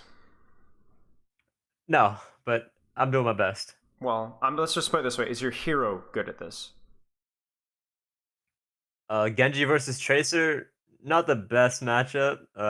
I feel like Tracer would win that most of the time, but I do have Cassidy with me. So. Right. I think it depends here. So like this is gonna feel, to be honest with you, this feels like this is gonna feel really boring to do, right? Where you're gonna dash a Tracer, force a recall, and you're gonna be like, "Blech, I'd rather like one shot an Ana." You know what I'm saying? But yeah, this is extremely useful, right? This is extremely useful because what's gonna happen? Let's just watch. Ready? There it is. Right? You see that? Right. There she is. It cost you your dash, but you kept the positioning and she didn't. You see that? You traded cooldown for cooldown, but you guys kept the positioning, right? And she lost it. That's a good trade. Right. Now, is it fun? No, because you're never gonna get like you might get a one shot on the Tracer, but more often than not, it's just gonna be hit a dash, hit a body shot, she recalls out, right? But it's the same thing as that's a Noob Hunter clip right there, you know? Right, Potential Noob Hunter clip, go for it. Right, exactly. It is, by the way, same thing with Sombra too, right? If you get out of Sombra, same thing. Force a recall. That's a huge value, right? So, all right, are you doing the right thing right now? By the way, probably not. Why? I'm just kind of following a diva into a hallway. Well, let's put it this way: are you doing the right thing, like right now, like by shooting her out here? Well, I mean, yeah, because she runs away, right? Right. Do you know where the Ana is? No, I don't. Do you see what I'm kind of asking right now? I think what you're doing here is the correct play, but you didn't know that was the correct play. It just happened to be the correct play. Because the Ana right now is not really accessible for you. I don't think you should really worry about the Ana. But like, let's say this Ana was just sitting on cart. Man, screw the diva, dude. Go kill this dude, you know? But you didn't know that. And I think if you could just take the opportunity, just like you're shooting a diva, it's not something that really takes a lot of your attention, right? So you you clear the Tracer out, do just a quick check. Where are they, right? Like, I don't even know if you know... Right. You know, make just like what DPS are they on? What supports are they on? Where are those supports? You just kind of get like a general like awareness check, like where people are. Like, just tab, you know. Oh no, that deflect again. Again, here is this the correct play with what you're doing right now? Honest dead. Okay, honest dead. I think we can kill the diva. If I think so too. Right. And again, what are your other options right now? Feed and go after the Kiriko, or just yeah, exactly. No, right, exactly. There is nothing else. So yeah. Now, if there was a Widowmaker on the field, maybe you'd have to be a little bit more careful about how you do this. But yeah, I think this is good. Dashing a diva, I guess. But again, probably seems like the proper play given the circumstance, right? And that's the thing. The reason why we ask these questions so often with Genji is because, unlike so many other heroes, there are so many options for you, aren't there? Like, there are so many things that you can do. So it actually becomes really important that you do... Okay, again, this one I don't love. It is very important that you make the right call. Okay, now, here it comes. There's the swap. You see the top left of your screen? What are they on now? I don't know if the bit rate's too low, but let me give you a hint. Oh, Widow. Right. So now what does this change? I need to worry about the positioning. It's, by the way, this is the exact same thing as shepherding. Do you always have to go on the Widow? I don't have to, but I just, I feel like against Widow, like you can get value without like killing her necessarily. Yes, because if she has to play, like let's say she plays here, because if she plays here, she gets dove. Is that value for you? If I dive her and she's up here? Right. I mean, yeah, I'd say so. So then she goes back here and she doesn't die, but then she has to play here. Do you see? Remember the shepherding concept, right? Do you see what you've done? Right, but now she can't one shot. She's a much worse angle. It's a much worse angle. You force her into a worse position because you just exist. But that only counts if you're actually paying attention. Like right now, let's watch where she goes. Can you deal with this? Probably not at this range. Right, not at the moment. Maybe later you could like do a real sneaky, get on her. But not right now. You need to be aware of it. You need to be aware of it. My problem is not necessarily are you going to be making the right decision, but my question is are you going to be aware of the information that you need to make the right decision? And that started with the very first fight. Remember this here? That's the question for me. Like right now, this seems reasonable. But are you aware? Where's that tracer, right? Oh, that tracer's on Widowmaker. So I don't even think it's as simple as you need to be pressing tab more. I think this is a much bigger problem for you. You know what I'm saying? Besides pressing tab. Straight up awareness. Right, just straight up awareness of where are the enemies. That needs to be a consistent thing that you do. Not necessarily now, because now is like for example, like right now, it's kind of too late, right? It's too much going on your screen. I don't want you to press tab now. I don't want you to be like, shoot the Genji. No, stop shooting the Genji. Turn around, do a awareness check. No, like, come on. You're in the middle of shooting people, right? So when you have these downtimes before fights, or even like here, right? Like right now, where's that Ana, right? Where's that Widowmaker? Do these quick checks. You know what I'm saying? That's what we need. That's what we need. And right now, I know what you're going to do. Oh, I thought for sure you're going to go for that Widow. I think that was an opportunity too, right? I think this is an opportunity too. You kind of see what I'm saying? Right. Go a little sneaky, I think what you're doing is okay-ish. You need to reset her. Yeah, that's just a nasty stagger. Okay. That's rough. Yeah. My bad. That's rough. You either need to like commit on the trade or like just get out, one or the other. Nice. Right. She either dies or she plays like a sissy. That's it. Now this map is good for Widow, to be clear. But you can make it harder for the Widow, 100%. One kill. You ready? Blade. You see it? Get that Ana. The Ana dies. Right. Don't greet this. Stop greeting this. Blade. Win the fight. The fight was not won. Win the fight. You know what I'm saying? Right, so be more decisive on these blades. Yes. One target. Secure the fight. Now, they're on Reaper now, okay? How does that change how you play? Don't overcomplicate this, just think. Let's put it this way, they're not on a Widow anymore, okay? That's the more impactful thing, right? Well, I guess I can actually like look at the enemy without getting one tap. Yeah. You play more open space, get a better read. Maybe I can go for that Ana more. There's a lot more freedom for you to do things, so. Dude, that dude is not having a good day. No, he's not. I don't know if he didn't have Wraith there or what, but that was interesting. Where's the squishies? Where are the squishies? There's the Reaper. Where's that Ana? Ooh, that's risky. Where's that Ana? There she is. But you know where she is, right? Right, because I saw the blue line. Get her. Don't shoot the Genji. I wanted to help my team. Don't shoot the Genji, but you can't. That's a Nanoblade. You can't help your team. You help your team by punishing them for putting in Nanoblade resources, right? Go get this guy. Look what your Zarya's doing the right thing. Maybe your Zarya bubble could be helpful here, but I mean, it's a Nanoblade. It's rough, right? So yeah. Come on. That's silly. He doesn't even die for it. Oh, he does. That's bad. I should have gone for the Ana. Yeah, you should have. You could have gotten both supports with your Zarya. In fact, your Zarya dies because she gets no health. All right, let's check this blade. 1 kill, 1 target.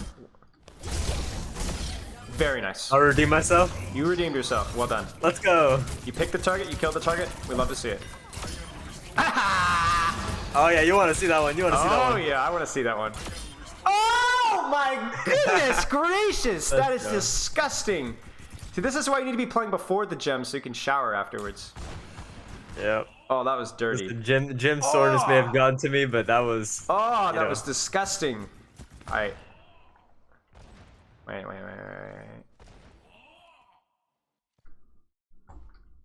Oh, wait. Let's just get this right here. Clank! Oh, and he's wearing the good skin too. That's a duel of this great skins.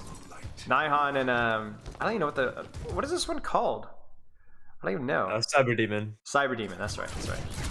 But yeah, the Nihon skin, you know, if a Genji player uses that, you know they're good. Oh yeah. You gotta respect them. Yeah. Absolutely. The greatest epic skin in the game. I mean, this is fine, right? There's nothing to shoot. So Right. just shoot the diva. Now, if they run Cassidy instead of Tracer here, you might need to consider that, right? Maybe readjust your positioning or be aware of that. But they're on Tracer. But again, I ask you, did you know that? No, I didn't. Right. Maybe they were back on Widow here, right? Maybe she goes 3, 2, 1, blammo, you know? Right? Did you know that? That's the question, okay? But the supports walk out, please stop shooting Diva. Because this Diva is not 1 HP. And Never gonna die, yeah. And this Ana is trolling. Now, I will say if the Ana is like here, again, then yeah, keep burning her, right? But as soon as that backline walks up, get him. Sick him. Right, I should have gone for the Ana again. Yeah. And again, like we talked about, like focusing Tracer is not always a bad thing to do, but again, here it's absolutely the bad thing to do because look at these backliners, right? You see this? This is ridiculous. Yeah. It's ridiculous that you're dashing a Tracer and cart when you're in the perfect position to pressure the backline. And remember, it is not about getting the kill, right? It is about either making that position back up and give up that position, right? Oh no, we have to back up. Or if they stay here, then all of these guys' attention is on you. You see what I'm saying? And that means, look at this Diva. You know what I'm saying? You would have done more damage to the Diva by distracting the Ana. Do you see what I'm saying? Yeah, she wouldn't have been able to heal the right. So they would have had to focus on supporting the Ana. Maybe they've all flicked to shoot at you. That means they're not doing damage, they're not doing healing, and so on. Right? This is a mistake. You need to play to your hero's strengths. You shoot tanks when there's nothing else to shoot, or when your angle dictates that. But right now, these supports are like actively feeding, and they're just getting away with it. Like holy smokes. Right. I respect that deflect. I know what you're trying to do with it with the high noon, so I'm not gonna give you a hard time for it. Ooh. Don't love that deflect. I know what you're trying to do with it, but yeah, okay. I'm kind of blazing through parts of these fights because I feel like when you put yourself in these really messy, ugly mid-fight situations, I wouldn't say the fight's already lost, but your opportunity to carry through like good decision-making is already passed. So then at that point, it just comes down to mechanics, and I'm not really here to coach you on that. It's not, I could coach that, but it's not the priority. It's not the biggest return on investment. You know what I'm saying? For your time. So. Right. Oh my goodness. Okay. Well, would have been nice to know that. That just blew up. Certainly you knew that he was on Hanzo, right? Certainly you knew he was on Hanzo, right? I didn't. Right? I okay, didn't. Here's the crazy thing. If you knew he was on Hanzo, how would you retake this fight? For it. I would have gone bottom left. I would have gone bottom. Yes, exactly. I would have gone bottom left to sneak up on him and to avoid just getting spammed on an angle, right? This fight was actually winnable. You guys had Grav. So like even here where it's like, oh, unlucky. No, it's not. It's not. Right? Right. You're making it impossible for yourself to make good decisions, you know, because it's like you just don't have the information. So okay. Oh, okay. Whoa. Oh, I know what I'm gonna say. Are you ready for it? Well, first off, please be careful here, right? Second off, if you knew you were going to push here, you used your deflect, didn't you? Yeah, I did. Now, I'm not saying that would have saved you from getting shot mid-fight, but if you dash here, you're going to need your deflect.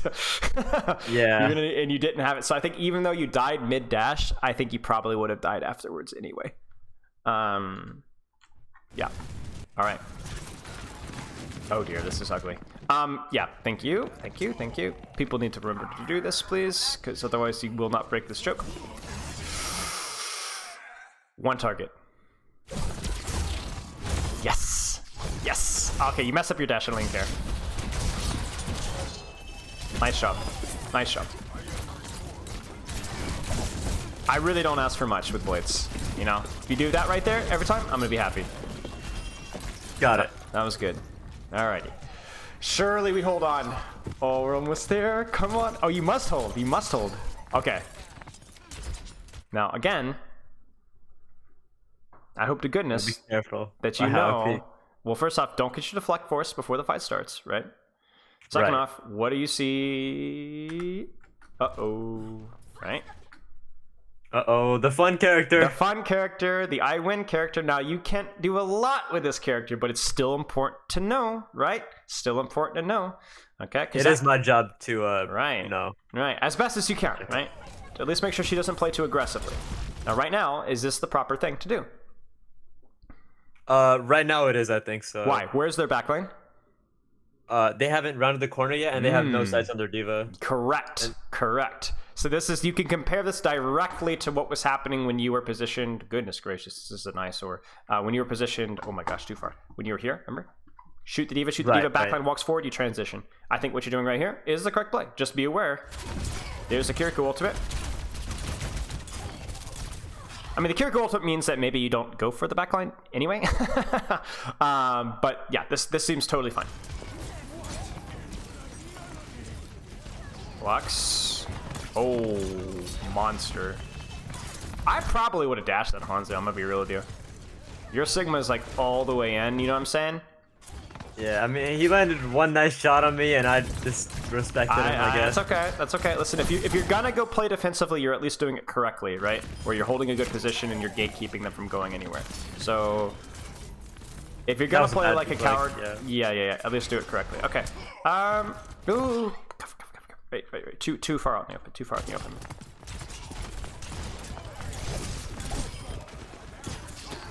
Okay. I mean, seemed like pretty high percentage dash there, to be honest with you.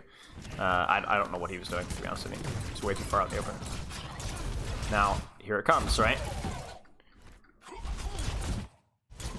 What's the highest value for your investment, I guess? Where should you be? Okay, well, my plan at first right here was just, okay, I'm gonna get my blade really fast. I'm 93%. I'm gonna get it really fast, and I'm gonna blade the backline. Gotcha. Okay, then I'll cut you some slack. What I was gonna say otherwise would be to dash through here, right click, force the slide, grab the mega, kind of play here, or play up here, or just run back, grab the mini, and play again. But I think trying to bully this Sojourn out would be good as well. But I think what you're doing is fine. But just what's the only problem with this here? Do you see what's wrong with your screen right now? This is why you have to be careful about this. Diva's all I have on my screen? Yes. And why is that a problem? Because I can get one tapped by literally two characters. You don't know what's going on, right? You don't know. You don't see what's shooting you. This feels very familiar to first fight. I know why you're doing it. I don't disagree with the logic, but you just got to be careful. You just have to be careful. One target. Yes. One target. Yes. Ah, very nice. Easy. And it's funny how when you focus on one target, that often ends up being three. Right. Okay. So, what are you seeing? Okay, so what are your priorities? Let's put it that way. Well, first off, I want to my priorities, as in like what I need to work on, or sure, like just what have you seen in the sun? Okay, so so far what I've seen, like I would talk about, I put myself in situations where decision making isn't going to carry me, and that's why I said I have bad decision making. It's not that I have bad decision making; it's just that I have a lack of awareness that prevents me from making those decisions. I love that because that's something that you can practice directly. Saying bad decision making is more of like, I don't know what to do. Well, now you actually have something that you can do right now, next game, to help. Right. Which is what specifically? If we're being very specific, what do you need to practice? Awareness. And how do you practice that? Pressing tab more often, actually looking at the enemy and not just AFK brain lag shooting at the tank constantly. I would take the time before every fight. The first step would be right before the fight starts or as the fight's leading up. What are they on and where are they? And if you can Right, answer right. those two questions, I think your awareness in decision making will improve. Now we can also start to think about like mid-fight awareness checks and things like that. But like, don't worry about that. Like right now, what are they on? Where are they? Let's start with that. And if we can answer those questions, then I think you're gonna have a much easier time playing the game. Got it. Okay. What else are you seeing? If we were to throw in a couple of other things to work on down the road. Okay, so I think my positioning is actually pretty good. Looks pretty good. Yep. I think what you do with that positioning is not always so good. Sometimes letting backlines rotate for free, or over focus on tank and things like that. But yeah, I would agree with that. What about your blades? Blades, again, focus one at a time. Like you said, I didn't know how to I didn't quite understand that concept until now. Sure. So appreciate it. Sure. No worries. No worries. Okay. Anything else? I'm trying to think. I feel like there's. I think maybe deflect. Maybe just keep working at that. Oh right. The deflect. I don't know how up to date this is because away. this VOD is a week old, and you said you saw a video on it recently. But just keep an eye on it. But right now you have at least 3 things to kind of shelve and work on one at a time, right? And I think even the hierarchy, I think we got the order correctly as well for you. So practice that consciously and with intent for those 3 hours. That for probably for a week, I would, or 5-6 days at least, focus on the pre-fight check, right? That we talked about. Let's practice that, right. Build that in. And then from there, maybe next week you do a little bit of a one blade, right? And then after that, work on deflect and just see how those things go and progress from there. Yeah, do you have any questions? Could you repeat that last bit so I can write it in my notes? Sure. The deflect is just make sure that you're guarding your deflect cooldown before a brawl starts. If it gets forced, it gets forced. That's okay. You need to look at your positioning about whether you should have used it or not. But I don't want you looking for deflect value before a fight starts. You need to use it so that you can go in aggressively, or so that you can survive if they go in aggressively on you. You see what I'm saying? Got it. Don't waste it. Don't waste it just for the bronze. Surely they'll shoot the deflect and I'll get a headshot kind of a thing. You know what I'm saying? It's a defensive cooldown, really. Okay. All right. Thank you so much. You are very welcome. You're very welcome. Remember also, I hate to throw in more, but remember what we talked about before the review with the 3-hour rule, looking into the caffeine, all those sort of things. Those things are probably more important than anything that we talked about in this review. Okay? Got it. Keep in touch. Let me know if you have any questions. You know the replay code rule? I assume you've heard me talk about it before? Maybe not? Okay. Shoot me a replay code whenever. Tomorrow, next week, 2 weeks from now, a month from now. And be like, I didn't know what I was supposed to do here. And give me a timestamp, and I will look over the timestamp. It could be a couple of fights, and I'll give you my feedback on what you should have been done. Sound good? Sounds good. All right. Keep in touch. Good luck, and stay on the grind, all right? I appreciate it. Yep. You're very I'll do my welcome. best. Cheers, mate. See ya. Yeah, have a good stream, man. Yeah, I will. Thank you. All right, that was too epic. The Genji Extraordinaire. Hope everyone I hope everyone enjoyed that one. That one was fun. I like Gibraltar, honestly. I don't like necessarily playing it all the time, but I do enjoy coaching it. Alpine Life, thank you for the sub, mate. That's a cool name. Let's check it with chat, guys. So I apologize. You guys know the routine. Whenever I am coaching, I'm honestly the world's worst streamer when it comes to checking chat because I'm trying to focus on the actual coaching session. New Jay, hi Spello, just wondering if the Patreon is meeting your financial goals yet. Yes.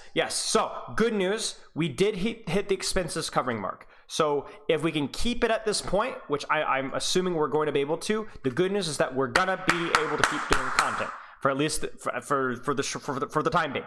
So I'm very, very grateful. I talked about this at the start of the stream. I realized that there's a lot more people here that weren't at the start of the stream. But thank you guys so much for the support. We got it. Within 24 hours, we got to where I needed to be for covering expenses. I'm not going to be living lavishly, but as I already said in the video, that's not really my goal. So I'm not really looking to live lavishly and live happily ever after. I enjoy what I'm doing.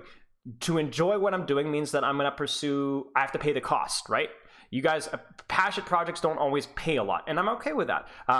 But right now, I'm not in the red. And thank you guys very much for doing that. I really, really appreciate that. I don't know what happened yesterday exactly, because I got like a lot of people joining the Discord, and the video got a lot of views, and then I also got like a lot of YouTube subscribers at the same time.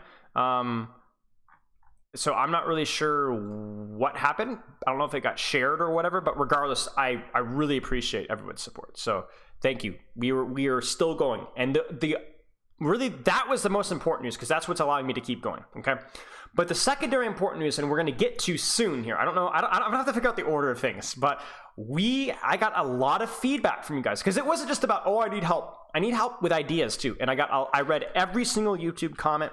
A lot of you guys messaged me over Discord. A lot of you guys were suggesting stuff in Discord as well. I read all of them. I wrote down a lot of the ones that stood out to me. There were a lot of them.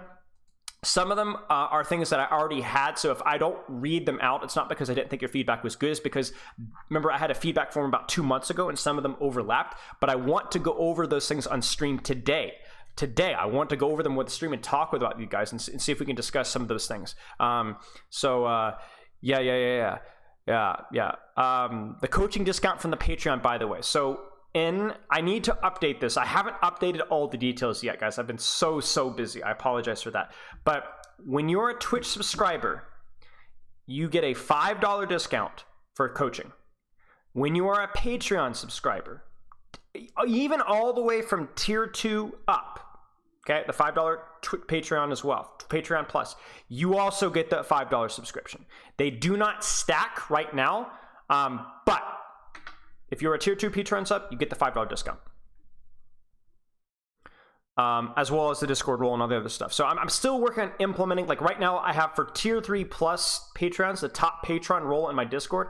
I want to have a separate chat channel so we could do some of like the social activities that I talked about, but that's on my list to do next week, starting next Monday. But the Discord roles, the coaching discount is still in there when you fill out the form, but it's going to say Twitch. Just say, are you a subscriber? Just say yes, and then whatever. And then the early access on YouTube. Oh crap, y'all. Oh, early access on YouTube. I'm probably gonna have to implement that on Monday. Early access, because I forget. So here's the thing with the early access. If you're like a tier 3 plus supporter, you get early access to my YouTube 24 hours ahead of time. But that means I have to upload the video unlisted. The problem is, I'll actually leak this if you guys want. Here's the problem. Here's a video that I am going to release later in the week. I don't think I'm going to be leaking anything crucial here. Oh yeah, we could show this on the stream. No big deal. So here, check this out. So this is scheduled Advanced Kiriko review, the Grandmaster coaching. This was the Grandmaster guy that I reviewed with last week. This is scheduled for tomorrow, okay? No leaks, don't tell anybody, all right? However, when things get scheduled, they go on private. Now, the problem with private is even if you have the link, you can't look at the VOD unless you're actually the person producing the VOD, which is me, okay? So what I'll have to do is I'm going to have to stop scheduling VODs, which is kind of, I'll have to leave them unlisted and then publish them at the proper time manually. So it's a bit annoying. I can technically use Patreon. There's a way to do it with Patreon too, but I haven't been able to look into it just yet. So in the short term time being, it's going to be a little bit of a hassle. But all of these things I will be implementing next week on Monday. So not even truly late next week, just like a handful, like several days, y'all. Just gonna have to bear with me because I'm gonna be out of town this week, and I can't stream on Saturday either because I'm gonna be out of town. It's part of the reason why I wanted to do a long stream today as well. But yeah,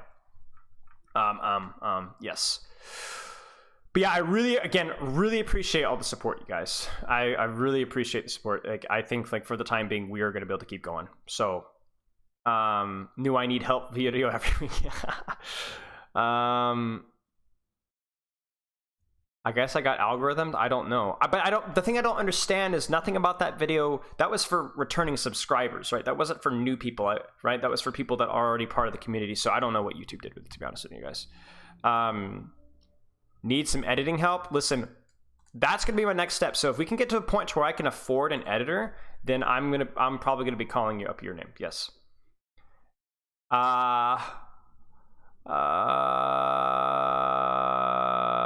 Surely there's a way around that. Yeah, I'm sure there is, but I'm too stupid to have it figured out just yet. How do we connect our Patreon? I think there's, I don't know if you can connect your Patreon and Twitch account, but you can connect your Patreon and Discord, and that's what really matters with the coaching discount.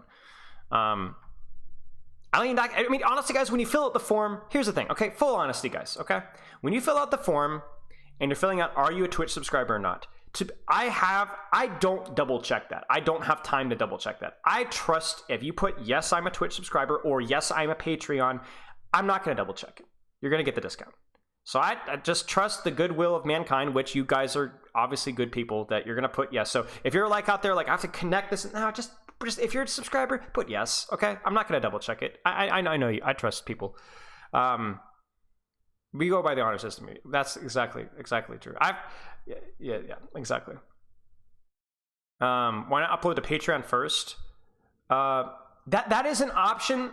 I probably will end up doing that. That's probably the best solution. The only reason I've hesitated to do that is because my internet speed isn't super fast, so I would have to be like a little bit tighter with that. So I'm going to bookmark this link right here. I'm going to look more into it either.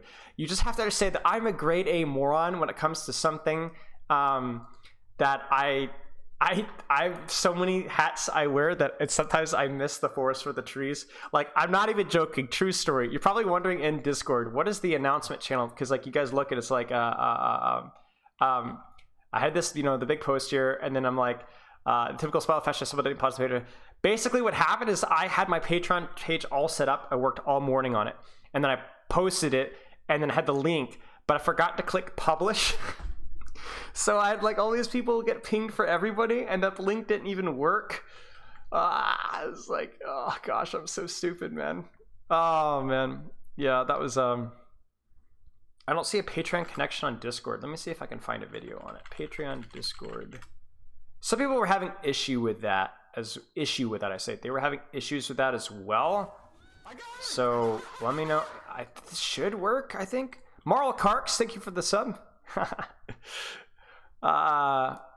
Okay, here's the other thing. So this was like actually a really good comment, and this is like encouraging comment. I'm not trying to make fun of this comment whatsoever. This was good advice. However, this comment here this did make me kind of laugh from Spinks. If you get yourself an editor who can cut your videos short, you could go as a content creator while staying true to coaching. Thing is, chat, I do everything. Like the thing, like so a lot of you guys were talking about collabs and stuff like that, and I need to keep pushing that. But a lot of the content creator coming up with new ideas, reaching out for collabs, building brand, private coaching, I do that, and I do the editing. I wasn't joking when I said I work as much as I did in Overwatch League as I do with this. I'm probably working like 65, 70 hour work weeks, which isn't crazy, but with the amount of mental focus, dude, I am so tired. So my wife yells at me if I don't spend time with her. I'm kidding. No, but we have to, it takes a lot of work. So, yeah, anyway. Okay, here's the deal. I have to use the bathroom because I've drunk tea for the past 4 hours, and I don't know how I've made it. My kidneys are like, ah! So here's what we're gonna do. We're gonna run an ad break. I'll be back in like 1 minute, and then we'll figure out. I'm gonna need to chat with you guys about what we do next, because we got a lot of things that we have left to do in the stream, and we're already 4 hours in. So I'll be right back, y'all.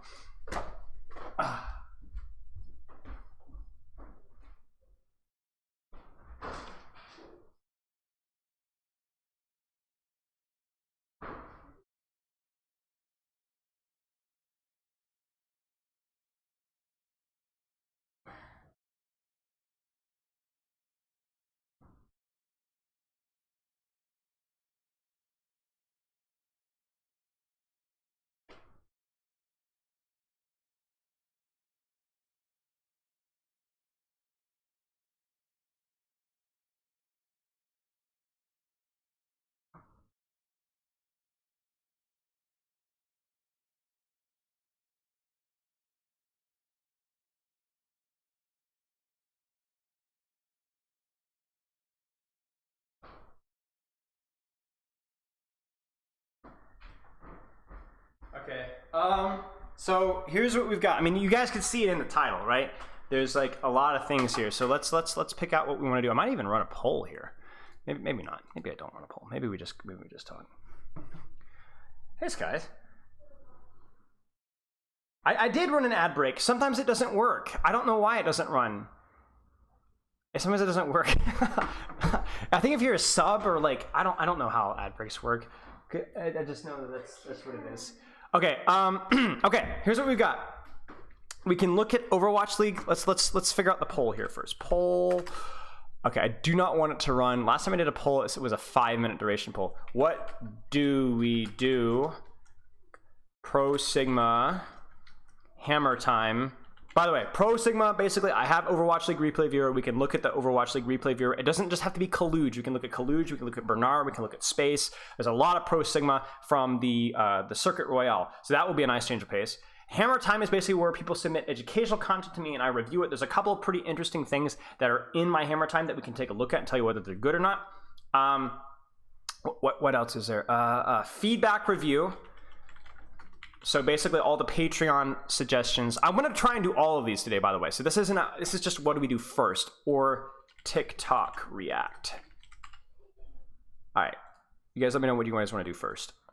Because we're, again, like I said, we're going to try and do all of them, but let's try this. Have I fiddled with the bees? I haven't, dude. Emotes. I have emotes as well. If you look down at below my Twitch stream as well, like the thing down there, all the buttons, a lot of those things are outdated as well. Like, there's just so much to do. The emote, you're right, though. I need to run emotes.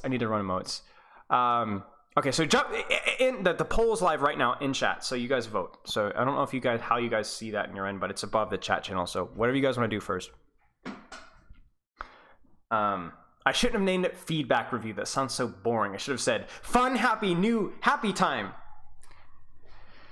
Well, I had an emote artist for a couple of them, but like, for example, I haven't implemented everything. That's the problem. Like this one was drawn for me. That one's pretty good. Fun, happy, new, happy time. Yeah, exactly. All right. TikTok React. Okay, listen. Here's the deal with TikTok React. I need your help, okay? This is only worked last time because people sent me TikToks. So in Twitch chat, I don't care if it's Overwatch related or not. I need all the TikToks, okay? I need all the TikToks. I need, okay, actually, yes, they do need to be Overwatch related. What am I talking about? The worst, the best, the educational, the funny, the ones that really flop, the cringiest. So last time we had a great time and I had so much fun doing it that I did a YouTube video for it. So let's do this. Let me get my thing set up here. Okay, I think we're good to go.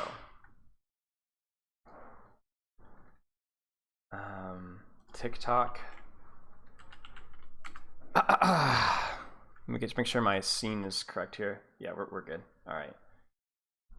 By the way, I have a TikTok in case you guys are curious. No subtle plug here. Okay, let's pull up a few of these. All right. Oh wait, I think I know what this one is. Wait, did I like this?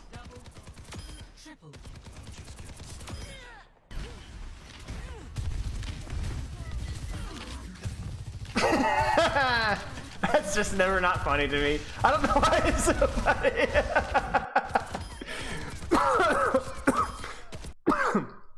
That will never not be funny to me. Okay. Okay. Let's so if you guys got any, throw them in chat. Educational.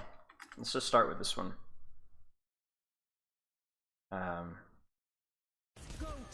let me just say this. Playing Ana on push maps is a lot like when you're watching your friends play dodgeball in gym class, and you want to join the fun, but you can't because my Reaper just got murdered. Now while my Reaper flames me for not hitting the sleep on the charging Tin Man, I know for a fact that this Rhine is drooling at the mouth to try and beat me with his hammer. So we're gonna kite him into a teammate and hope for the best. Why is he here? So while unintentional, the growing list of people I've cucked is now my Reaper and my Soldier. So if you're a damage main, make sure in the comments you flame damage me, main? you flame your support players. Now by some stroke of luck, the Bastion was bad and the opposing Rhine is attracted to shiny lights. But I better start contributing to the group project before my team starts typing support diff in chat. Now honestly, I haven't done nothing. But the least I can do is take down the Kariko 1v. The Kariko. Ah! I actually did something. Anyways, I hope you enjoyed this guide on how to do the bare minimum and grief your... Well, what's the purpose of this video? Is this guy, like... This isn't even remotely educational. This is... Ha! This is educational. Just kidding. I'm here to waste your time. Hey!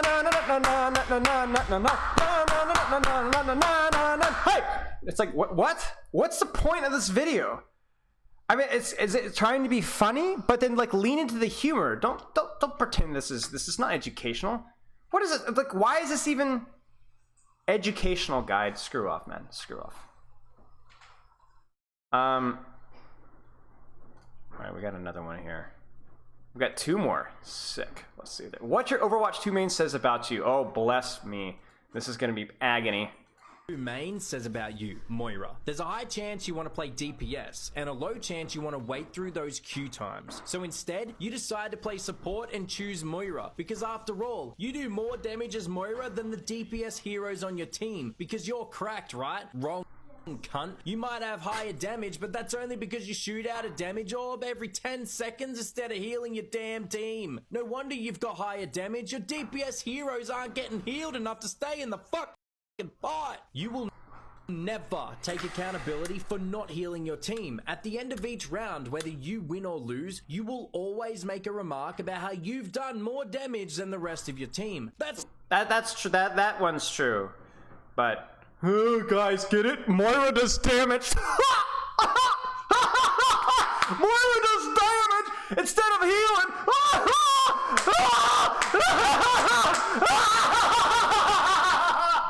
Wow, boy, that was clever. Haven't heard that one before. Something to brag about. You're the fucking healer. You should be bragging about how much healing you did. But guess what? You can't do that because you didn't fucking heal us. You will always win your 1v1s against squishy enemies and complain that your teammates can't win theirs. But what you don't realize is that while you took an entire minute to fight that fucking tracer by yourself, the enemy team pushed through the rest of your squad and moved the payload so much closer to the end. So if you didn't realize this already, they even snuck in a payload, push the payload reference. Just in case this wasn't silver enough, we just gave it that extra little boost just to make sure that this really, truly is aimed at the gutter. Thank you, ladies and gentlemen. Pretty simple solution. Just fucking heal your team like the healer you are. The healer you are. Well, ladies and gentlemen, you heard it here first. If you're Moira, heal your team. Shocking, shocking. So edgy. Love it. Really a huge fan. Well done, everybody. Well done. I just hate low effort stuff like that. It's not even funny. It's like maybe I'm just too esoteric. Maybe I've been involved in this game too long. Maybe I'm just too smart, guys. It's just not funny. It's just not funny. Just not funny. This is why Orisa is OP. I think a lot of people are trying to defend Orisa in Overwatch, saying that she isn't OP, but do you know about this ability and what it really does? I'm talking about Javelin Spin. Here, let's go ahead and read it. Spin your Javelin to Here, let's go ahead and read it. Okay, don't mind if I do. Destroy projectiles and block melee attacks, while also pushing enemies and increasing forward speed. For all the damage your Javelin deals to an enemy, you will store that damage as health for you to use heal your allies. This isn't funny! You're not funny! You're not You're not funny! You're not funny! Okay? I fell for this once, never again. I know what's gonna happen. Here it goes. Teammates that are damage boosted by your Javelin will also get a 5% like that. decreased respawn time that stacks every time they're... It's just not funny, okay? It's just not funny, okay? It was a gimmick, okay? You know what a gimmick is? It's like, ah ha ha, that's cute, okay. Now, I never want to see you again, okay? That's a gimmick, okay? But then it keeps happening. Thank you for the bits, by the way. Thank you for the bits, okay? It's not funny. Alright, it's not funny, it's stupid, okay? Now here, if you guys want a real tip here, I bet you guys probably don't know this. It increases your forward movement speed and it lingers. So after the Javelin spin is done, you actually have increased movement speed for I think 2.5 seconds after the spin is already over with. It's not a lot of speed, but there is increased movement speed afterwards. That's useful. And if you want something funny, I can jump up and do a jig, okay? There's your humor. That's not gimmick, that's art, okay? So there's your humor, there's your educational content. Farewell.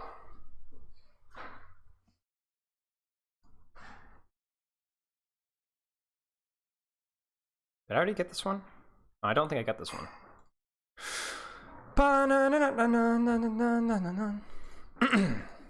Who should I interview next? Okay, interview with a Genji main. Genji main, and this is how it went. On a scale of 1 to 10, how much do you want to die right now? 8.5. I tried last night because Ana didn't nano me when I asked for it. Damn, she really should have nanoed you. That's...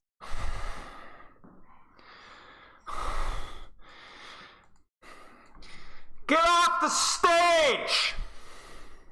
That's kind of rude. I agree. I told her to off herself. And I got muted for about 8 hours after that, but I think it was worth it. Do you know what grass is?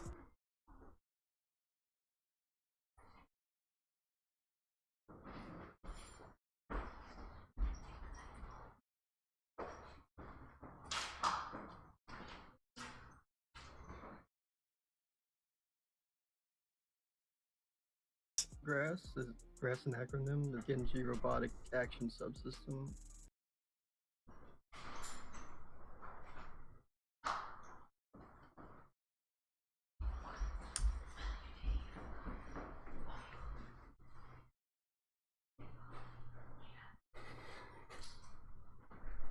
No, I don't think I've ever heard of that.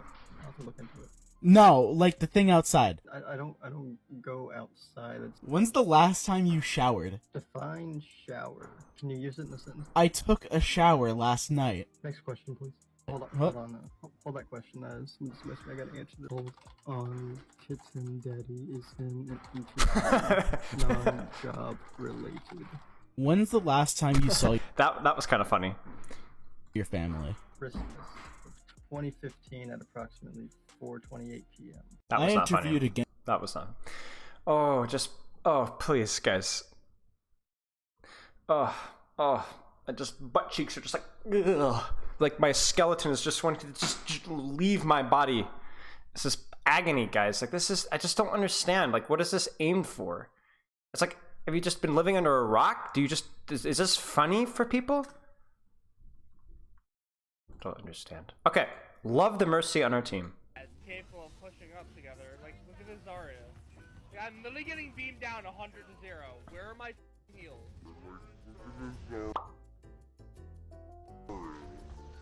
I literally was healing you that. If you watch the cutscene, you can see it. Your heals are slow. Where the fuck is Mercy? We're trying, I promise. Like, we are on you. No, not the Mercy.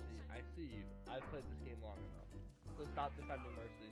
I think maybe you should take a break from this game. Then if you play that much and you get that mad. Who said I was mad? I don't know, you sound really, really angry. I mean, you're like high into emotions right now. Very emotional. Oh, I'm high in emotions? Yeah. You see that inflection in your voice fucking know going up? me? High in emotion? How long have you known me? See, look, you're getting mad again. You don't know me at all. So You're right. out and But look play how the mad game. you're getting. Like, you're cussing and getting so angry. Actually, my back. Okay. I'm shot. I'm chat. I'm doing the thing I never thought I would. I'm siding with a VTuber. Oh no, we've really hit bottom. Okay, I'm sorry. I couldn't help myself. Okay. Grim, come here. Grim, come here. Cat is being sad. Okay, now you guys are getting the Twitch on Twitch. Did I already look at this one? Wait, I think I already clicked on that one. All right. Grim! Oh, here we go. We got this one. Thank you for the sub, by the way, Savage Run.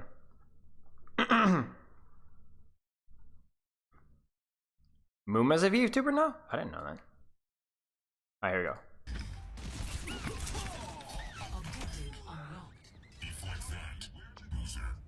Oh my god, that's actually such a godlike. That's pretty funny. Can you move the face cam so you can see the title? Yeah, I can. Here, honestly, we can just like wait for it. Go like way down here. Is that better? Here, can I do? Does that work? that works. All right, let's keep going. If you guys have more, just link them in chat. But otherwise, we will continue to go. Healing. You are not healing correctly. That's loud! Oh, It's loud. On Kiriko if you heal once your allies have taken heavy damage and they are at a distance. Kiriko does great healing, but the travel time for her healing Ofuda is very slow. Therefore, you have to observe who is about to take damage and heal them in advance. Teleporting to them is also an option to fasten the heals, but consider the risk before doing that. You are not healing. The fasten the heals. Okay, well, sure. This is an Ana setting that you must turn on. In settings for Ana, turn on the setting that requires nano confirmation. The setting makes it so that you have to confirm on who you want to nano. It'll bring up a little screen that you can then see who you want to nano, and then you can confirm it. This is a must-have so that you do not nano the wrong target. It slows you down. It's okay, but it's not must-have. It's potential.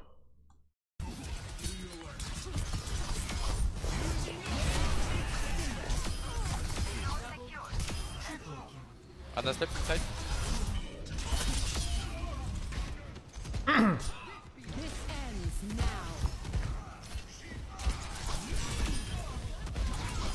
Okay, well, highlight reel. Hey, it's me. Why am I here? Quick tips to improve at Lucio. Improve at Lucio. It only takes 4 headshots, a boop, and a melee to kill a 200 HP target. Tip number 2, you can melee a target. Well, that's great to know, guys. If you quadruple headshot a target and then melee and then boop them, they will die.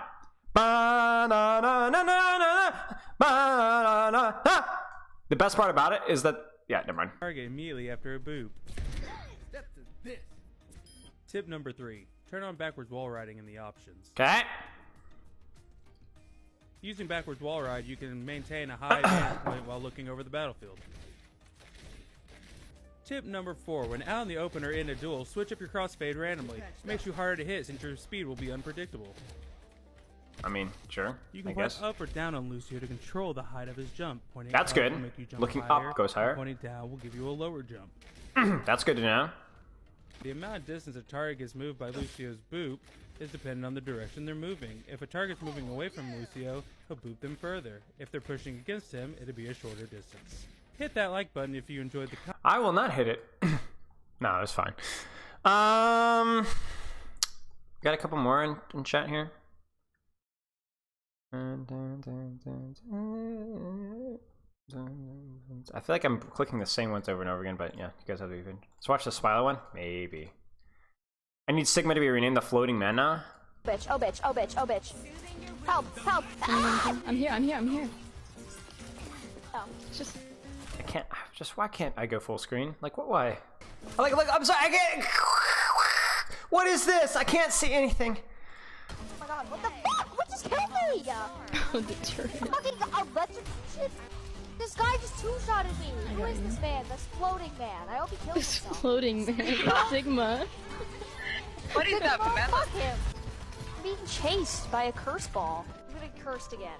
What happened? Do they have a Zen? I don't know, but How are you getting I'm cursed? What do you mean? Bitch.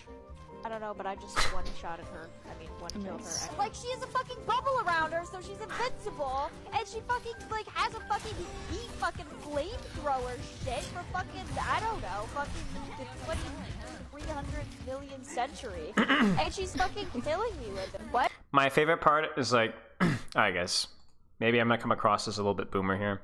My favorite part is when profanity is so much like a part of who you are. I know I'm calling some of you guys out here too. That it literally becomes an adjective, verb, and noun, and it's like interspersed between every single word to the point to where it's not even cursing anymore. It's just like vernacular. She has a fucking bubble around her, so she's invincible. Let's just go back here again. What do you mean? She has a fucking bubble. I mean, one-killed her. Like, she has a fucking bubble around her, so she's invincible, and she fucking, like, has a fucking heat fucking flamethrower shit for fucking, I don't know, fucking the 300 million century, and she's fucking killing me with it. Why does every person who plays this character... I just ask people to be creative, man. That's all I ask. Killing me with it. Why does every person who plays this character with the bow, why is every person who plays him, like, useless? True. Yeah, Hanzo. Why is every person who plays him, like, actually shit? Have you noticed that? Is that, like, a pattern? It is, actually. She's Right. got a point. Okay.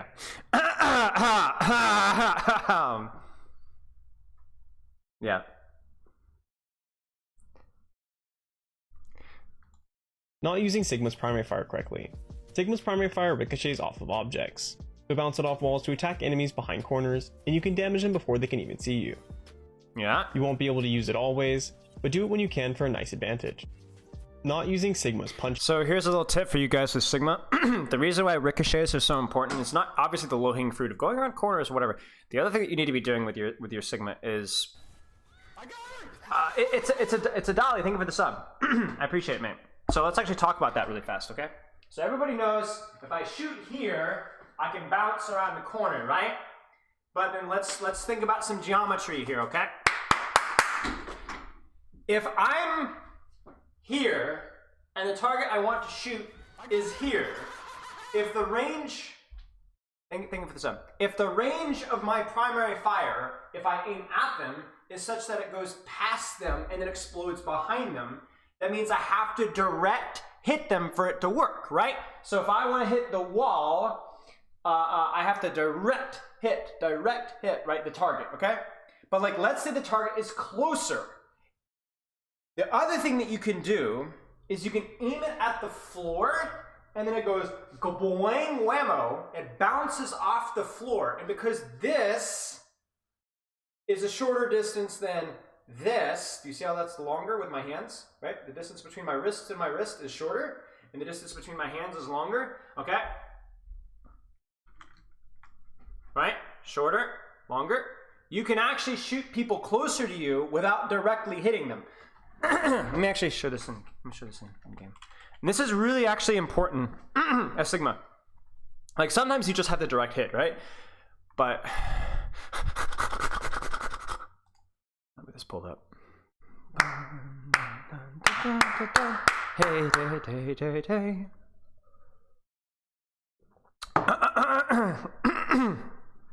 So I'm just gonna pull up the practice range because I didn't realize I was so small in the frame, and also like jumping around in pajamas is not exactly the best way of explaining a concept. Okay, so here's the deal. Wangy whammo. If I hit point blank, obviously it explodes if it hits something directly, right? Bang bang, right? Bang bang, bang bang, right? But like, let's say I'm like not, like the target's moving, right? And I'm like, I don't know if I'm gonna get the direct hit. Well, then for me to hit it, I have to be at like the max range, right? Like right there, right? But like, let's say the target's right in front of me. If I miss, oh crap, I just do no damage, right? Oh crap, right? I do no damage, crap. Oh, I got the direct there, but crap, I missed. So then the way to do it is, remember, the distance of your primary fire changes if you bounce off the floor. Do you see how I'm barely, let's actually do it right here. I'm barely hitting this target, right?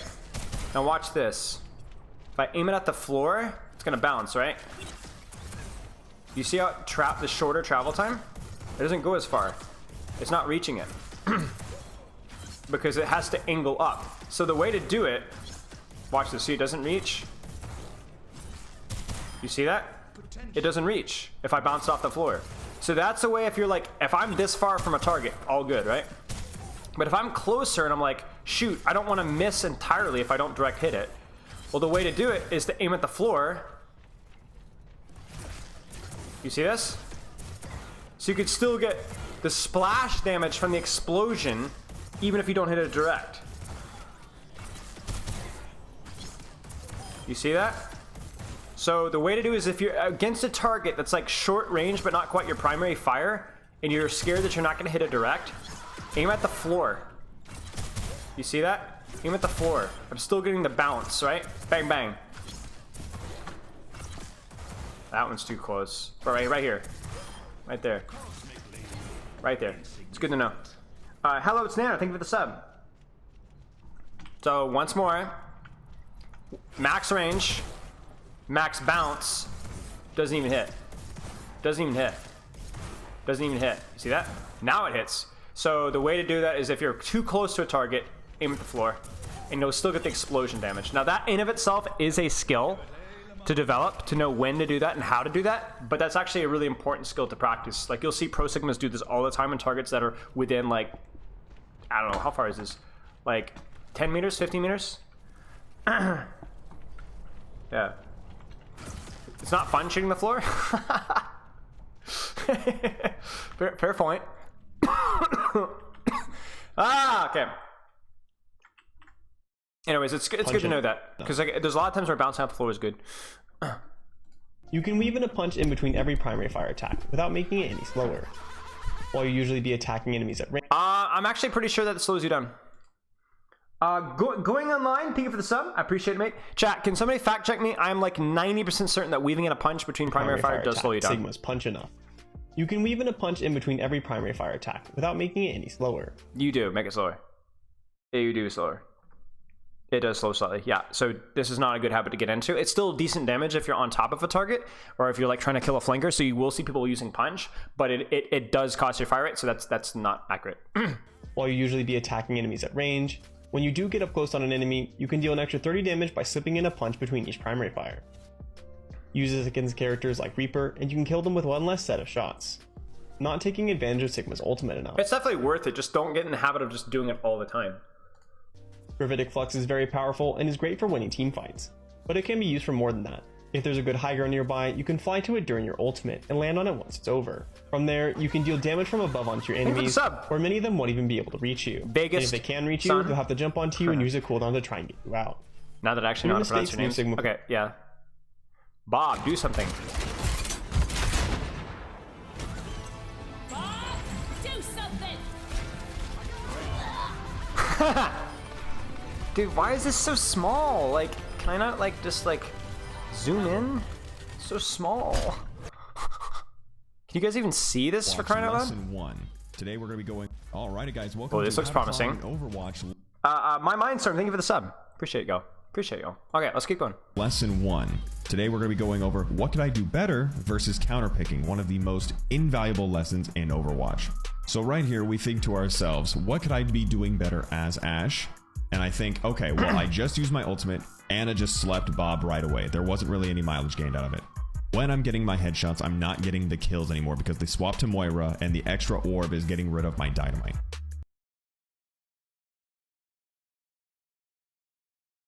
What? They are picking against my character at this point, so I need to swap. Who still adds a very long distance hit scan high damage opportunity to get these picks, so Lucio. my front line can walk over them. Lucio! That's right, Widowmaker.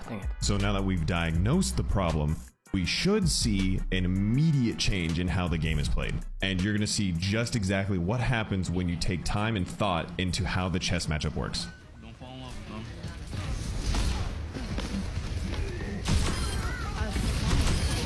Push them off.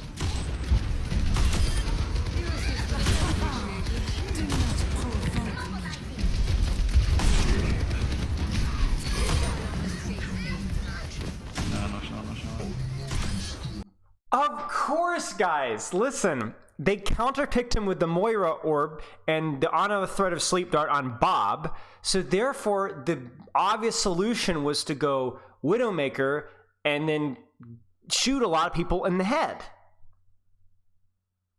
I mean, obviously, is that not obvious to you guys? How is this not obvious to you guys? Moira Orb does the damage contradiction, which it brings you to the crossroads of the metaphor for the simile, and then you bring into account the Sleep Dart counter cooldown macro rotation. You have the head to tail crisscross macro counterfy, and then that brings to the light of the anti-angle geometry deamplifier. And then you counter the Widow headshot 3 times multiplier, brings across the static introduction of the Lumiscape. Which obviously means that we win the team fight off of that. And then you obviously you have the mechanics for that, so then you hit the shots. Duh.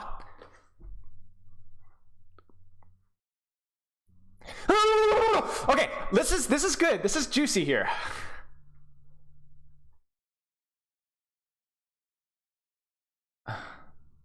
GM Tank Main. Wait. Where are they? Come on. Ah. I'm checking. I found a new source. All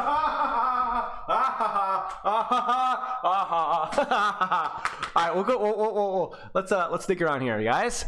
If you don't know these 4 things about Batiste, you are just playing the character wrong. Number 1, his biotic grenade launcher does 70 healing per second if you hit the person directly, and it does 50 in splash. 2, your amplification matrix can move with objects that you set it on. So if you set it on... You have 4 things, and you pick this? Oh, man. On payload, it'll move with the payload. Floating platforms, it will continue to float with them. 3, if you... What? How many moving platforms are there in the game? What is it, end of Route 66? Volskaya, which doesn't even exist anymore? You use your immortality field. It cannot be blocked by Genji deflect. It cannot be eaten by defense matrix or any of those absorbing abilities. Can't be blocked by barrier. For the most important one, the damage does not multiply if you use multiple extra damage sources through amplification matrix. So if I throw out the matrix and soldier is shooting through it, he does 200% damage. Mercy then gives him the extra damage beam for 30%. It's only going to be 230% total damage. Still crazy, but that's just how it works. Oh my gosh, thank goodness. Thank goodness. I really needed to know that. I just needed to know that. Oh my gosh, thank goodness for that. That would have really messed me up. Chance of everything for the sun. For crying out loud, man. For crying out loud.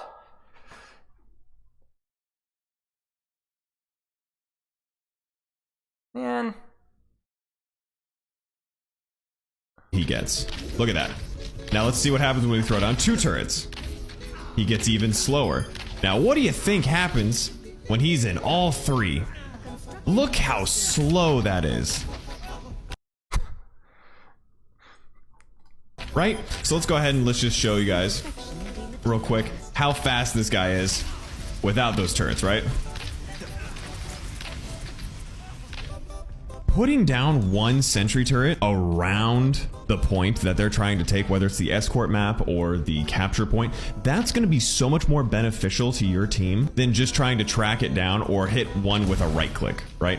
So when you're playing Symmetra, you are also part of just crowd control. And when you call out, hey, I've put turrets around the Roadhog or I've put turrets around the Reinhardt, your team knows that they can play like he's going to be slowed. So that's one of the biggest things about Symmetra, and I hope you've learned a little bit there. He gets. Look at that. Now let's see what happens when we throw down 2 turrets. No way. Did he just say place turrets and don't instead of trying? Wait. It's going to be so much more beneficial to your team than just trying to track it down or hit one with a right click. Right?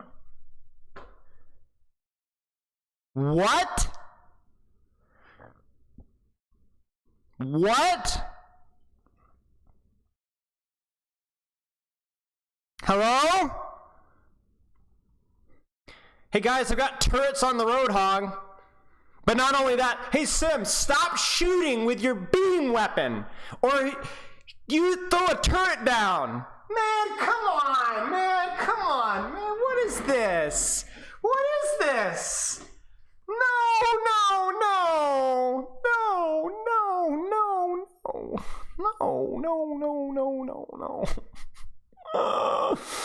All right, let's keep going, guys. It's like I can't stop. There's too much agony that waits for me around the corner. Alrighty, guys, welcome back to another Overwatch climbing lesson from a Grandmaster, episode 4.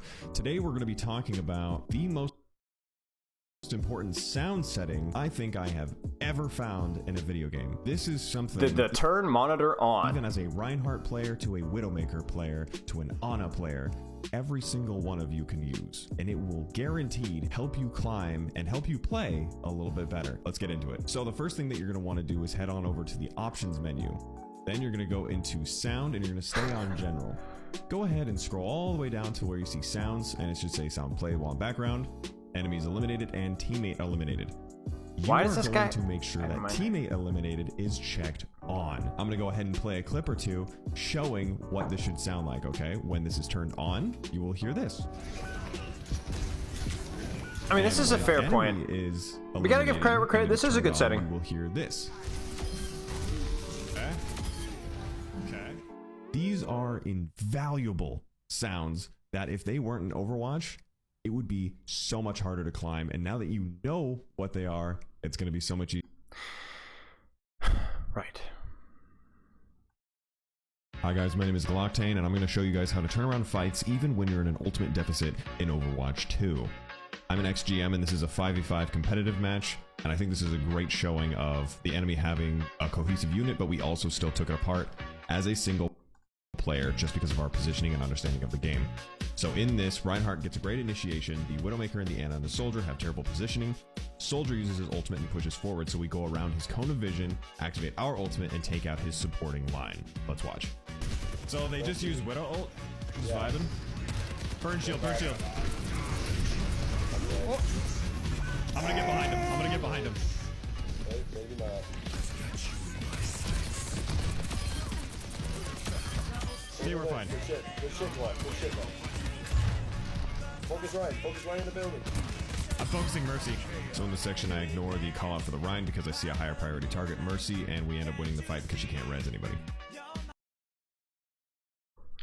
I mean, I don't know, like, chat, there's nothing more to say here. Like, we're slowly, we might have to pivot here because this is just getting, this is borderline, we're like entering the twilight zone of the TikTok here. So what did we learn here? Flank with Visor? Shoot Mercy?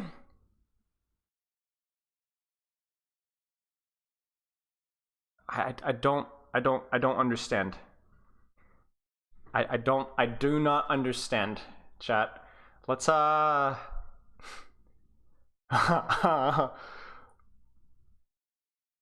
let's watch like two more, and then guys, I think I need to rinse my eyes out. Lesson 2: Staggering the enemy. Today we bring you an example from solo queue 5v5 competitive play. Once she's out, we stagger her. So what is staggering? Staggering is a method of using the enemy's own respawn timers against them. In a traditional team wipe, everyone dies roughly around the same time and they just walk back to the objective together in unison. If you wait to kill the last one alive with patience, then you force them to respawn way after their own team. If you do this on a priority target like their tank or a healer like Mercy, then their next push will take much longer. Or, most likely in lower elos like Bronze, Silver, they will just trickle in one at a time with no patience, leading to an easy victory just because they're uncoordinated. In the higher elos, this is actually used more often in overtime than in regular gameplay. But let's look again to see how easy it is to set up. Focus Diva. Once she's out, we stagger her. Don't shoot for 3 seconds. 1, 2, 3, go. Alright, cool. A whopping 3 second stagger. I mean, yeah, that was fine. That was all right. That was helpful. I like the visuals there were good too. Oh my god. Okay, so if I'm playing tank, how could I be the most service to Doomfist? Shut up! Didn't you put him low on your tier list? Well, yeah, he's super low on the tier. All right, well, I don't care about that. Alright guys, my name is Glocktain. Welcome to How to Climb in Overwatch Episode 3. We're going to be talking about ult charge. How to gain ult charge. The most important thing is the targets that you're hitting. If they're tanks, you're going to get less. If they're any other character, you're going to get the normal amount. We're going to focus on the character Widowmaker today because, well, I mean, come on now. So it's pretty cut and dry just how you earn ult charge. It is based off the amount of damage that you do. We're going to use the either attacker or the healer, and then we'll swap over to tank to show you just how different it is, okay? So first you want to see how much ult charge you're going to be gaining at the very bottom. Just kind of time it so it's like as soon as it ticks up. About 1 every 3 seconds. But if you hit one headshot at full charge at 100%, it'll go from 43, 56. What about a body shot though? From 60 to 67. So that's when you're doing your full damage. Not just your charge, but also to the character. Notice how we just hit a body shot on the character. Do you think the headshot is going to give the same percent charge? Oh, it's only going to give about 6% because that was the full damage that we had done to that character. So a 100% charge shot for a headshot, it's going to give about 13 because you're doing that full 200 damage right there. What do you think is going to happen? I mean, I'm not trying to hate here. I mean, this is like super noob advice, you know. Ultimate. So I don't want to. There's ultimate, definitely a market for this, you know. Gaining any ult charge. Now this is. Yeah. See, this is not bad advice. It's just super noob here. I'm more concerned about the things that are like actively not good. So I'm pissed at myself because I thought to myself, "There's no way I'll reset." Alright guys, my name is Glocktain and welcome back to another episode of How to Climb in Overwatch, episode 5, the fundamentals of counterpicking. And so here are 3 little fundamentals to just kind of help make it a little bit easier. So the first one is, of course, whoever has the closer respawn has the advantage in counterpicking. If you're on defense as Widowmaker and you pop 2 people off within 20 seconds of the match, they're just going to swap because they're already doing it during their respawn. They've lost no ult charge and they're right next to their base, right? They're just immediately going to swap. Now, if it's later in the game and the cart is pushing towards you and your respawn is closer to the cart, you have the counter pick, right? Then you want to pay attention to your ultimate charge as the second one.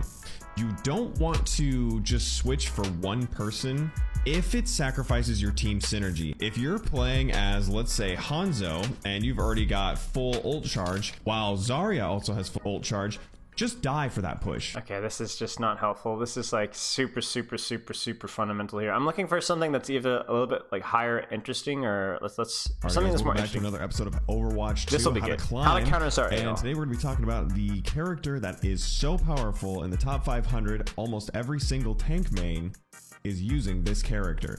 That's right. Today we're going to be talking about Zarya and how to counter her with each independent role. So that way, whether you're a tank player, a DPS player, or a support player, you'll know how to actually counter Zarya and help her team win the game. So for the support tree, we've gone ahead and we've picked Zenyatta because his ultimate Transcendence actually basically counters Zarya. If you keep your ultimate up at the same time she does, you can negate just about 90% of the other ultimates in combination with Zarya. And if you use your Discord orb, you can easily make it so that your callouts we're not listening, guys. We're not going to be like a turd about it if it's not perfect. Now for DPS, we're going to go ahead and pick Satan. I mean Mei. I'm not even mad about this. Mei is okay versus Zarya. Her team, and Zarya really needs a team to be super effective. She's very good against tanks and isolating them from their supporting line. I'm okay with that. A lot of times they kind of tunnel vision and allow you to get an easy pick into a. It's got to be Reiner Winston next, and right? Zarya's all alone. If you just focus on bubbles with your team, Reiner and Winston has to be Reiner Winston. I don't think anything else does well versus her at all.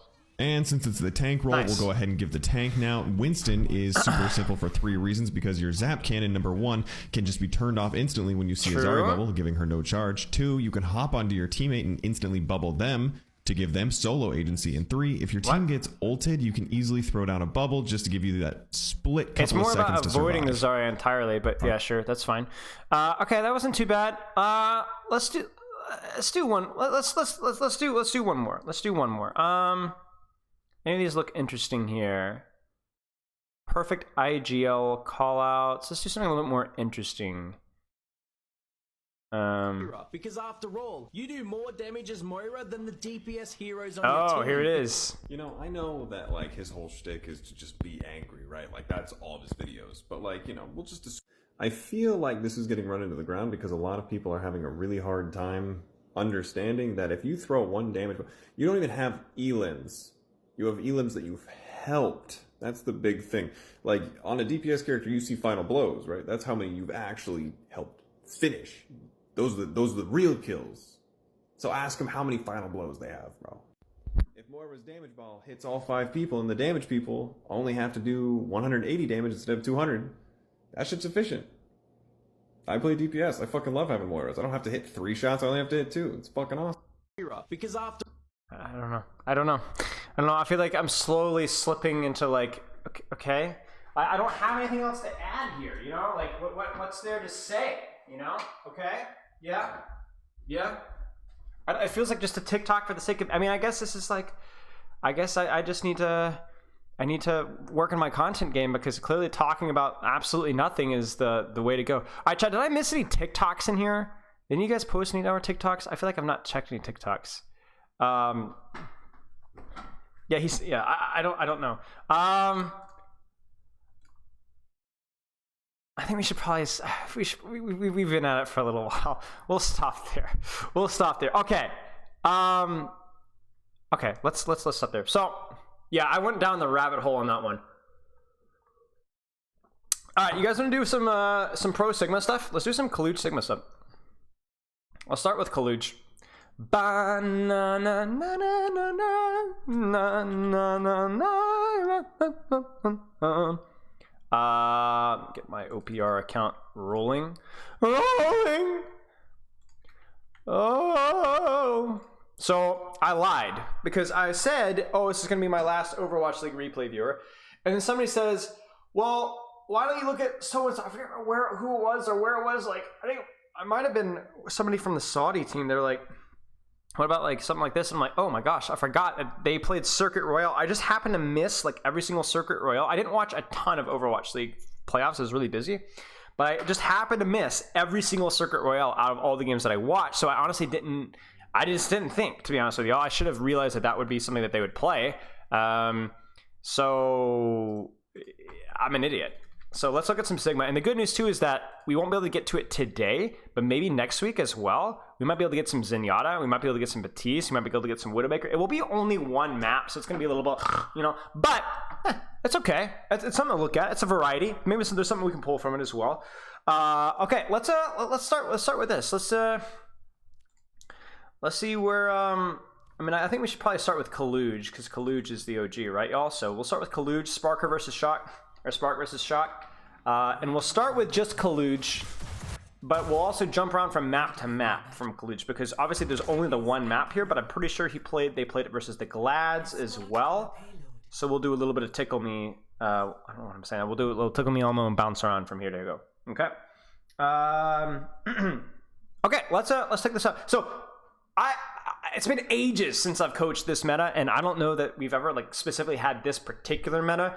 But basically, here's the thing we're looking at with Sigmas. We're looking at obviously making sure that they have their full cooldowns for when they're taking space or when they're holding space. Usually Rock is saved for the Sigma trade at some point in time, but there are times where you would go for an off angle for a DPS with it. It's a lower percentage shot. A lot of shift is going to be used. There's a lot of games with the cooldown trade versus the enemy Sigma. Can I use my shift in a way that's not going to get me rocked? Because if I can, it's going to save me shield HP and build me enough of an HP, put me in an HP superiority position, like put me in a superior HP position, so that then I can play more aggressive than the enemy Sigma. So in other words, if I can use my shift and get 500 HP out of it and not get rocked, then I'm going to be in a much better position to push or hold space than the enemy Sigma. However, using shift opens you up to being rocked, which means you not only lose HP that you had from generating the shift, but you also lose HP because you're freaking rocked, right? So it's all about resource management within those cooldowns. There's usually nothing super crazy or creative, but I haven't reviewed Sigma in a long time. Maybe we'll learn something that we don't know. These are some of the best Sigmas in the world, right? Kaluge is right up there with the best. I think Space is right up there with the best. So we'll look at that. And then also it's going to be a lot of mechanics. Are they hitting their shots? Are they min-maxing the damage they output? The last thing I'd say is obviously we'll look at how the ults are used as well. Now, this is really interesting, okay? The way ults are used in this composition is a little bit different than how you'd expect, because obviously Trance is used for Flux, but the problem with that is in this composition, Trance is not a guaranteed counter to Flux, because consider Sojourn, Zenyatta, Batiste, Sigma, and most importantly, Widowmaker. Anything that gets pulled into the air that's a squishy usually dies. So what you often end up having is you have a mind game of whether it's even worth trancing or not, because if it's a nasty Flux, you probably just die by getting shot in the air. And you have the additional micro of where you often will sometimes will have enemy Sigmas trying to stack with their backline when you have Flux, so that when you get fluxed, they can shield off their backline so they don't get one shot in the air. So you can use your own shield to protect your team in the Flux, but that usually means that your Sigma has to be stuck in the Flux. The other thing as well is that the way the positioning of these fights are usually set up is usually so that it's hard to get Fluxes on squishies, so that they'll play really split, off angles, and things like that. So you often end up fluxing the enemy Sigma. So then what happens is that you'll usually see the enemy Sigma, when the enemy team has Flux, trying to not use shift, because if a Sigma gets fluxed and they get their head blown off, even though it's a tank, they will die. Or they'll get to such a low HP on landing that the enemy team can push them and kill them. So I know we've gone over a lot of stuff. I'm not going to go too much more in detail beyond that, but it's a lot of cooldown stuff. Now, positioning matters in terms of cover, but positioning doesn't matter as much on this particular map because it's very linear in terms of it's going to be cover, and that's mostly it in terms of positioning. And there's not a lot of flanks and off angles. It's more about who's the better Sigma at conserving the resources, who's the better Sigma and using their ultimates and the mechanic. Okay, It's not impossible, no, it's just extremely difficult. It is so one-dimensional of a map with so few opportunities to take off angles and flanks that yes, that is generally what happens. It's not just the long sightlines, it's also, unlike Junkertown, a map which is very narrow. Junkertown is very long, but very wide, so there's opportunities to set up off angles and flanks. This one, it's just straight down the gullet. We're gonna use shift early here because there's no, he's gonna get it by the time he needs to actually push space. So he doesn't want to waste a lot of shield HP, and maybe he can generate a little extra HP to spam. Now, what you're going to try and see, what you're going to see is occasional flashes of shield. What those flashes of shield are for are generally two things. One, Widow headshot. So if the Widow shoots the shield, that's 120 damage, okay? If she shoots your head, that's 300 damage, okay? So you would rather have that 120 on your shield than 300 on your head. The other thing is Sojourn shot, which is the same logic. She doesn't get the 3 times multiplier, but if a Sojourn's shooting your head, that's a lot more damage to you than it is to your shield, okay? So you'll see them trying to block Sojourn railgun, Widow headshot.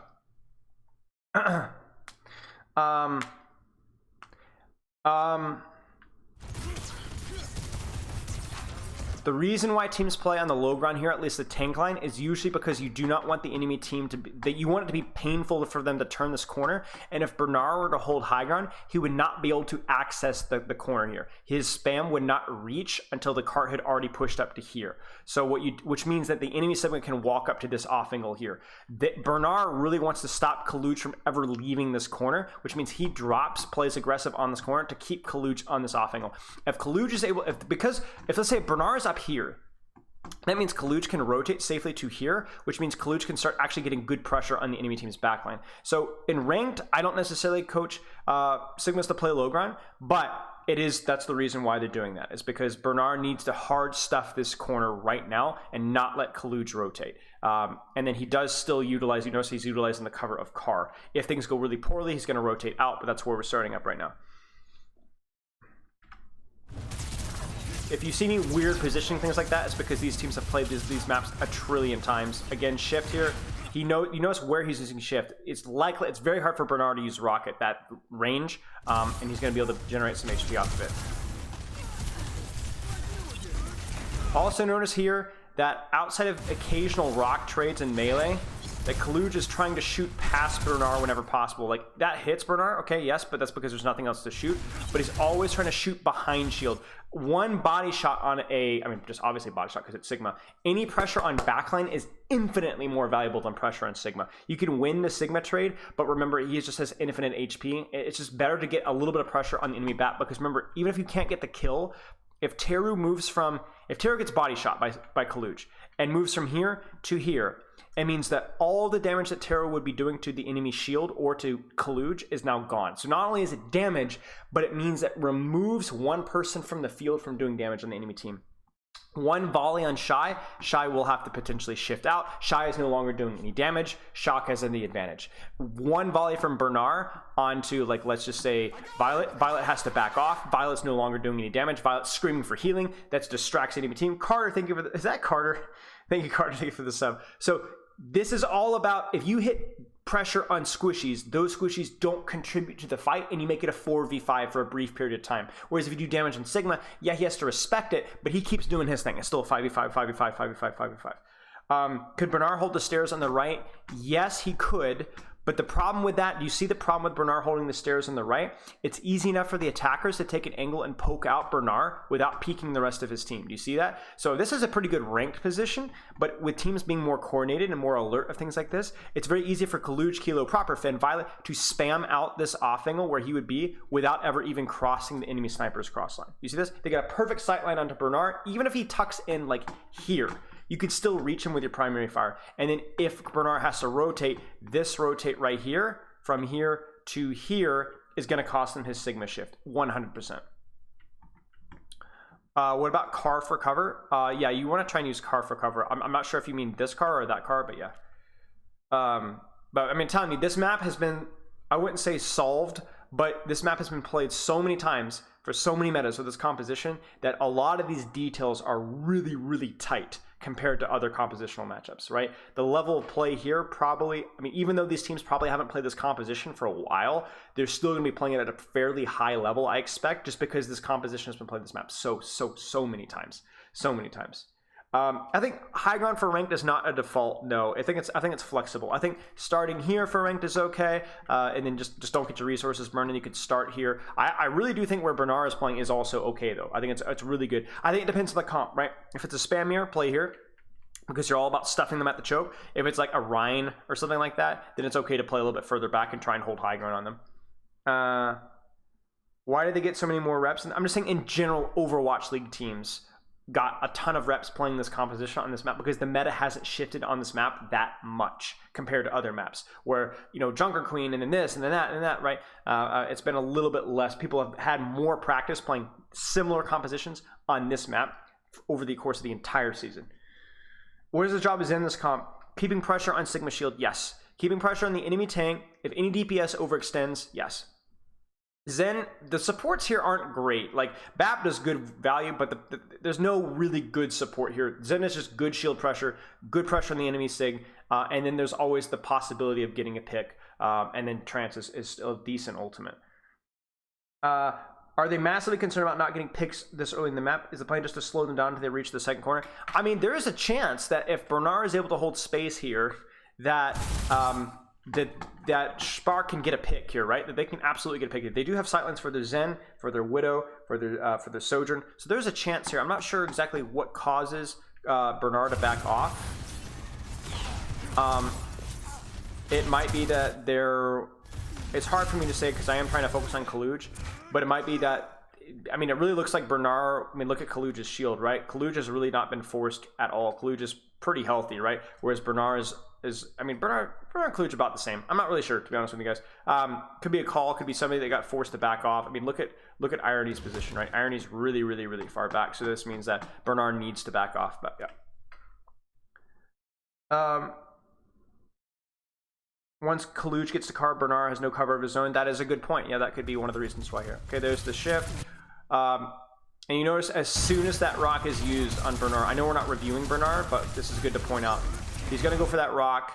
Bernard jukes it. I think the shield's not even broken here, but Kaluj, you notice when Kaluj goes for the rock, watch this. This is really important. Kaluj doesn't even wait for Sigma Shift to go for the rock because he knows that they're not going to be able to get as close to Brawl with this meta. Like, this is going to be mostly at range for the most part.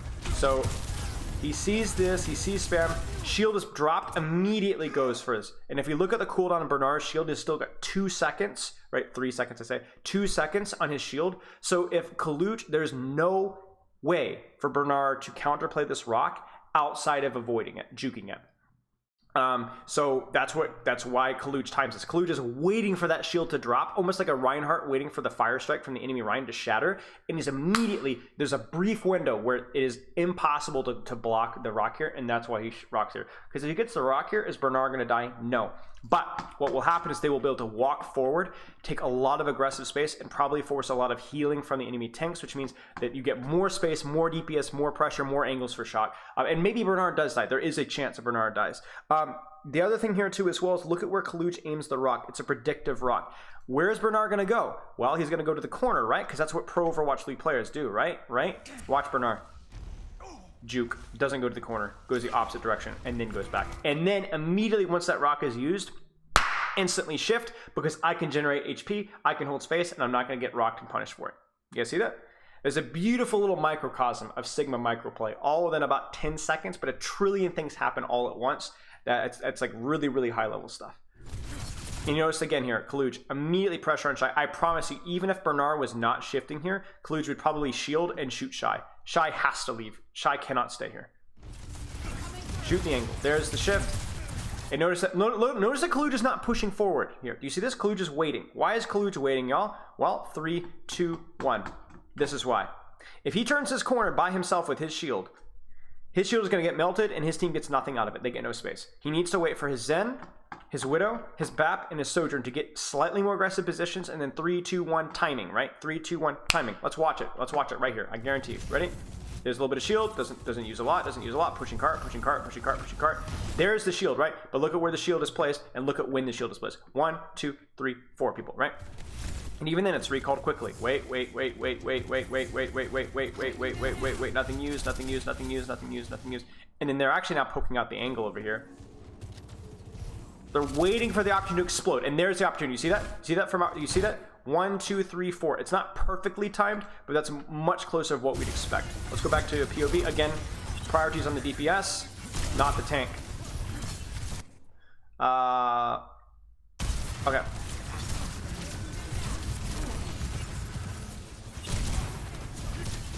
Now you're noticing, why is he not using shift there? Well, because he's probably going to go for a rock trade with Bernard soon. He wants to have a shift afterwards. Why is Proper hanging back so long? Because it's really scary. Because once Proper gets to here, anytime Kaluj drops shield, he's going to get a Bernard volley right in his face, and maybe even Zen spam, which is going to either kill him or force him back again, and then it starts all over again. So Proper's timing has to be really tight. Not to mention Proper's also focused on Shy, who's trying to off-angle here. So this is why it's like you don't want to be stacked, but do you see how the off-angles here are like really risky? It's rough, guys. It is rough. It is a margin of this much every single time that this composition is played. There's the shield block. There's the shift, because he knows he's in a corner to avoid the rock. You notice he's still trying to shoot behind him. Like you can even see in that volley right there. He's trying to shoot behind Bernard whenever he can.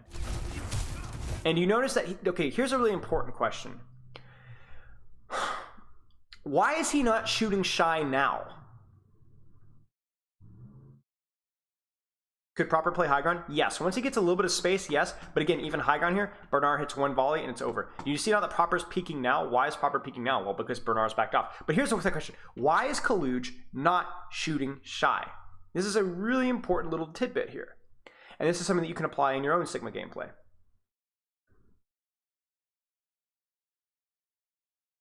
His team has pressure on Shy? Yes. Shooting more people to get more ult charge? Well, no. Remember we talked about this. You want to prioritize squishies a little bit because they generate more ult charge. I mean, obviously, shooting Bap Zen would be hitting 2 people instead of 1 is better. But a lot of times he's ending up just shooting Bernard, right? So I think definitely paying attention to what's in front of him is important. But remember, we just talked about how many times don't shoot the tank, don't shoot the tank, shoot the off angle, right? But what's the problem with the off angle here? How easy is it going to be shooting Shy from this position right now? Do you see this? Do you see this vision from Kaluj right now? Do you see this? Best case scenario, he's going to get a volley over the top and maybe do a little bit of chip damage to Shy. But it's not going to force him out of the angle. And it's not going to be a lot of damage either. So this is about return on investment. This is a very, very calculated micro decision where Kaluj is like, I will shoot Shy if he's like here and easy to shoot. Remember that? Where he's kind of standing in a very accessible location. But if he's really, really hard to shoot, my attention is better served on not necessarily what's in front of me, but other targets. So this is a question you have to answer for yourself as a Sigma player. Let's say there's a Genji on an off angle. If you can shoot this Genji and hit him because he's on a high ground or on a corner, then do so. That's the priority for you. However, if he's double jumping around and tracers blinking here and there, and you're just like, shoot what's accessible. You will do more pressure and get more return on your investment. It's a very tricky balance of dealing with the off angles first versus this is just not an off angle that I can easily deal with. So instead, I'm going to focus on winning this trade here. This is a very, very micro intensive decision, but it's a very important one. Big shots. There's the rock trade. Good block from Bernard. So Kaluj is being very aggressive with these rock trades, and I'm not a huge fan. Bernard is outplaying him consistently. So thank you for the sub, Arso. I appreciate it. So for right here, I think it's probably, like, I don't know if he's mistracking Bernard's shield cooldown here. But for example, shield is recalled. He hasn't used shield yet. He still hasn't used shield. And then he rocks without knowing the status of shield. This is a mistake on Kaluj. Kaluj should not go for this. Kaluj should know better by now. He's already shown that he's actively tracking shield cooldown. He's very good at it. This should be better. And notice again, Shy is very easy to shoot now because he's just standing right there. So now we're going to prioritize Shy, not Bernard. Uh-oh. That's bad.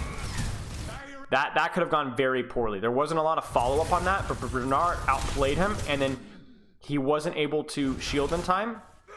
This is a huge rock for Bernard. It's too bad the Spark is in a better position to punish.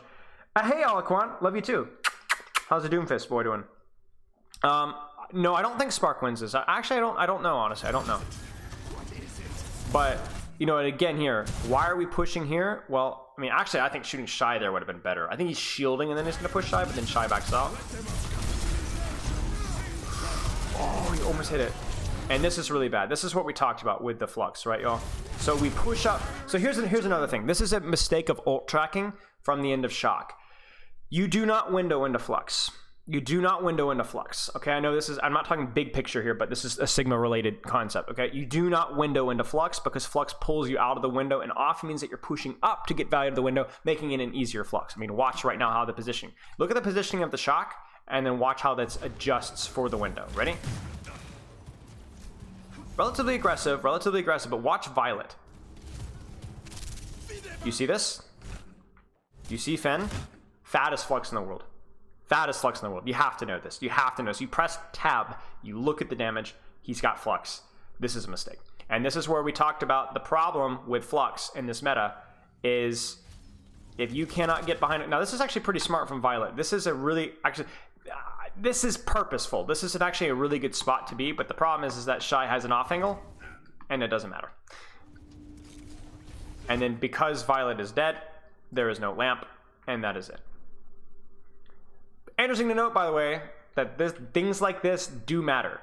Having cover like this does usually matter. It's just Shy had a too good of a position for it. Do I know what that melody is? I do, but I was forced to sign an NDA, and I'm not allowed to tell you guys what that melody is. So not great from Kaluj in terms of the neutral trade late there, and then I really do not like Bap Window from Shock, but that's less to do with the Sigma play. If Bernard didn't have Flux, would this have been a good use of Immortality Field? I assume you mean the window. Yeah, it probably would have been fine.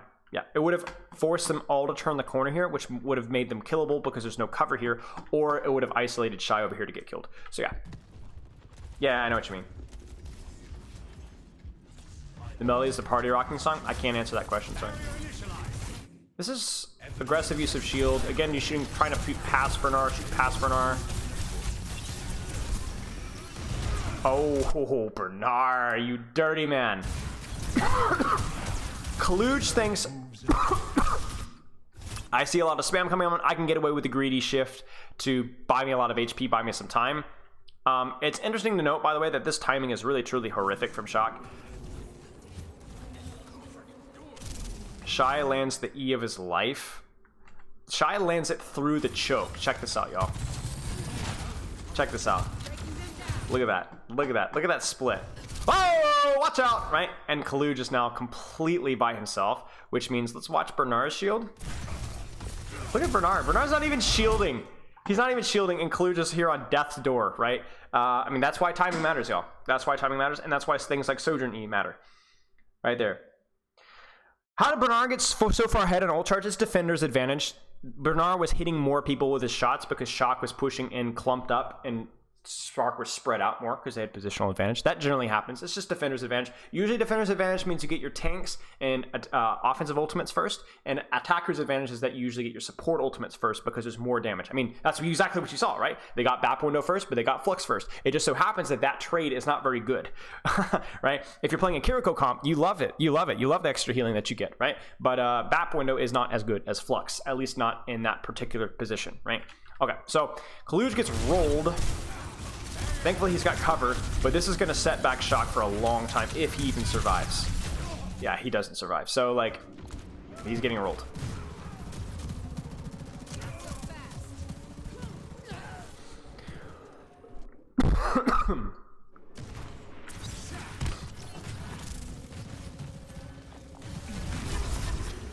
There's the rock, so now we shift. And remember, even if they don't shoot the shift, that just still means that there's time that they're not shooting you, so you can take space without getting your head blown off. Now he's paying attention to his timing. See this? All right, guys, we're going go, walk, walk, walk, walk. He's looking for Flux. So you probably look to Flux backline here because backline's more accessible, and then try and get a headshot kill. I don't think he'll go for Bernard. I don't think they'll go for Bernard here. I think the backline's close enough to where he probably Flux this right here. We'll probably see a Flux here. Oh. They're too fast. They're too fast. Violet just gets destroyed.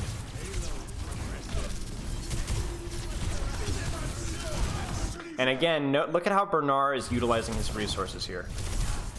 Look at this. He's not using any resource at all. Do you see this? Now again, defender's advantage here. This is not to say Kaluj is trolling the lobby. Kaluj is doing the best he can. This is just attacker, right? The defenders have better positions, so they do more damage. They don't have a good angle on Bernard. So Bernard, but the reason why this is so impactful is look at this. How are they going to stop this window? I mean, there's no chance. They're going to flux it, obviously. But there's no chance of an accidental pick. He saves his cooldowns, and he has literally everything for BAP window. Yeah, I'm glad to help. I'm glad to help, DC. Yeah, so this is a massive play for Bernard. Massive play. Allows his team to play so aggressively.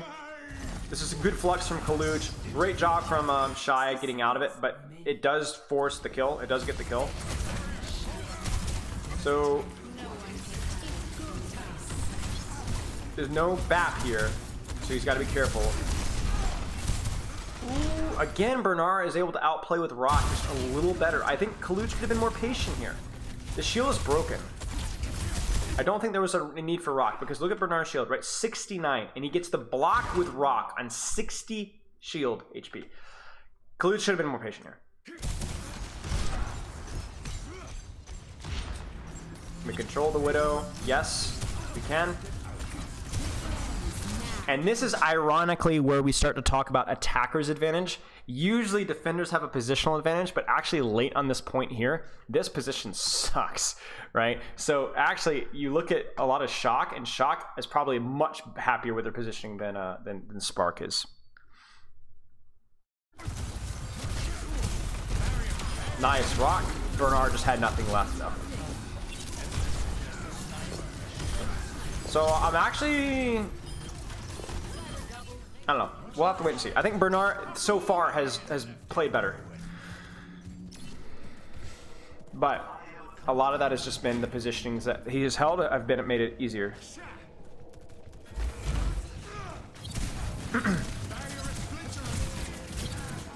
Now this is all fine and dandy as long as nothing crucial is wasted. So like you see how Kaluj is just spamming, but now he's entering the fight full HP, full shield, no cooldowns used. That's what we want to see, right? That's a high risk, high reward. Rock, probably worth doing there. Probably not going to be ending up in a brawl phase here. Now, something very interesting has happened, though. Do you guys see what happened? This is, I think, a misplay from Kaluj. I don't know if this is a misplay of ult tracking or what. There's the Rock. The shield drops. He gets a little bit yoinked. So he shifts because he's scared of getting shot here. It looks like, does Shy have charge? Yeah, Shy has charge. So that's why he's shifting. It's really hard to see in the replay viewer, y'all. It's not. I don't know why the replay viewer colors are so washed out. It's really, really frustrating to me, to be honest with you. But that's why he shifts here. He shifts because of Sojourn shot. Now, I think he should not have gone as aggressively on the Sojourn once he missed the Rock, because there's no chance of getting the kill here, right? So Rock misses, don't jump here and swing wide, because now Bernard is going to flux. I would be shocked if Bernard doesn't flux in the next 5 seconds. 3, there it is. And the problem now is Kaluj should die. But this is where mechanics, this is just mechanical difference, right? So the reason why we flux there is because not only the proximity of the backline, but because Kaluj doesn't have shift. So Kaluj is going to get spammed in the flux. Now, one thing Kaluj does have going for him is he does have shield, but then he even messes that one up because he shields early, which means he gets pulled here. If Shock doesn't just mechanically outplay them here, Kaluj probably dies. Or ends up being 1 HP, all of resources forced, and probably loses. No Rock for Flux is also a good point as well. He does turn his head, but how do Shock win this? That's how Shock win this. The jump, and then proper. That's it. Mechanics, ladies and gentlemen. Mechanics, covering your butts since 1984. I don't know why I chose 1884. The teams go underground and flank here and out. Not usually, because they can. It's too easy to like stuff you in this choke. But yeah, I mean, where am I? Yeah, sometimes they do. Yeah, sometimes they do.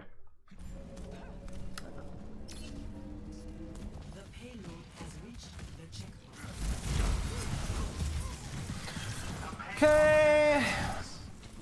Will he get Flux off before Irony builds Trance? Will he get Flux off in a good location on a good target? Now, this is really interesting here. A lot of teams will play for one fight here, depending on the situation, and just play to hold high grounds here.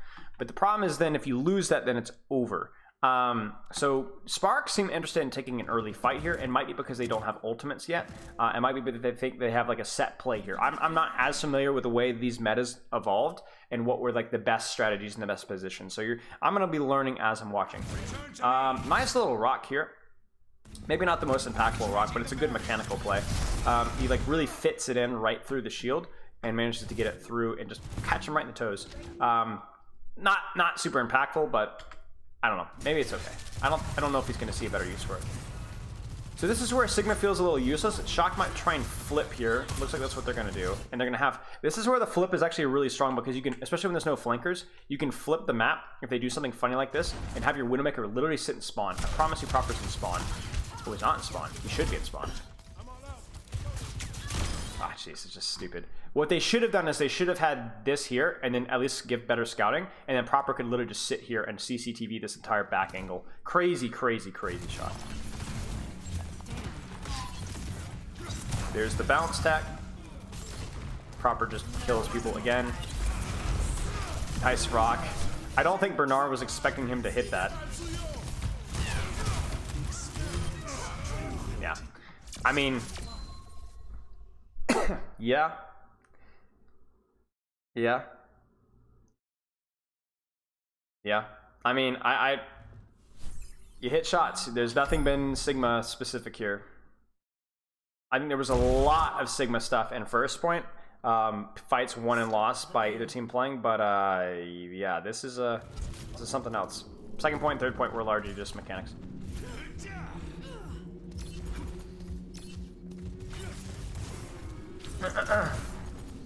Again, the early pressure to hold this choke. We'll see how soon Kaluj backs off. DPS, DPS, DPS, DPS. Don't get your head blown off. Don't get your head blown off. Don't get your head blown off. Okay. Sojourn has shot. Be careful. Try not to waste shield. Now, I was going to say, you might see some attention put on Shy here, because again, this is relatively easy for a Sigma to shoot based off of the position they're playing. You see how accessible this is for a Sigma? Right, this isn't an RNG shot. I just don't think he knew he was there. I really don't think he knew she was there.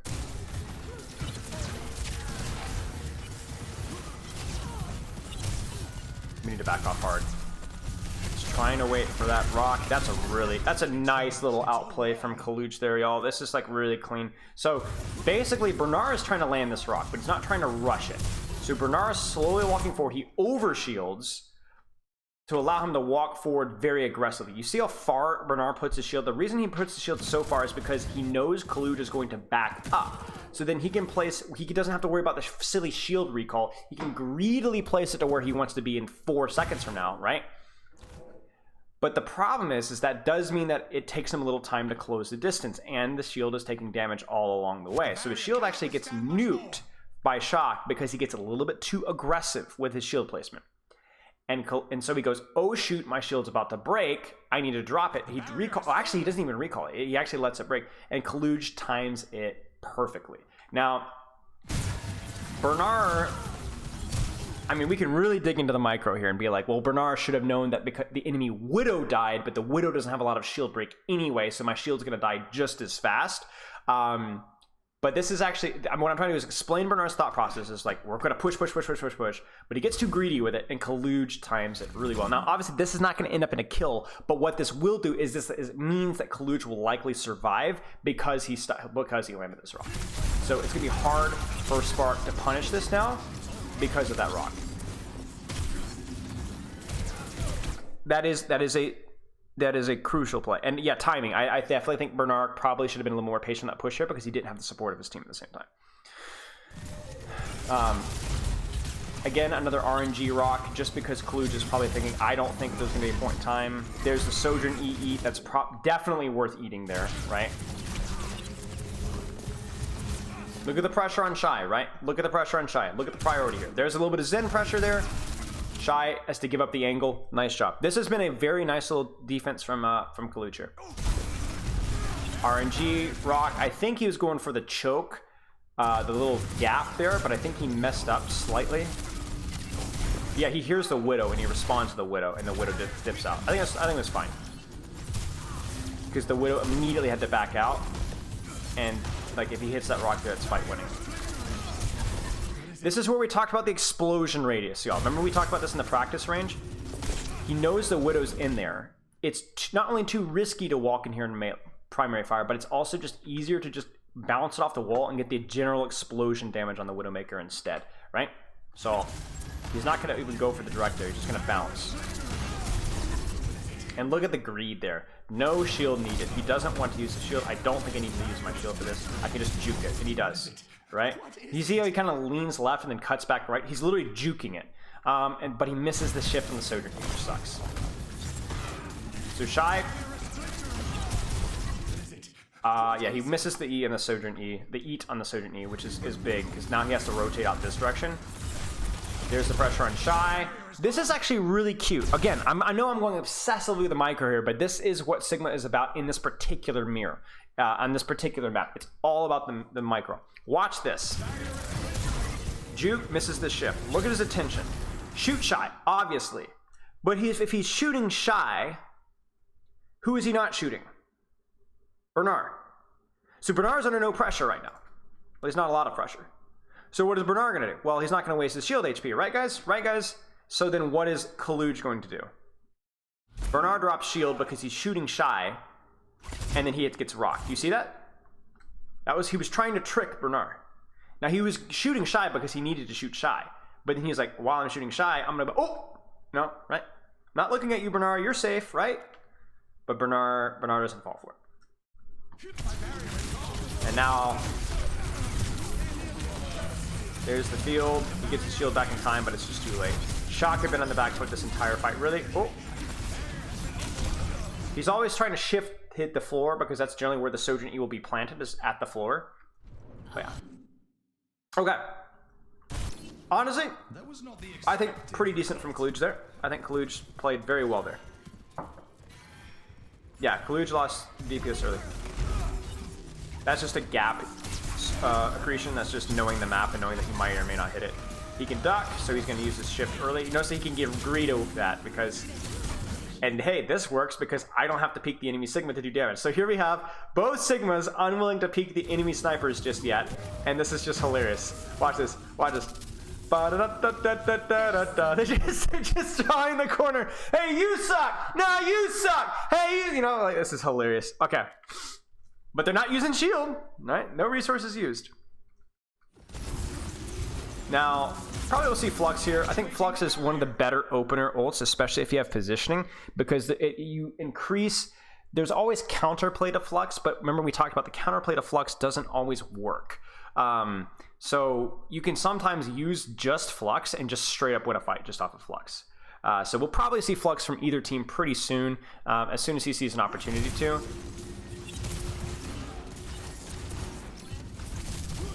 Kilo's in a rough spot. Probably see a Flux very soon. There's an early rock. Maybe recharge a little bit of shield and then probably Flux here. Yep, there it is. I do think Shock waited too long. So respectfully, I think Shock should have pulled the trigger sooner because Shock has the positional advantage if they take the fight here because there's no easy cover for Spark, right? Whereas Shock's backline is much better positioned. But I don't know why they waited so long. I think Kilo expected them to take an earlier fight as well, but this is not where Shock should be positioned. And so what ends up happening is look at Spark's positioning, right? Spark ends up being the one that ends up taking pretty decent angles themselves. It shouldn't be like this. Shock waited too long. They had the ultimates, they had the setup, they should have just pulled the trigger, at least on the Flux, to try and force an ultimate trade, so to create space for the DPS. I don't know why Kaluj is waiting so long. I don't know if this was Kaluj's call or not, but like I really truly think that like this, I don't know if he's scared of, it might be that there's too much of a risk of getting rocked in Flux if you're too, like in other words, if both Sigmas are point blank, maybe if you pull Flux, it's just too risky to get rocked. That might be something that I haven't considered, but I really do think that this is waiting too long. I really do think this is waiting too long. Because now, like you're exactly, Spark is no longer on the back foot with positioning here, right? They've been able to just essentially push the cart all the way to almost a neutral advantage. So they're gonna window, they're gonna match window, they're gonna flux. He's gonna duck behind the corner, everything's safe. Oh my gosh, how does he die? So Bernard shifts early, but nobody on shot can punish him. What happens to my man Bernard? 500 HP. Oh my gosh, dude, what?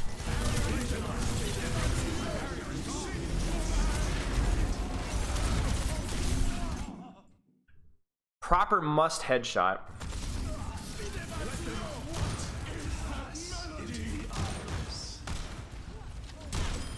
Oh my gosh! He gets it through the window! He gets it through the window! Oh my gosh, 500 HP gone in an instant. That is actually ridiculously, I would say unlucky, but Proper had a great angle. This is a perfect angle for a Widowmaker in this fight. Like, well played positionally by Proper. Even if he doesn't get the headshot through the window, he creates opportunity to kill Shy here that gets the pressure on Bernard. Bernard might actually die here, even if he doesn't get the damage boost with shot, because that was a lot of damage that he was going to take there. 300 damage plus the Sigma Volley plus the Zenyatta Orb. Wow. Actually, chat, how much damage is that?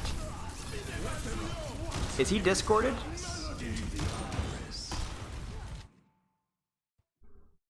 Is he discorded? Let's see here, Finn. No. Oh yes, he is. Briefly. Okay, let's see how much damage would that be. So it's 300 damage times 2 because 200% damage increase. So 600 damage, and then Discord is the one damage multiplier that is stacked because it's technically a debuff and not a damage multiplier. So you remember how the Mercy Beam doesn't multiplicatively stack?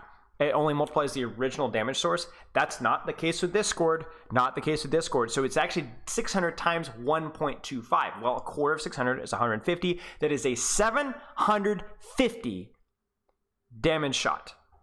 Sigma has no armor, so that we don't have to worry about that. It is 750 damage. Discord plus damage boost. Now, if they were running Zenyatta Mercy, that would have been 840, I think, 30 times 30%, because that doesn't stack with window or thing. But yeah, Yalvaza. I think the really important thing for me is I think the reason that they were scared to use Flux was because of how close the enemy Sigma was, so that there was a risk of getting rocked.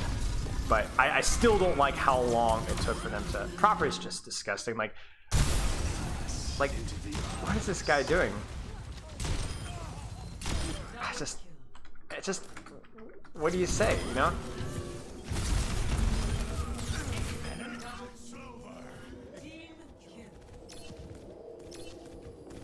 Rolling Cassidy survives that. Wait, really? How much is the damage reduction from Rolling Cassidy? I'm not sure if you're memeing or not, but honestly, like, how much is the damage reduction? I forget. Rolling the dice. It's a nice little shield from Bernard. I really like how this is exactly what we talked about on. Let's actually take a moment to consider this positioning here. Why is Kaluch positioning here and not up here with like his backline? Well, the same reason why he was positioning here, right? Same thing with Bernard, right? Yes, he could shield his team, but it's actually more important for him to get an aggressive position to make this rotation agony. If he's up here, he can't reach anybody with his primary fire, so therefore a lot of his value is dipped. So he has to decide what's more valuable, shield for my team or primary fire pressure, and he's going to decide primary fire pressure. 50%. Oh my gosh, it's 50% on roll? That's wild.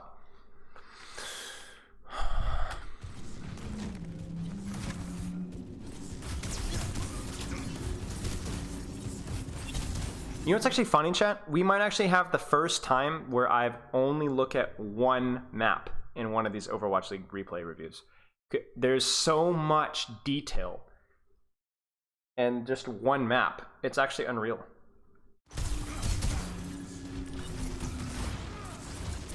Like, we've already been going for like 40 minutes and we're like just over halfway. 40 minutes for like 10 minutes of gameplay. Rolling the dice. He should probably know better than that. Bernard's not an idiot, so The reason why he's shield rocking this though is because he's anticipating Bernard to throw his shield up here because he feels like the real threat is up here. But I think Bernard is willing to risk that because getting a rock is a guaranteed death sentence. So it's just, again, a big brain move from Kaluch. He's expecting a shield here because this is where the damage is. That's why he's off angling. That's why he's throwing a rock, because he thinks the shield will not be at an angle to block rock. Okay, just so we're aware of that.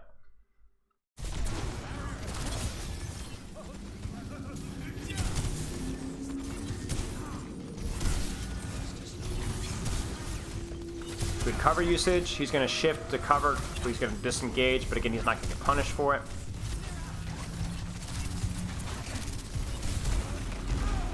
That's a roll the dice on when he expects the shield to break, and he does get it correctly. He just misses the rock because Bernard moves pretty well. Like right here. Watch the shield HP from Bernard. Right here. Pixel. Look at that. Like literally a 1/10 of a second, and the shield breaks and the rock hits, right? It just doesn't quite hit, right? It's, wow, crazy. Now we're shooting shy. Now we're shooting that. Now we're shooting shy again. You see how hard it is to hit a direct on a target like that, y'all? It's not just mechanics. The 80-80 strafing is like such a big thing. Like that's why we were talking about the bounce off the floor. If Kaluch could bounce off the floor here because the angle isn't here, like let's say the angle is just flat, I promise you Kaluch would be bouncing off the floor and shy. He would not be trying to direct shy. Because when you bounce off the floor, you create a grace period where you get the explosion radius, right? Where you don't have to hit the direct. That's exactly, we just talked about it, right? Shy is shot, he's got to be careful. He tried to predict the shot, he missed, and Shy hits the shot. He tried to predict the shot, bait the shot, he missed, then Proper just dies. Again, shield break prediction there. He actually decides to go for Shy there, probably because of the Sojourn ult, but doesn't end up getting it. This is a fight lost. So, he's just gonna die, right? I don't like this from Kaluch. I think Kaluch probably will die. Yeah, okay. Chooses to die a little late, but at least he decides. Yeah, changing directions as well, yeah. It's, when I say 80-80 strafe, I mean 80-80-80-80-80-80-80-80-80-80-80-80-80-80, you know.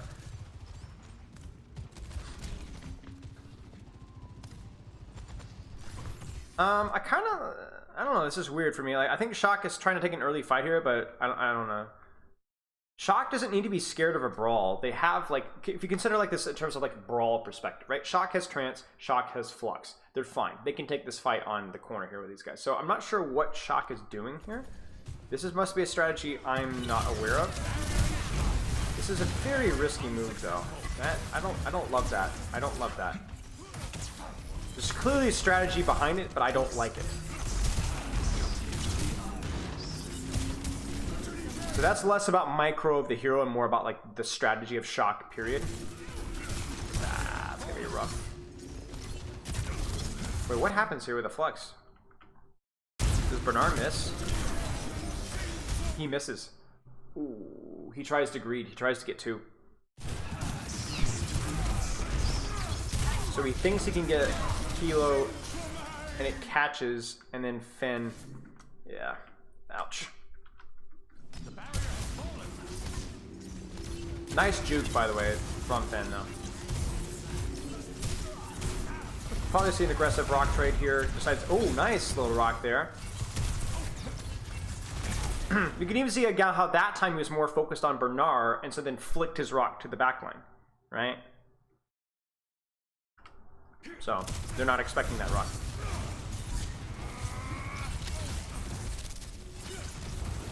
Might see an aggressive flux here. Oh no, an aggressive window. I like that one even better because there's no flux to counter it, right? So go for the window. Bang. Uh-oh. He should have shielded that. He should have kept shielding that too. So let's look at this 3, 2, 1. Should have just let the shield die. He should have let the shield die. That's a mistake. That's a micro mistake, but he should have let the shield die. That's a huge advantage. The only thing that can go wrong is that something gets picked on the corner, and he greeted it. He greeted it. He should have just let the shield stay. And then also worth noting as well,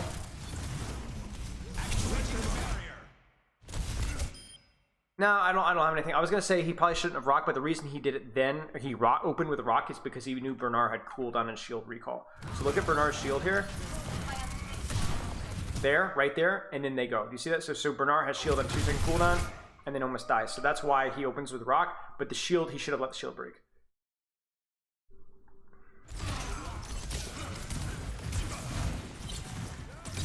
That would have given Violet the confidence to like actually really poke aggressive there without the risk of being traded. RNG roll with the rock, doesn't quite hit it. That's not gonna work. Too close. Too close. That's what we talked about with the proximity, right? The flux itself, I mean, the fight's basically already lost, first off, but the proximity here, you can't avoid it. That's why Kaluja's running for his life. Ah! Right? It's too close. I would guess that was why we didn't see those fluxes early. I'm gonna grab some water, chat. Be right back. 1 second. My throat's kind of tired.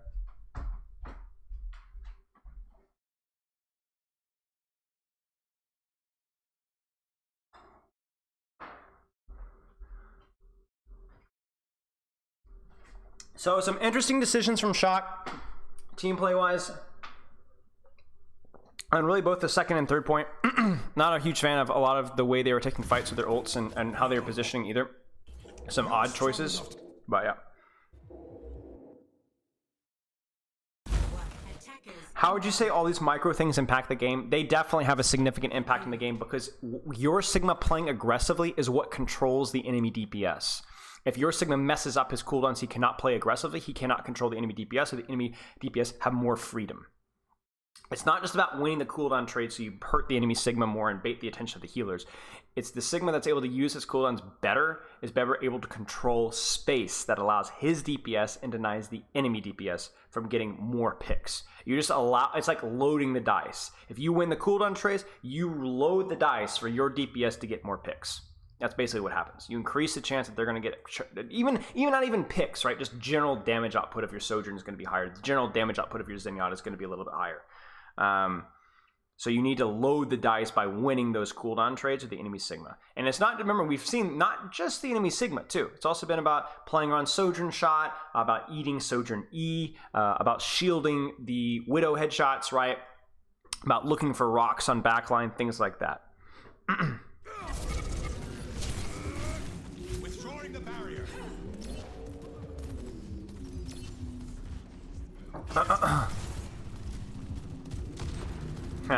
Grapple shot. Dice roll. Doesn't hit. It's okay. How long is he going to stay? Early shift from Bernard. So this is actually a really cute thing you'll see from some Sigmas. They do this to like min-max and when they're scared. They want to shift early for space, but they're scared of rock. This is, okay, never mind. This is stupid. This is really stupid from Bernard. So you see this sometimes. Okay, like let's say Kaluj has rock. He's going to shield, and then he's going to shift in front of his shield, and then if he sees the rock, he ducks behind his shield, but he gets pressure from that. You kind of see what I'm saying? The reason why he's shielding here might be for his backline, maybe? I don't love it, but he just saw a rock, so it's not necessary. But basically, you can use your shield to greed your shift for extra HP, and then you can drop your shield if he doesn't end up using his rock, or you can duck behind your shield if he starts to use the rock. But I'm not sure why we're letting shield break here. I don't think letting your backline peak is enough value to just like let your shield break. Maybe it is. I don't know.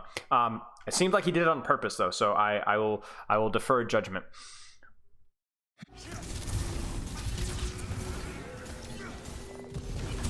Definitely an odd decision though. Kaluj has to be really careful here. He cannot lose any shield HP or any serious burning HP. So like here's the thing with what Kaluj is doing. Kaluj is jumping here, putting pressure. Now if Pineapple wants to be really cheeky, he can scope right on this corner, right kind of what he's doing now. And if Kaluj peeks again, he gets his head blown off. He doesn't die, but that means Kaluj probably will have to back off. So what Kaluj is doing is okay as long as he doesn't get headshot by the enemy Widow or get right-clicked. Then the extra pressure isn't worth it because it's 1v5, right? That's it right there. You see, this is what we were talking about. This is the greedy shift, and we'll see if it pays off. It does. You see that? He gets about 300 HP off of that. He does burn a little bit of his shield for it, but you guys see exactly what I'm talking about. He's utilizing that shield so that he can greedily shift. You will see this more often than not when the Sigmas are at close range and both have rock. You see that? So now Bernard has more HP than Kaluj does, even though Kaluj, yeah, it's interesting. And now again, I don't know if he heard rock though. I really do think Bernard thought he had rock.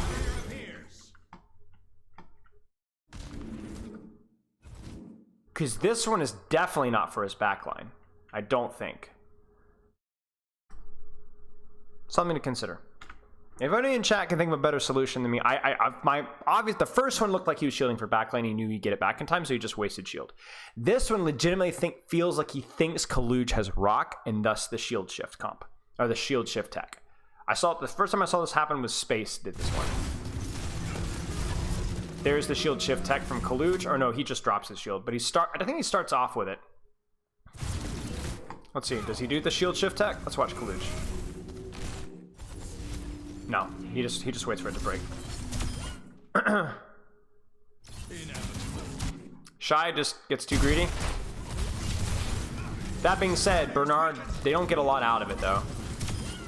Nice little bounce from Kaluj on the discorded target. Good block from Bernard. But that corner is too expensive for them to turn. They might turn it now though, because they're up 2. Again, pressure on the Widowmaker. This positioning from Spark just prevents them from being pushed, though. That's crazy. They're a mana advantage they couldn't push because of the angles, the Spark head. It's too difficult. Look at the flux charge differential, by the way. That has everything to do with defense, right? Talked about it. That's actually a great bounce angle, actually, by the way. On any squishy's pushing cart, they just bounce, and it hits them right here. That's actually massive. Shy Dice did the same thing again.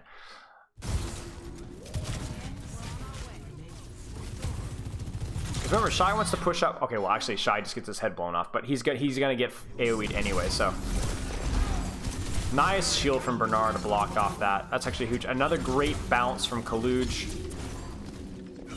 Complete, like, look at Pineapple's position, right? Oh, now he's getting bounced. I have to back off, right? And he gave away his position too, but that bounce location right there, if Kaluj gets that hit marker, he's going to do it again and again and again, and Pineapple will never... Oh, that's a nice predictive rock. Just gives him a little bit of extra HP.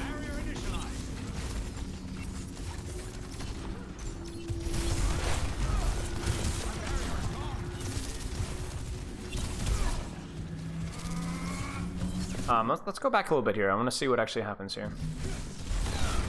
Tries to get rock through the shield, doesn't get it, hit the target he wants, costs him all his shield for it. He aggressively shifts near the corner because he knows he is in a safe location to duck behind a corner for Bernard. We'll probably see a flux very soon.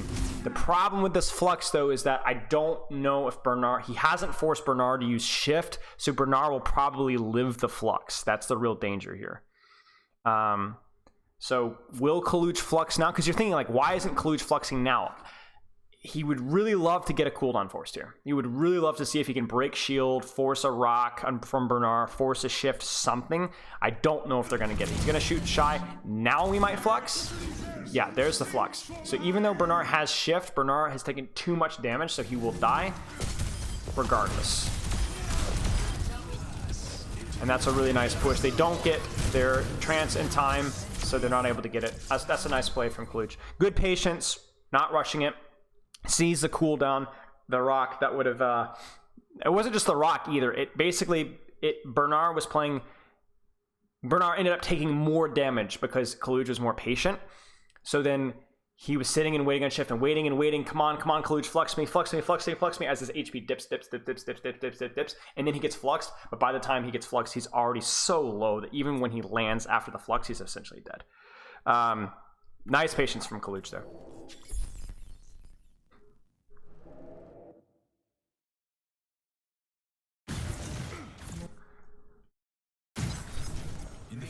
This was a fast round, looks like. Looks like Shock pretty much cleans it home, which usually means we can probably anticipate some sort of mechanical play. You would not win this quickly off of just building an ultimate. This would be somebody hitting a couple of headshots. So let's see what happens.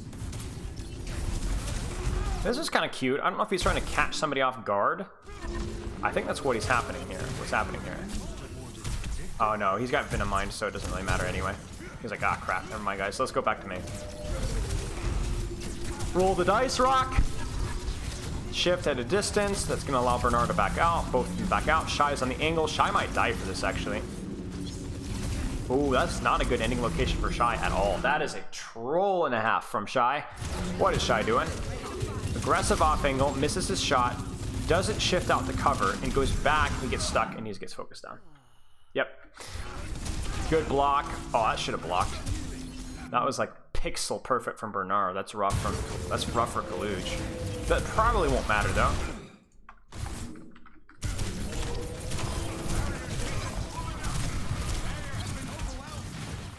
This is it. Eat greedy shift. Doesn't really get a whole lot out, but it doesn't matter. RNG dice roll on the rock. I will say I don't love the rock there because he knew that they're going to have to touch. I would have liked to have had the rock for the touch here rather than doing that, because like right now, obviously you'd love to have the rock, or at least make sure that Bernard is not allowed to use his shift aggressively like that. That was a bit of a misplay from Kaluj there. That's just getting sloppy. Okay, so really, really high level stuff, y'all. Like, I mean, talking about all the teeny little details managed in here about timing of the shields, the timing of the shifts, timing of the rocks, the corner positioning, big braining your flux. Really, really, really high level stuff from both teams. Are you a fan of the dice roll? Yeah, I'm a fan of the dice roll rocks when you don't anticipate a brawl immediately. It's a lot like farming charge with Zarya. It's good to do. Look for a DPS, look for a flank, because if it hits 1 out of 10 times, oftentimes that's a pick, and you win a fight off of that. But that one in particular, you know the fight's about, the brawl is going to happen on point because they have to touch. You need to sit on the rock there. I think you need to sit on the rock there. So, nice. That was good. I enjoyed that. That was actually super, super detail-oriented. Hopefully you guys got something out of it. Now, to give you guys a heads up, next week I'll probably be doing a different one, probably Zenyatta. Like I said, I was not planning on doing any more of these because I just didn't want to review any more Winston, Kiriko, Lucio. Like, there's nothing more for me to learn. But I didn't realize this was being played. There's Zenyatta play out there. We could look at Bat play. We could look at Widow play. I don't want to look at Sojourn because even though it's a different composition, I'm not super interested. But there's definitely, we could look at some Zenyatta play, but not today. Next week, we'll figure out what we want to do. Any thoughts on looking at the Shanghai Dragons game, the Sigma versus Monkey Kiriko? You know what? Screw it. Let's do it a little bit. That's a good call. We should probably do that, actually. Because that's an entirely different matchup. How long was it? Not too long. We can look at it. Vince, thank you for the sub. I appreciate it, mate. Ready, 5, 4. Hey, you're welcome. If there were main points, I mean, the main points essentially are just timing of your cooldowns is the really, really, really, really, really big low-hanging fruit, making sure that you're not wasting your cooldowns before you're actually taking or holding space, and then the priorities of not shooting the enemy tank whenever you can. Yonga, thank you so much. Bang Yonga, thank you for the sub. Is to try and not shoot the enemy. Try and shoot flankers as much as you possibly can. DPS supports anything but the enemy tank. Now there's exceptions to that rule. Maybe if there's like a Winston looking to dive or a Doomfist, maybe it's okay. But if you can hit a DPS, that is the much more high value pressure output. Okay. Little other detail as well as in Sigma mirrors, having shift for flux is really quite helpful. So I'll say that. Alright, so this one's a tricky matchup, but it's very, very winnable for Shock. They just need to get early pressure early and often, and we want to make sure that Kaluj has his cooldowns when stuff gets hairy. Okay?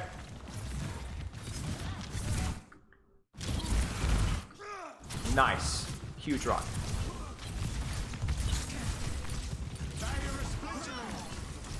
He's going to give up space because his team is giving up space, right? He's not holding aggressively because his team is not holding aggressively. Early pressure. Get him. Don't let him. Oh, that rock just misses. That's so sad. Fate is still low. Come on. He's 2 HP. He's too high of an HP. Too high of an HP. Fate has got too much HP going for him.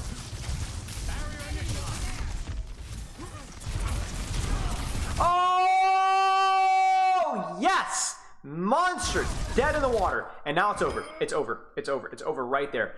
Good early pressure. And this rock is it right here. Because this kills the dive immediately. Bang. Right there. Over. And then they go back, back, back, back, back, back. And then, like, look at this. Now, Shock should be the one to push. Now you push. Push. Walk, walk, walk, walk, walk, walk, walk, walk, walk, walk, walk, walk, walk, walk, walk, walk, walk. Push more. Push, push, push. I would push more if that were them, but that's okay. It's always tricky when you're running the Widowmaker. Huge! Again, dead in the water. As long as these early rocks hit, everybody's happy because it prevents them from going. Because Fate wants to dive. Okay, here we go. It's ready. 3, 2, 1. Uh-oh, now, back. Wait. I gotta get healed, right? Now, I'm interested to see if... I mean, theoretically, Kiriko ult should be game winner here, right? So let's see. Look again, squishies if you can. They're definitely farming it. Here we go. That rock doesn't quite hit. That sucks. I mean, it hits, but it doesn't get the stun. Look at that. Back. Counter flux. Doesn't work, does it? It doesn't work. They're not able to get enough early pressure. They're too like really Shock folded here. I don't know how Shock was positioned, but I can't imagine it was well. Yeah, this is horrible. So if you know that they have Kiriko ultimate and you have nothing for it, then what I would prefer is like probably Sojourn playing here where she can shift out, and then you would move your Widow to here, and then your Bap Zen would probably play back here where you're in a much more kiteable location, and then your Sigma plays here, early pressure, immediately shifts into here, and then plays this corner here. I think Shock's positioning for this was atrocious. That being said, pure goal. Is Flux a good counter? Yeah, Flux is one of the better ultimates in versus the ultimate, yes. What happens here? The blood thickens. Got him.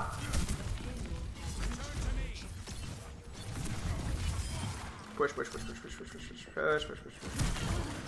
Nice. Now this is where Dive should have a hard time theoretically because this is wide open space. No corners. No way to close the distance. Early pressure. Try not to feed Sojourn shot, right? But early pressure.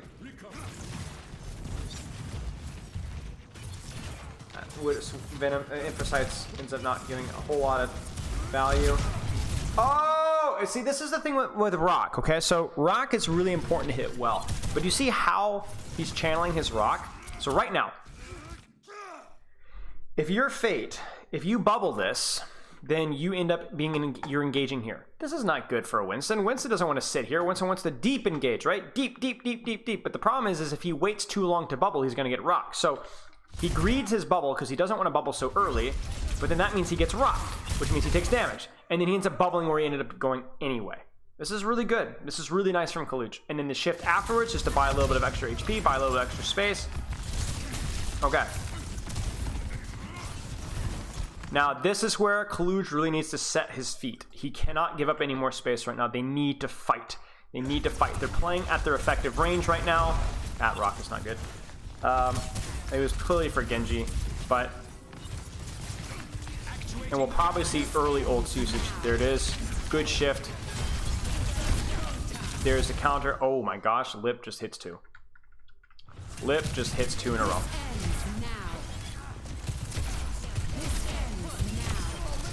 That's rough.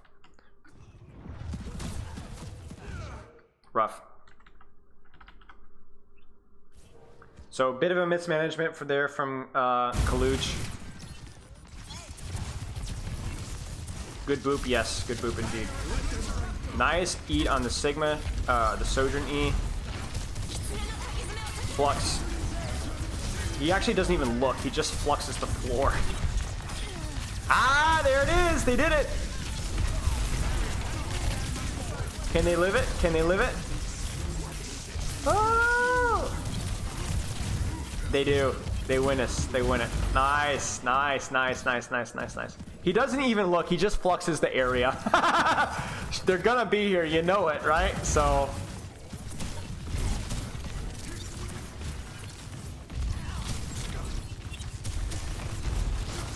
Rock doesn't hit. That's huge. They go right past Kaluch, so Kaluch just turns around and shoots what he can.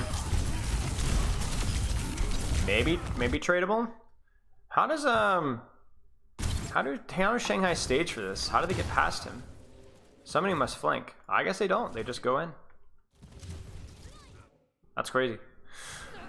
All right, well then the problem here is mostly that it's just I don't feel like look at the HP pools of Dragons. Dragons is just too high of an HP here. I think Kilo needs to be playing this way more aggressively. I think Kilo needs to be like up here, baiting the dive like this right here. Kilo really needs to be here. I do not like Kilo's positioning here at all. I understand with Bap's in, but you have a shift. You need to be abusing it. This is like classic basic Sojourn stuff in the dive where if you're playing this passive, you guarantee 2 free even engage. Kilo doesn't even have charge, right? This is horrible. So then this dive, look at the Dragons. They're all full HP. Kilo doesn't have shot. You have to force them to jump you or backline and then respond accordingly.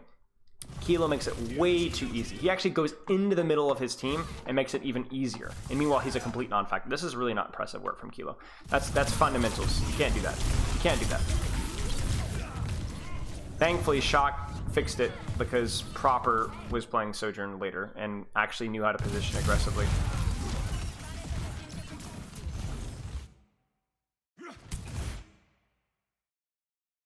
How did Fleta just die in Blade?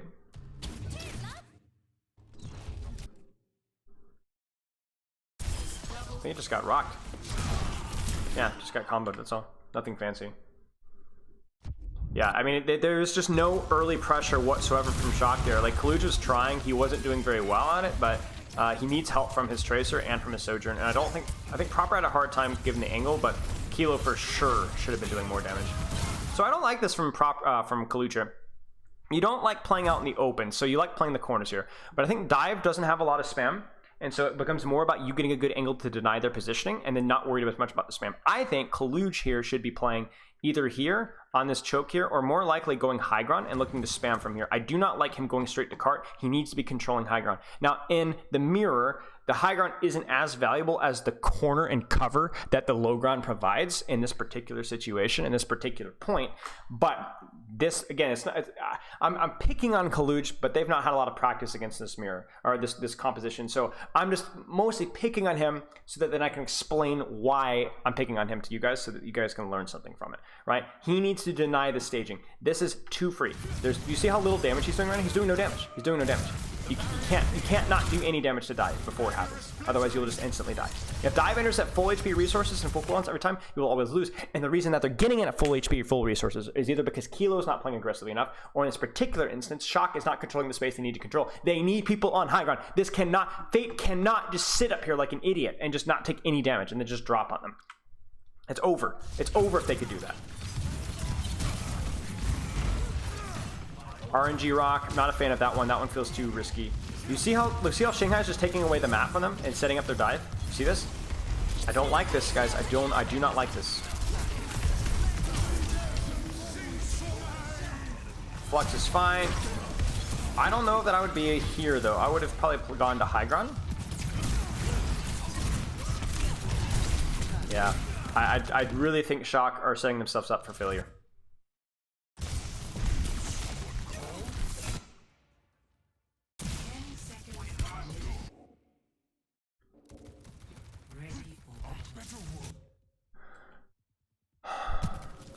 Uh-oh. We missed something. I went too far. Okay, there's the spawn cape is trying to get out. He gets body blocked and booped. Wow, that's actually huge. Dude, these boops are unreal from Dragons.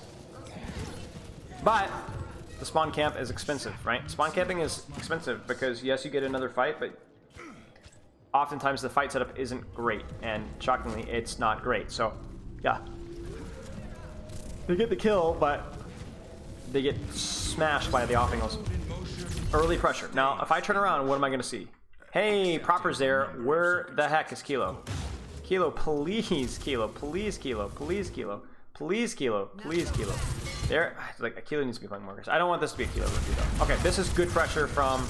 Right? Because, like, look at the HP pools, look at the cooldowns, and they haven't even executed a proper dive. This is what we like to see. Kaluj is doing a good job here.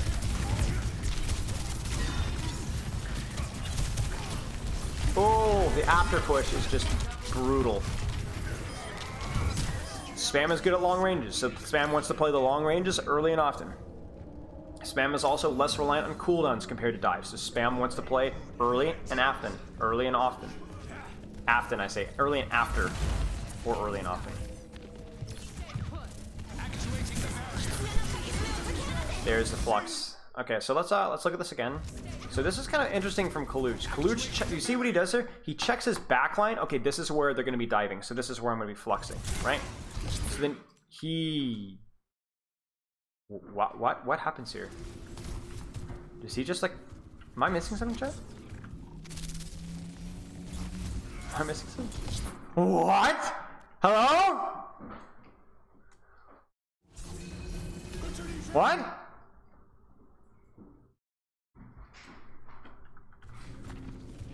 Well, he snaps his fingers and then decides, I'm going to be over here instead.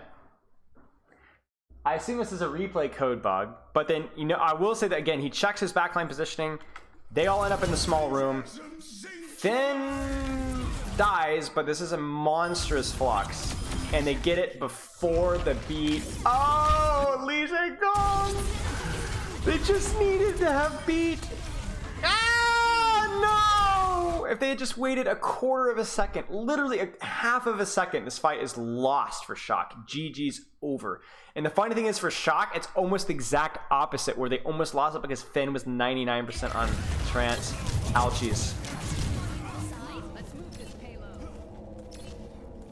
Yeah, the payload booped him, man. Just sent him flying. Good early pressure. Really good early pressure. They kite it out. There's the trance. They should cap off of this. Kaluj is doing such a good job with the early pressure, though. That flux before was also superb. Wallbanger, thanks for the sub. Yeah, that's true, Isaac. That's true, Isaac. That's a good point. But then I think you're still happy if you're the Dragons because you've closed the distance. You force trance. You force flux. You've lived both, and you're still in point blank range, which is what your comp wants, right? You want to be on top of this. So yeah, you got to survive through the trance, but you have the beat to do that. You have the beat to survive the flux, and you have the beat to survive the trance, and you're on top of them, which is what the team wants, right? That's why a lot of these devolved fights, if they're able to close the distance, the dive comps often will win. So I think even, you're 100% right, but I still think, like, I think also if you're the Dragons there, you assume that they already have trance. If your ult tracking is accurate, that they're like, they basically have trance, guys, yeah. So then you're expecting them to trance, then why engage if you're expecting to have them to trance, and then you for to have to beat afterwards. Thank you for the gifted sub, JDZ, congrats. Is this an old game? Yes. I didn't realize that people were playing Sigma spam on Circuit Royale still. I missed these games, so I was tired of reviewing Kiriko, Lucio, Winston, you know, Sojourn Reaper, things like that. I didn't want to review those anymore, but this is an entirely new forefront that we haven't even touched, and I wanted to review it. So, and I'm glad I did. It's just been really, really fun, honestly. Okay, early pressure. Do you see how early pressure Proper's getting? He's not getting his cooldowns forced. He's just peppering. Even Sojourn's not, or Tracer's not very good at this, but she's okay. She's okay. All right, Sojourn is getting early. Now I will say this for Kilo here. I'll say this for Kilo here. Uh-oh, my cat's being naughty. Will Kilo get early pressure here? Now he uses shift. I don't love that, but it looks like he's getting a little early pressure here. I don't know. It's kind of hard to say. Okay, early pressure.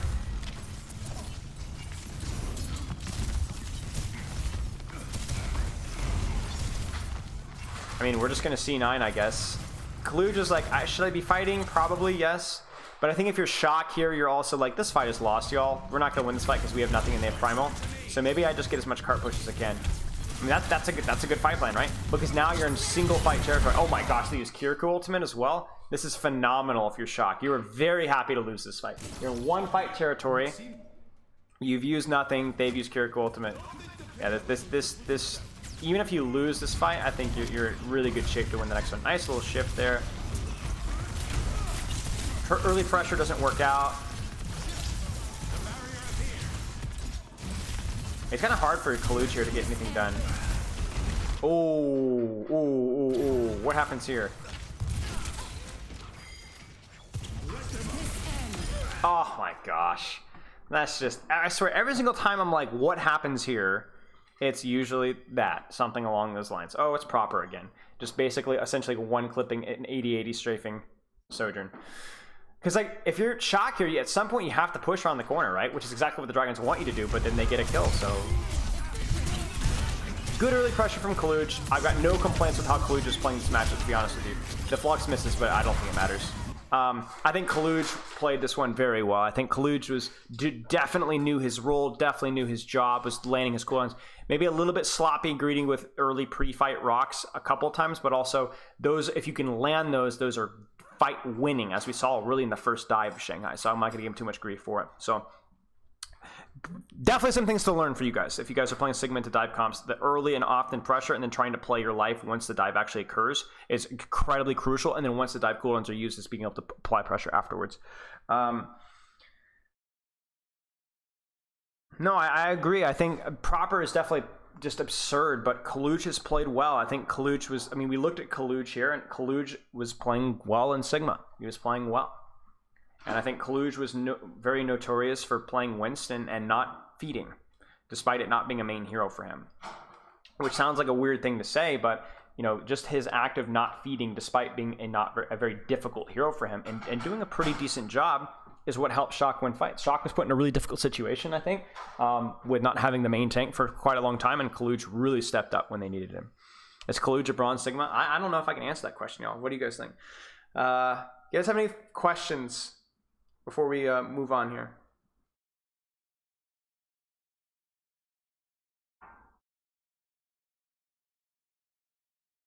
I'm aware. I'm aware. Yeah. I try and always make sure it's bronze for every Overwatch League review I do, just to have consistency here. I don't want to call out Kaluj. You know, everyone is a bronze. That was a really interesting review. Excited to see more of this stuff. Hey, yeah, sick. You're good. You're good. You're good. You're good. Yeah. So maybe we'll do Zen next. Maybe we'll do some Bat. Maybe we'll do some Widow. Widow might be interesting. With Widow, I'm definitely gonna favor the mirror, right? Because it's just more interesting to like see people playing the Widow duel. Can I review Dante's tank someday? Maybe. They only play the mirror though, so I'm like, it's gonna be, well, Dante didn't do that well, or Dante didn't do that well, or Dante did pretty good. I mean, Dante did pretty good, all things considering, but it's, yeah. Okay, let's do this. Let's finish off with this. So I was gonna do feedback on some of the ideas we had from the Patreon YouTube video. But I don't know if we have time to do that. I don't know. It's already been like 6.25 hours. Maybe we'll see. I did say we'd do hammer time though, so we'll do hammer time. We'll definitely do some. We'll do some hammer time here. So let's do this. So if you guys don't know, hammer time is a Discord chat channel in my Discord, obviously, and basically people will post videos, Reddit posts, and so on, and be like, "What do you think of this?" So I'm gonna go over it and tell you that's great. No, right, and give you a general idea. I have commands for this. I'm gonna give you guys a sneak peek here. I'm so bad. Let me move my face cam here. No. Okay, go back. Okay. I have alerts for this, but I don't remember the hotkeys for them. So there's Scuffed. You guys can see here, Scuffed, which is not working. Hello? Why is it not working? Okay, there's Scuffed. Fatality. Right? In other words, the feedback is really bad, or the video is really bad, or the whatever is really bad. And then there's Tolerable.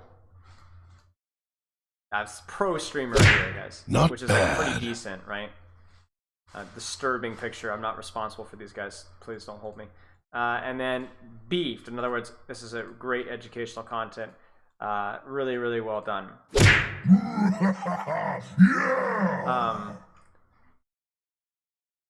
It all started with, by the way, the pictures, because I think I drew a star for something, and it turned out horribly because I'm just terrible at drawing.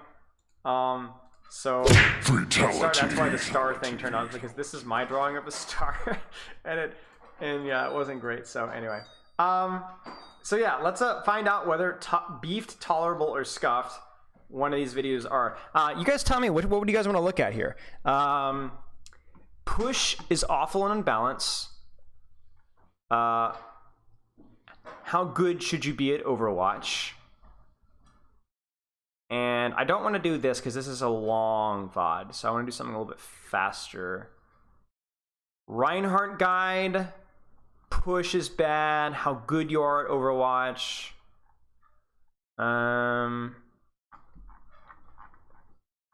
Let's do those. Let's do this. I'm gonna set up a poll in chat. You guys stick with it. So, blah, blah, blah, blah. How good you are at Overwatch. Push is imbalanced, or Reinhardt guide. So those are your three options. You guys vote for which ones we look at here. Wait, try again in a moment. What? It's bugged. Hang on a second, y'all. There you go. All right, in chat. Poll is live. You guys vote for which one you guys want me to take a look at. Witnessed a pocket Zen and Masters yesterday. Nice. Have you reviewed Diva one time when it was played? Not in Overwatch League, no. Did Dante play Hog? I don't know. I don't think so. I don't think the Hog meta had evolved to the point to where it's as popular as it is right now. I heard that it was being played in Korea, but I don't think it made its way super heavily into Overwatch League scrims. Are TikToks allowed? I mean, I guess, yeah. We did TikTok review earlier, but I guess we could. All right, let's take a look at this. Push is imbalanced is leading by a pretty decent amount, so I assume that's going to be what we're going to be looking at here. Oops, I just closed my Twitch channel. I have not seen this video, and so I will take a look at this channel called Gamer Maths, and we'll take a look at it. Have you seen A10's new content as of like today? I don't think so. I haven't seen anything on YouTube in the last few days. I've been really busy. All right, let's take a look. If you mean in the last couple of weeks, yes, and I think A10's content has been really good. But I'm also biased because A10's a buddy of mine. So. And now you know what the worst. But I really do think it is good though. All right, Push in Overwatch is awful and imbalanced. A math video essay. Now let me be very clear here. I've heard some of the complaints about Push, and to be honest with you, I tutored math for a while, but I'm not a statistician, and I've not sat down and broken it down, and so on. So I'm gonna not be dogmatic about this and meme on this, whether I disagree or agree with it, right? I really truly want to give this a shot, think about it, try and decipher what's going on. I will say this, the people complaining about Push compared to 2CP are on crack cocaine. Push is an infinitely better game mode than 2CP. Screw the math of who's likely to win or who's likely to lose. The fact that 2CP revolved around one side winning fight after fight after fight after fight after fight after fight, and then you lose one, and then you lose an entire point, or you lose the entire map, is just a bad design game mode. So Push is better based off of that, regardless of what I'm saying. So this is already disagreed. Is it compared to other things? Yes, maybe.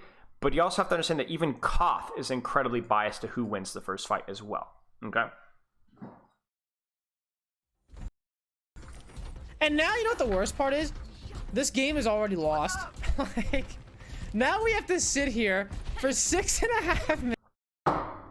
Yes, because here.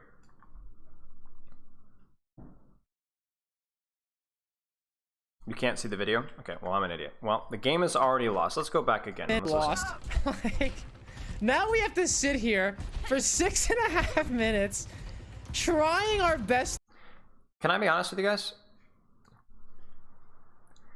That sucks. You let them push 132 meters? Are you kidding me? Do you know how bad that is? Do you know how many team fight loss? That's like 4 losses in a row. Or maybe 2 or 3 with terrible staggering. You've done nothing but lose for 3.5 minutes. Now, I know what you guys are saying, just in the game, but where do we draw the line? Escort. Somebody caps Escort with 4.5 minutes, 5 minutes. Do we just call the game? Same thing goes with Hybrid. Do we just call the game? You're down 1 round on Koth. The other team is 99-0, and you've just used all of your ultimates, or 90-0 and just used all your ultimates. Do we just call it the game? Like, asking, I'm not saying that I understand the frustration, but acting as if this hasn't been a thing in every single game mode in Overwatch's history is dishonest. Think back to exactly 2 CP. It's just as bad, right? We capped 2 CP in overtime and they capped with 5.5 minutes left. This is a part of Overwatch, right? You get full held on, like, let's say you're playing Gibraltar, right? And you get full held on early second, right? The enemy team is probably going to win, and you're going to have to sit around for probably 4 or 5 minutes at least to find out if they win, if not more. So I understand the frustration, but this is not exclusive to push. This is a escort, hybrid, Koth. 2 CP was horrible at it. Is knowing that you probably have lost because you really crapped the bed for a bunch of team fights in a row. Well, sucks to suck. That's how it is. Push is no worse than end of the game mode, in my experience. To win, but we just. And by the way, push is also has a tendency to be, the one negative thing about push is actually the opposite of the point here, where you can have a massive advantage, but it's easier to snowball and lose based off of the respawn advantage and the overtime spawn. It's actually, I would love to see the stats because my gut feels like that push is losable more often when you have a massive advantage than other game modes because of the way the respawns work. Just won't be able to. Push is absolutely the most unbalanced game mode in Overwatch right now, and I'm not sure why it's in the game. A lot of streamers are noticing how quickly the game becomes one-sided, but why is that? What was it about that point in the fight that told Super that he was definitely going to lose? Well, I have a guess. Well, it's because of this, because of how far the other team has gotten. The enemy team made it to 132 meters, and now in order for Super's team to win, they needed to make it the 132 meters to the center, plus the 132 meters back through the opposing side. Well, yeah, that is the core mechanic of the game. It is the only game mode that requires one side to do extra work to win the game. I mean, sort of.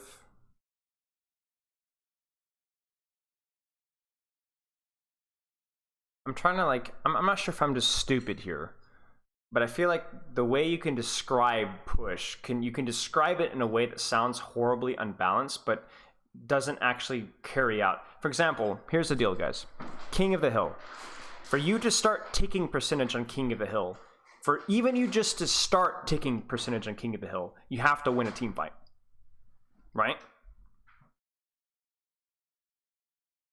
Isn't that kind of the same thing? Maybe I'm missing something. Like for you to, let's just put it this way. If they get it all the way to 132. For you to get it to start pushing your percentage up, you have to win a team fight before it gets to the neutral percentage, right?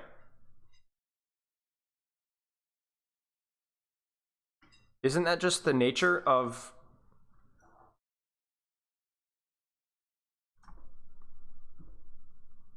Right?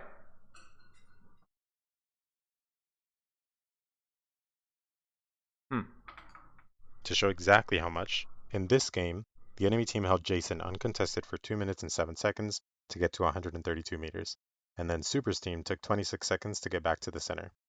And then they need to control Jason uncontested for 2 minutes and 7 seconds.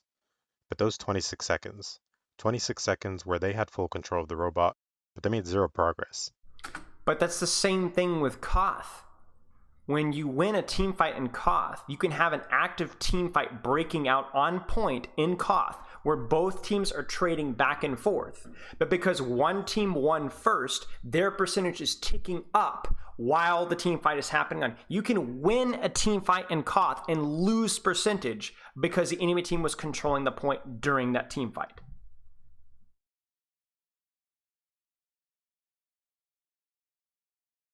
And the same thing happens. There's other ways to exploit payload mechanics as well. Literally payload.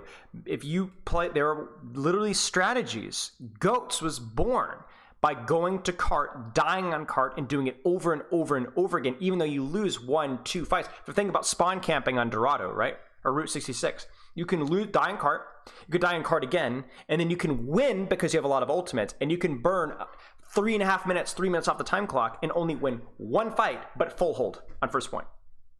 You could win one fight, or maybe at most a recontest. 1.5. You could go 50-50 with team fights and full hold somebody on first point.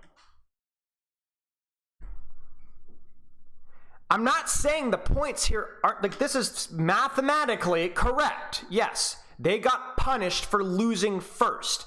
But shocker, this is not exclusive to push. This is Overwatch. That is objective game modes, right? I mean, it even makes sense in real life. If I get an advantage first off on you, it is you have to work that much harder to beat me, right? Why? How's that fair? So in 26 seconds, all Super did was walk Jason from his spawn to 0, and with 26 seconds, the enemy team has all the time it needs to regroup. Imagine if you were playing Control and the enemy team got up to 80%, and once your team got the point, you had to wait 26 seconds for your percentage to start climbing. That's not fair at all. That's not fair at all. That makes no sense. So why does it make sense for push? Why is there a huge stretch of... Because the difference, though, that's an unfair comparison, right? Because yes, he's right. Of course he's right. I'm not saying that he's wrong, but that's like, but when you're, for example, imagine if the robot didn't stop moving when you had control of the robot until every single member of your teammate within a 20-meter radius died. Imagine if there's no such thing as contesting the robot. You had to wipe the enemy team and then the robot stopped moving, right? That's what Koth does. That's what Koth does. That's the same thing. So yes, Koth doesn't have a 25 seconds, but Koth punishes you for not cleanly and quickly winning the team fight because you bleed out more and more and more and more objective percentage by not cleanly winning the team fight out.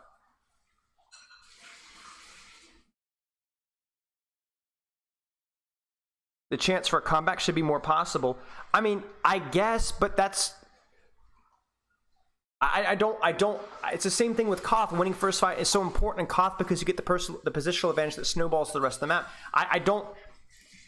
You can nitpick aspects of push, but this seems like such a weird aspect to nitpick. Climbing. That makes no sense. So why does it make sense for push? Why is there a huge stretch of time where you're in control but make no progress?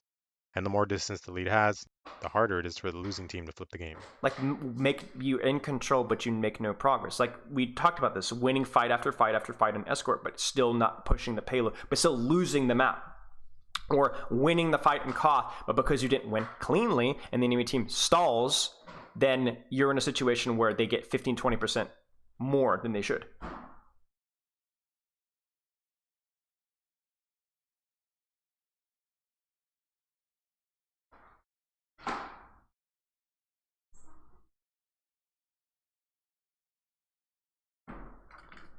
And I'm only mentioning the fact I'm going to stop talking. I'm going to listen a little bit more. that you walked back once to the center. But it happened multiple times. Multiple times where Super's team walked back to the center, and they got no credit for the time they were controlling Jason. And this wasted time is made even worse when the losing team isn't at the start, but did manage to push Jason into enemy territory. If one team has a lead at 139 meters, and the losing team has Jason at 138, the losing team could hold Jason from 139 on one side to 138 on the other, win every single fight on the way there, hold Jason uncontested for 54 seconds, and just because they lose the very last fight, they will still lose the whole match. But what allowed this guy to get 139? Right? Right? I mean, this is just the nature of objective, guys. It's not just about the like. I don't know if we need to like start having a game mode where we just have team fight counters. You won 7, you won 6. You guys win the match. Congratulations. But that's just objectives. You can win more team fights and lose the map because you lost the fights that mattered around the objective. You can lose a team fight, but if you stall for 50-60%, it's almost like winning a free team fight. Even though you didn't actually win, though. It's the same thing with Escort. If you die on cart versus staggering out, you allow yourself more leeway for winning fewer team fights and still winning the map. This is not push specific. This is the game of objective Overwatch. This is how it works. You don't automatically get to win because you won more team fights. That's not how any game mode in Overwatch works. We just talked about 2CP where you could win 2 team fights and it doesn't matter if you lost, but if you win 2 team fights, you go. Or in 2CP it was even worse because you could win the team fight, but because you didn't win it cleanly, it got stalled to eternity and then you'd end up losing it. No. Up to 54 maximum. I understand his point, but that's just objective. It's not about winning the team fights only. It's about winning the team fights that matter. Seconds of wasted time that can be walked back and forth multiple times with no real change in the game. How in the world is this a mode? But they won the team fights that matter. They did more than you. This is just. Okay, hold on. Cut the camera, slow down, let's take a minute. Okay. So this hypothetical situation that I was talking about where one team pushes it all the way and the other team has to push it all the way into the enemy territory. Since I had recorded all of this a week ago, it wasn't something that I had actually seen until a couple of days ago on Super Stream. Full disclosure. And I told you the respawn advantage with push, I would love to see actual stats in this because I might be dead wrong. But my gut says that reverse sweeps happen more often with push because the overtime respawn timer is more relevant with push than it is with Koth, escort, or hybrid. So it's easier to snowball, oh, we were behind. In fact, that actually, I would go so far to say my problem with push is that it's too easily losable when you have a massive advantage. You've done all the hard work and then you lose to a respawn timer, an overtime respawn timer. Because we won 4 team fights in a row, but because we lost the 2 team fights at the end when we had OT spawns, we lose the map. Right? I would say it's the opposite of his point. The opposite. He was playing quick play, and he was playing with Daff, who wasn't an Overwatch streamer, and they were messing around at the start, which lost them the lead. But I counted every single second that each team had control of Jason. It wasn't perfect, but what I got was that the enemy team was pushing Jason for about 2 minutes and 57 seconds, and Super's team was pushing for about 3 minutes and 15 seconds. So that means they had 18 extra seconds that they were in control, but they still lost the game. That's the problem that I'm trying to get at. They had control for 18 extra seconds, but they still lost. 18 seconds in a game like Overwatch is a long time. A lot of things can happen in 18 seconds. But they had control when it mattered. They won the fights when it mattered. They won the fights in a row. They pushed the objective further. I'm not saying that just because it's an objective game, it's flawless, it's perfect. But that's just a very lazy logic. You know what I'm saying? That's like saying, I woke up in the morning, I put in more hours than you, therefore I should be richer than you. Well, no, that's not how that works. Games have been flipped and lost. Like, objective game is about objectively winning the most important fights or getting the most actionable pushing out of it, right? You win by pushing the barrier, not walking the robot around. And in any other game mode, if you had control for 18 extra seconds, you'd win. And this time of 18 extra seconds And by the way, this wouldn't apply in Koth either. Imagine if we counted the amount of time that the overtime timer was red, or that the objective, the control point was red, versus the control point was blue. But like, let's say that you were stalling, and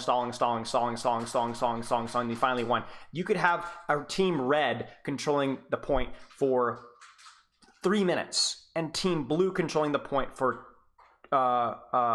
2 minutes, and team red would lose because of the way the stalling would work and the contesting would work.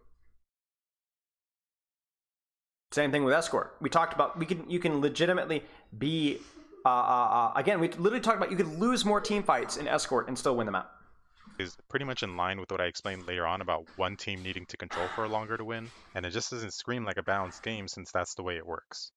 Even some of the commentary. My problem, by the way, is not that his nitpicks with push. I think if I were smart enough to sit and think about it, I could probably come up with some ideas to make push better, whether it's robot speed or objective speed, or maybe adjusting the respawns or the length and things like that. There's definitely things you could do. I'm not saying push is flawless. I'm 100%. I understand, but this is just stupid, awful, and imbalanced. And the reasoning behind breaking it down and nitpicking it is lazy, in my opinion. It's not accurate. Super said, which I'll play in a second.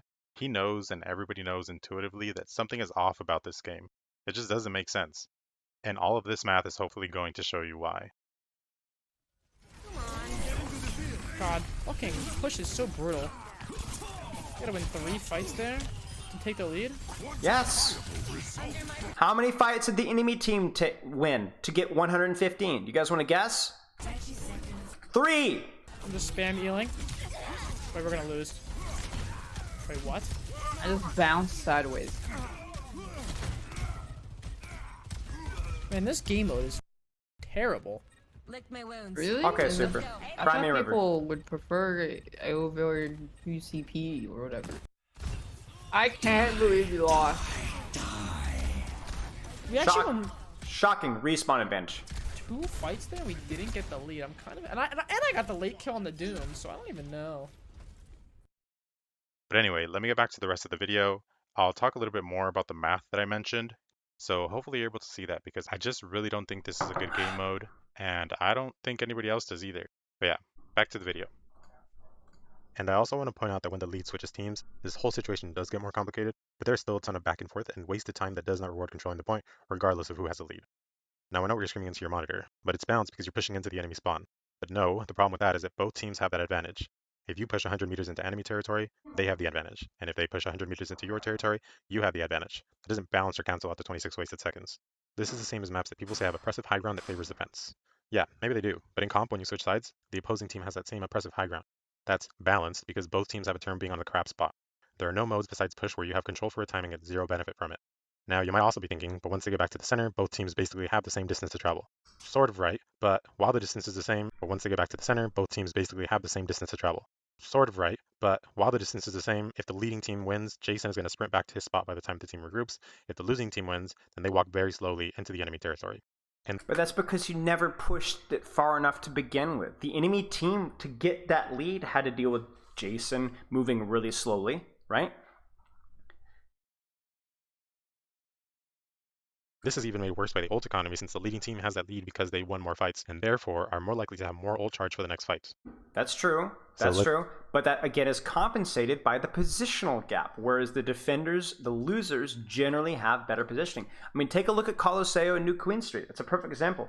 Esperance a little less so. Really not good positioning for attackers. It's rough. Let's take a look at the actual math that goes into push. For starters, Jason pushes at 1.04 meters per second, and he walks back while not pushing at 5.28 meters per second. This means that if a leading team has an advantage of 50, the other team needs to move 106 meters in order to win.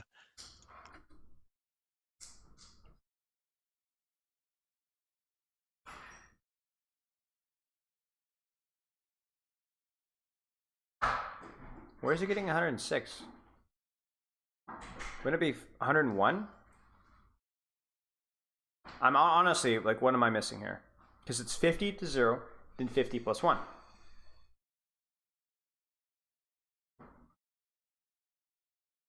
Oh, the neutral zone is 5 meters? Okay. I think you're right. I think it starts ticking at 6. This is because the leading team has it at 50, the losing team needs to move at 50 to the center, He's just about plus to the 5 meters of neutral ground, plus another 50, plus 1. So that's where that number comes from. It's this times 2, plus the 5 neutral meters, plus 1 more to win the game. This means that if the lead team had the point at 50 meters, then that means that they were in control for 48.08 seconds. And the losing team, in order to win, would need to have control for 58.51 seconds. That's 10 extra seconds that they need to control the point for. Shocking. Losing tends to snowball you positioning. I cannot wait for maps, escort maps like Route 66 to be lambasted, because if you lose a fight on Route 66 second point on defense, you are screwed, because the Route 66 second point, the attackers can then take all the high grounds and off angles, and you have to actually, you are no longer the attacker or the defender. You are actually the attacker, because you are having to push into enemy map control even though you're on defense. Escort, you're at a massive disadvantage of getting snowballed by losing that first fight. And the same thing goes on first point, and the same thing goes on third points. Stop treating this like a push mode only issue. Now, as this number goes up, at 100 meters, the other team needs to control for 20 extra seconds. And in Super's case, the team got it to 132 meters, over 2 minutes and 7 seconds, which is correct, about 120 I mean, am I crazy? This gap is not that long. Like, this is a 25-second gap here. Like, I don't know. 7 seconds. And Super's team spent 26 seconds walking And back. remember, this is compensated, this push time, by, again, defenders get advantageous positioning. Actually, you know what? That doesn't really count. Never disregard. Neutral ground. That was just time that was wasted. He still needs to walk the 132 meters plus the neutral ground plus 1 meter in order to win the match. How does this make sense? Why is it that depending on how much one team has moved, it changes the amount that the other team has to move? Snowballing. Winning How does first that fights balance out? matters in any game mode. Sorry. Now for comparison, And I love how he brings up old economy as a real issue as well, despite that literally being an issue in literally every game ever as well. let's look at control.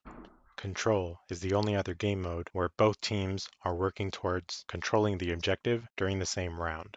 In control, both sides get 1% for every Oh, this 1.2 is so- seconds they're in control of the point. This means that if one team is at 50%, they took 60 Shocking, ladies and gentlemen. seconds to get there.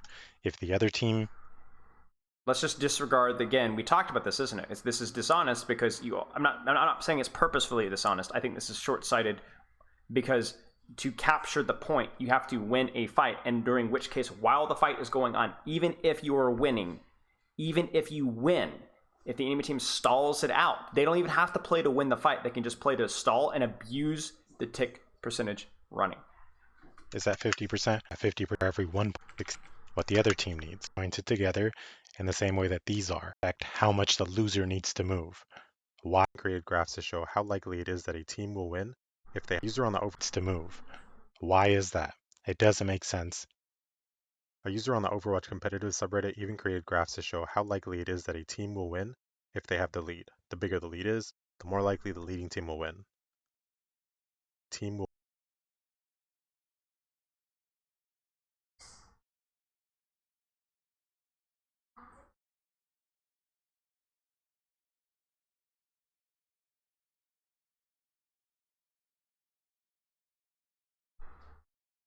I mean, yes. I mean, this is not even that egregious. Look at this, guys. 60%. This is less. If you are with half of the game mode gone, if you have done very well, you have a 58% chance of winning the team fight. The way that we can translate this is if you have a better time bank and escort, like let's say a significantly better time bank and escort, not even, right, a minute or two, right? You have a 58% chance of winning the team fight. I don't even know how accurate these numbers are, right? Like we don't know the majority of number, like the percentage of numbers that this was taken from, but I don't get this. If this was I would instead like to compare this to first fight win percentage on push compared to Koth and escort. That's what I would prefer to compare it to. Because first fight should have an impact on the game. In other words, whoever wins the first fight should win a majority of the time. But I feel like that majority compared to how many team fights over the course of the game mode should be something like 53 or 54%, right? So if we check push and first fight ends up being like 60%, right? And then then that would be a concern. But the funny thing is I would bet that Koth is higher first fight win percentage than pushes.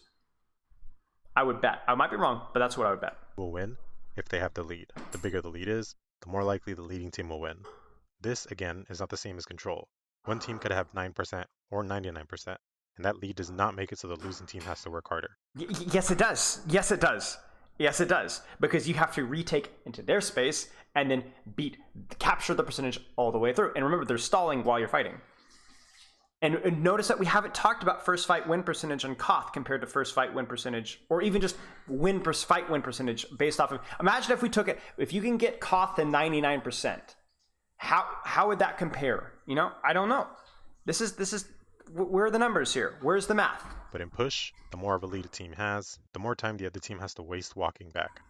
The caster and coach Avril even said about this mode that never in the history of Overwatch has there been a game mode where the first fight win matters more. So if you win Do we know this? I respect Avril, but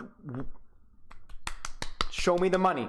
Show me the money. You gonna make a claim like that? Show me the money.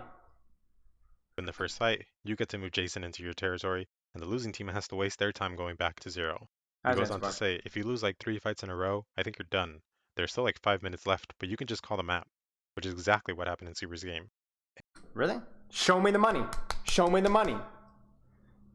And here's a clip from Sleepy Stream. This was back in mid-June when this video came out that he's watching, and he was talking about how he feels Push is first fight focused, which again, he's not the only person that thinks that, but here's what he says. Different like locations where a lot of I'd be honest, 2CP greater than Push or what? great fights I kind of don't know. can happen. Push seems very first fight sided. A lot of And then I made You're not real. This isn't really something that you're including in a math video essay, right? a comment in his stream, which he highlighted. It's right here. And he continues on with his commentary. See, that's what I'm saying, chat, but like they said it with like a PhD, and I said it with like LMNOP. I don't know. Like Push is so first fight dominant. If you win the first fight, you go into the next fight with ult advantage, and you already have the distance from the other team. So then you win that fight. We're repeating the same points. Now, so then leaders again fight. So This is you've done nothing. Bounced. People have been aware that this doesn't seem like a good game mode, and I don't know how it ever made it into the game. And I don't think I have. See, okay, this is what ticks me off. This is the type. This is the same kind of stuff that I'm used to hearing from like Zarya's is fundamentally broken. The devs are stupid idiots. I don't know what they're doing. Like, imagine thinking that this hero was balanced. You're such an idiot. Like, what a bunch of It's just the lazy. I guarantee this guy is like 17, 18 years old, 19 years old tops. You can just smell it. I have to compare this to the modes. I'm not trying to make things personal, but it's like the typical like reactionary. Everything is like bah, bah, bah. Like what is the Beth? What is the prefrontal cortex or whatever? Yeah, it hasn't developed yet. So like there's everything's like more like dramatic. Or you switch sides, but just to be clear. In those modes, both teams do the same exact things. Somebody in chat, correct me. I forget what it is, but it's like I mean, I was there too. Everybody's been there, right? And the maps are balanced. Both teams can push cart at the same pace. Both teams can get OT. Both teams have the same spawns. It's the same game, just on different sides. Even 2CP, with all its problems, was more balanced than this. But that first fight advantage is push specific. Overall, this is just not a great. When you lose first fight and push, you lose ult charge, high ground position, and distance right. No, you do not lose high ground position. You do not lose high ground position. In Koth, you lose ult charge, you lose positioning, and you lose capture percentage. The only fundamental imbalance part about push, which to me is no more egregious than any other game modes fundamentally imbalanced, is the fact that you have to re-push the bot back to center before you push it again. That's the one imbalanced part. Every other game mode, when you lose a fight, you lose ult charge, you lose position, and you give up distance. Okay? Push, you actually gain better positioning by losing, because every subsequent fight loss puts you in a better and better defensive position, at least on New Queen Street and Colosseo. I haven't played enough Esperanza to really know for sure, where the attackers get worse and worse positions. Now, you can theoretically push up the top, but a lot of those things are really difficult. We actually theory crafted on London how we would waste ultimates just so we could, on high ground, just so we could push the bot a little bit further because the low ground position was so terrible. The moving the bot to 0 before pushing is a fair critique of push in terms of it being difficult to balance. But it is no worse than dying on cart and escort providing you a disadvantage, the snowball positions on escort providing you a disadvantage where defenders are actually attackers, Koth being able to stall despite losing the team fight. All of those things are matter. And in fact, even things like Koth where you lose the first fight and you also lose positioning, that's another factor that we have to consider. And I remember what I said, the overtime mechanics of push make it more snowball-y than I think any other game mode. Outside of like overtime pushes on like escort, because the game mode is so short and you can win multiple fights. I've seen people literally full cap with 2 team fight wins because of the OT rule.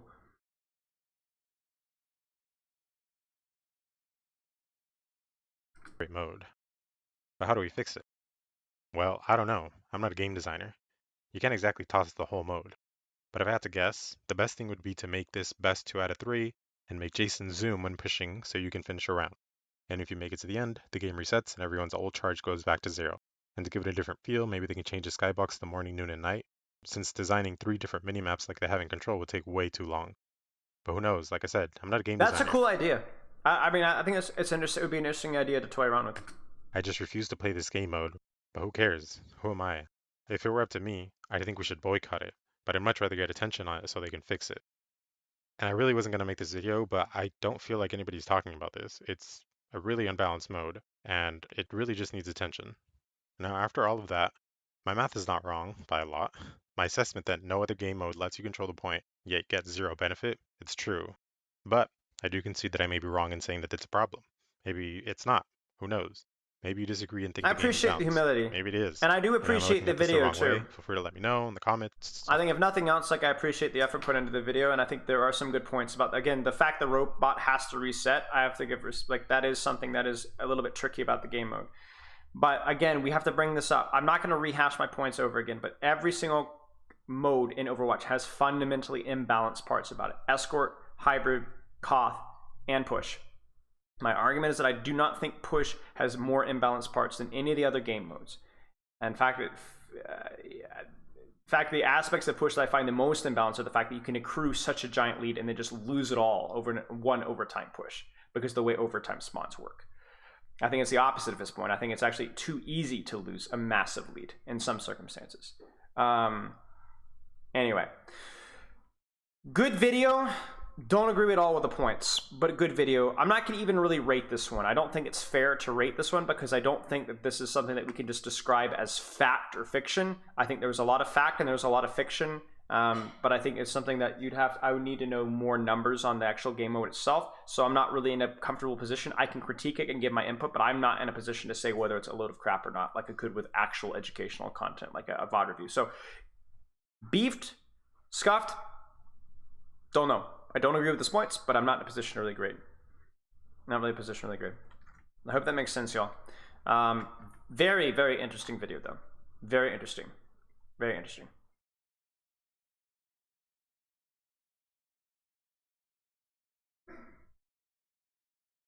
Yeah, I agree. No other game mode is that swinging. I agree. I agree. Okay, let's I really feel like I should probably call stream because I haven't done the feedback review thing. I might do that next week. But basically the TLDR is that I have a list of ideas that I want to implement from the Patreon discussion, but I haven't had a chance to go over them with stream. So we'll see what we can do because we can't do everything, right? We can't do everything, but we can do some things, and that's what we need to figure out what we're gonna do. So we'll do that next week. I'm not gonna be streaming this Saturday. I'm so sorry. I'm gonna be out of town. I'm not gonna be streaming this Saturday, but next Tuesday we'll be back on the grind set. So yeah. Any last questions, ladies and gentlemen?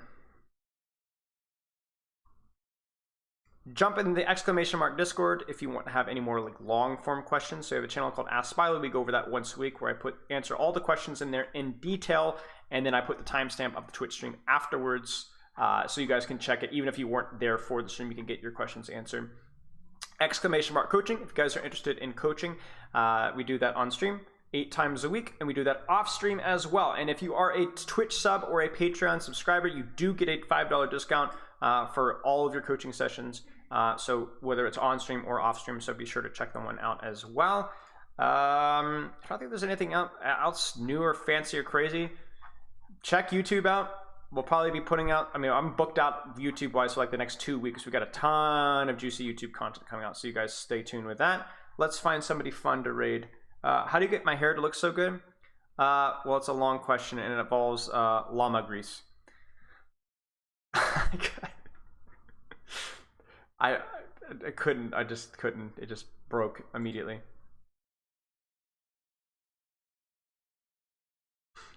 Llama grease. Yeah. Yeah, at least spell llama correctly though. Shame on you.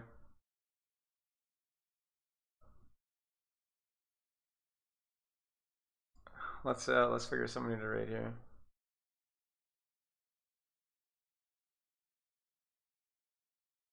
Got somebody who's doing Path the Partner, so looks like they're playing Brig, so we'll toss a host over. Alright, chat. It's been good. It's been real good. I will see you guys next Tuesday. Loves and kisses. Jumps in the raid. Jump in the raid. We got 10 seconds. We got 9, 8, 7. Motivation for your comp games today. You can do it! I believe! 3, 2, 1.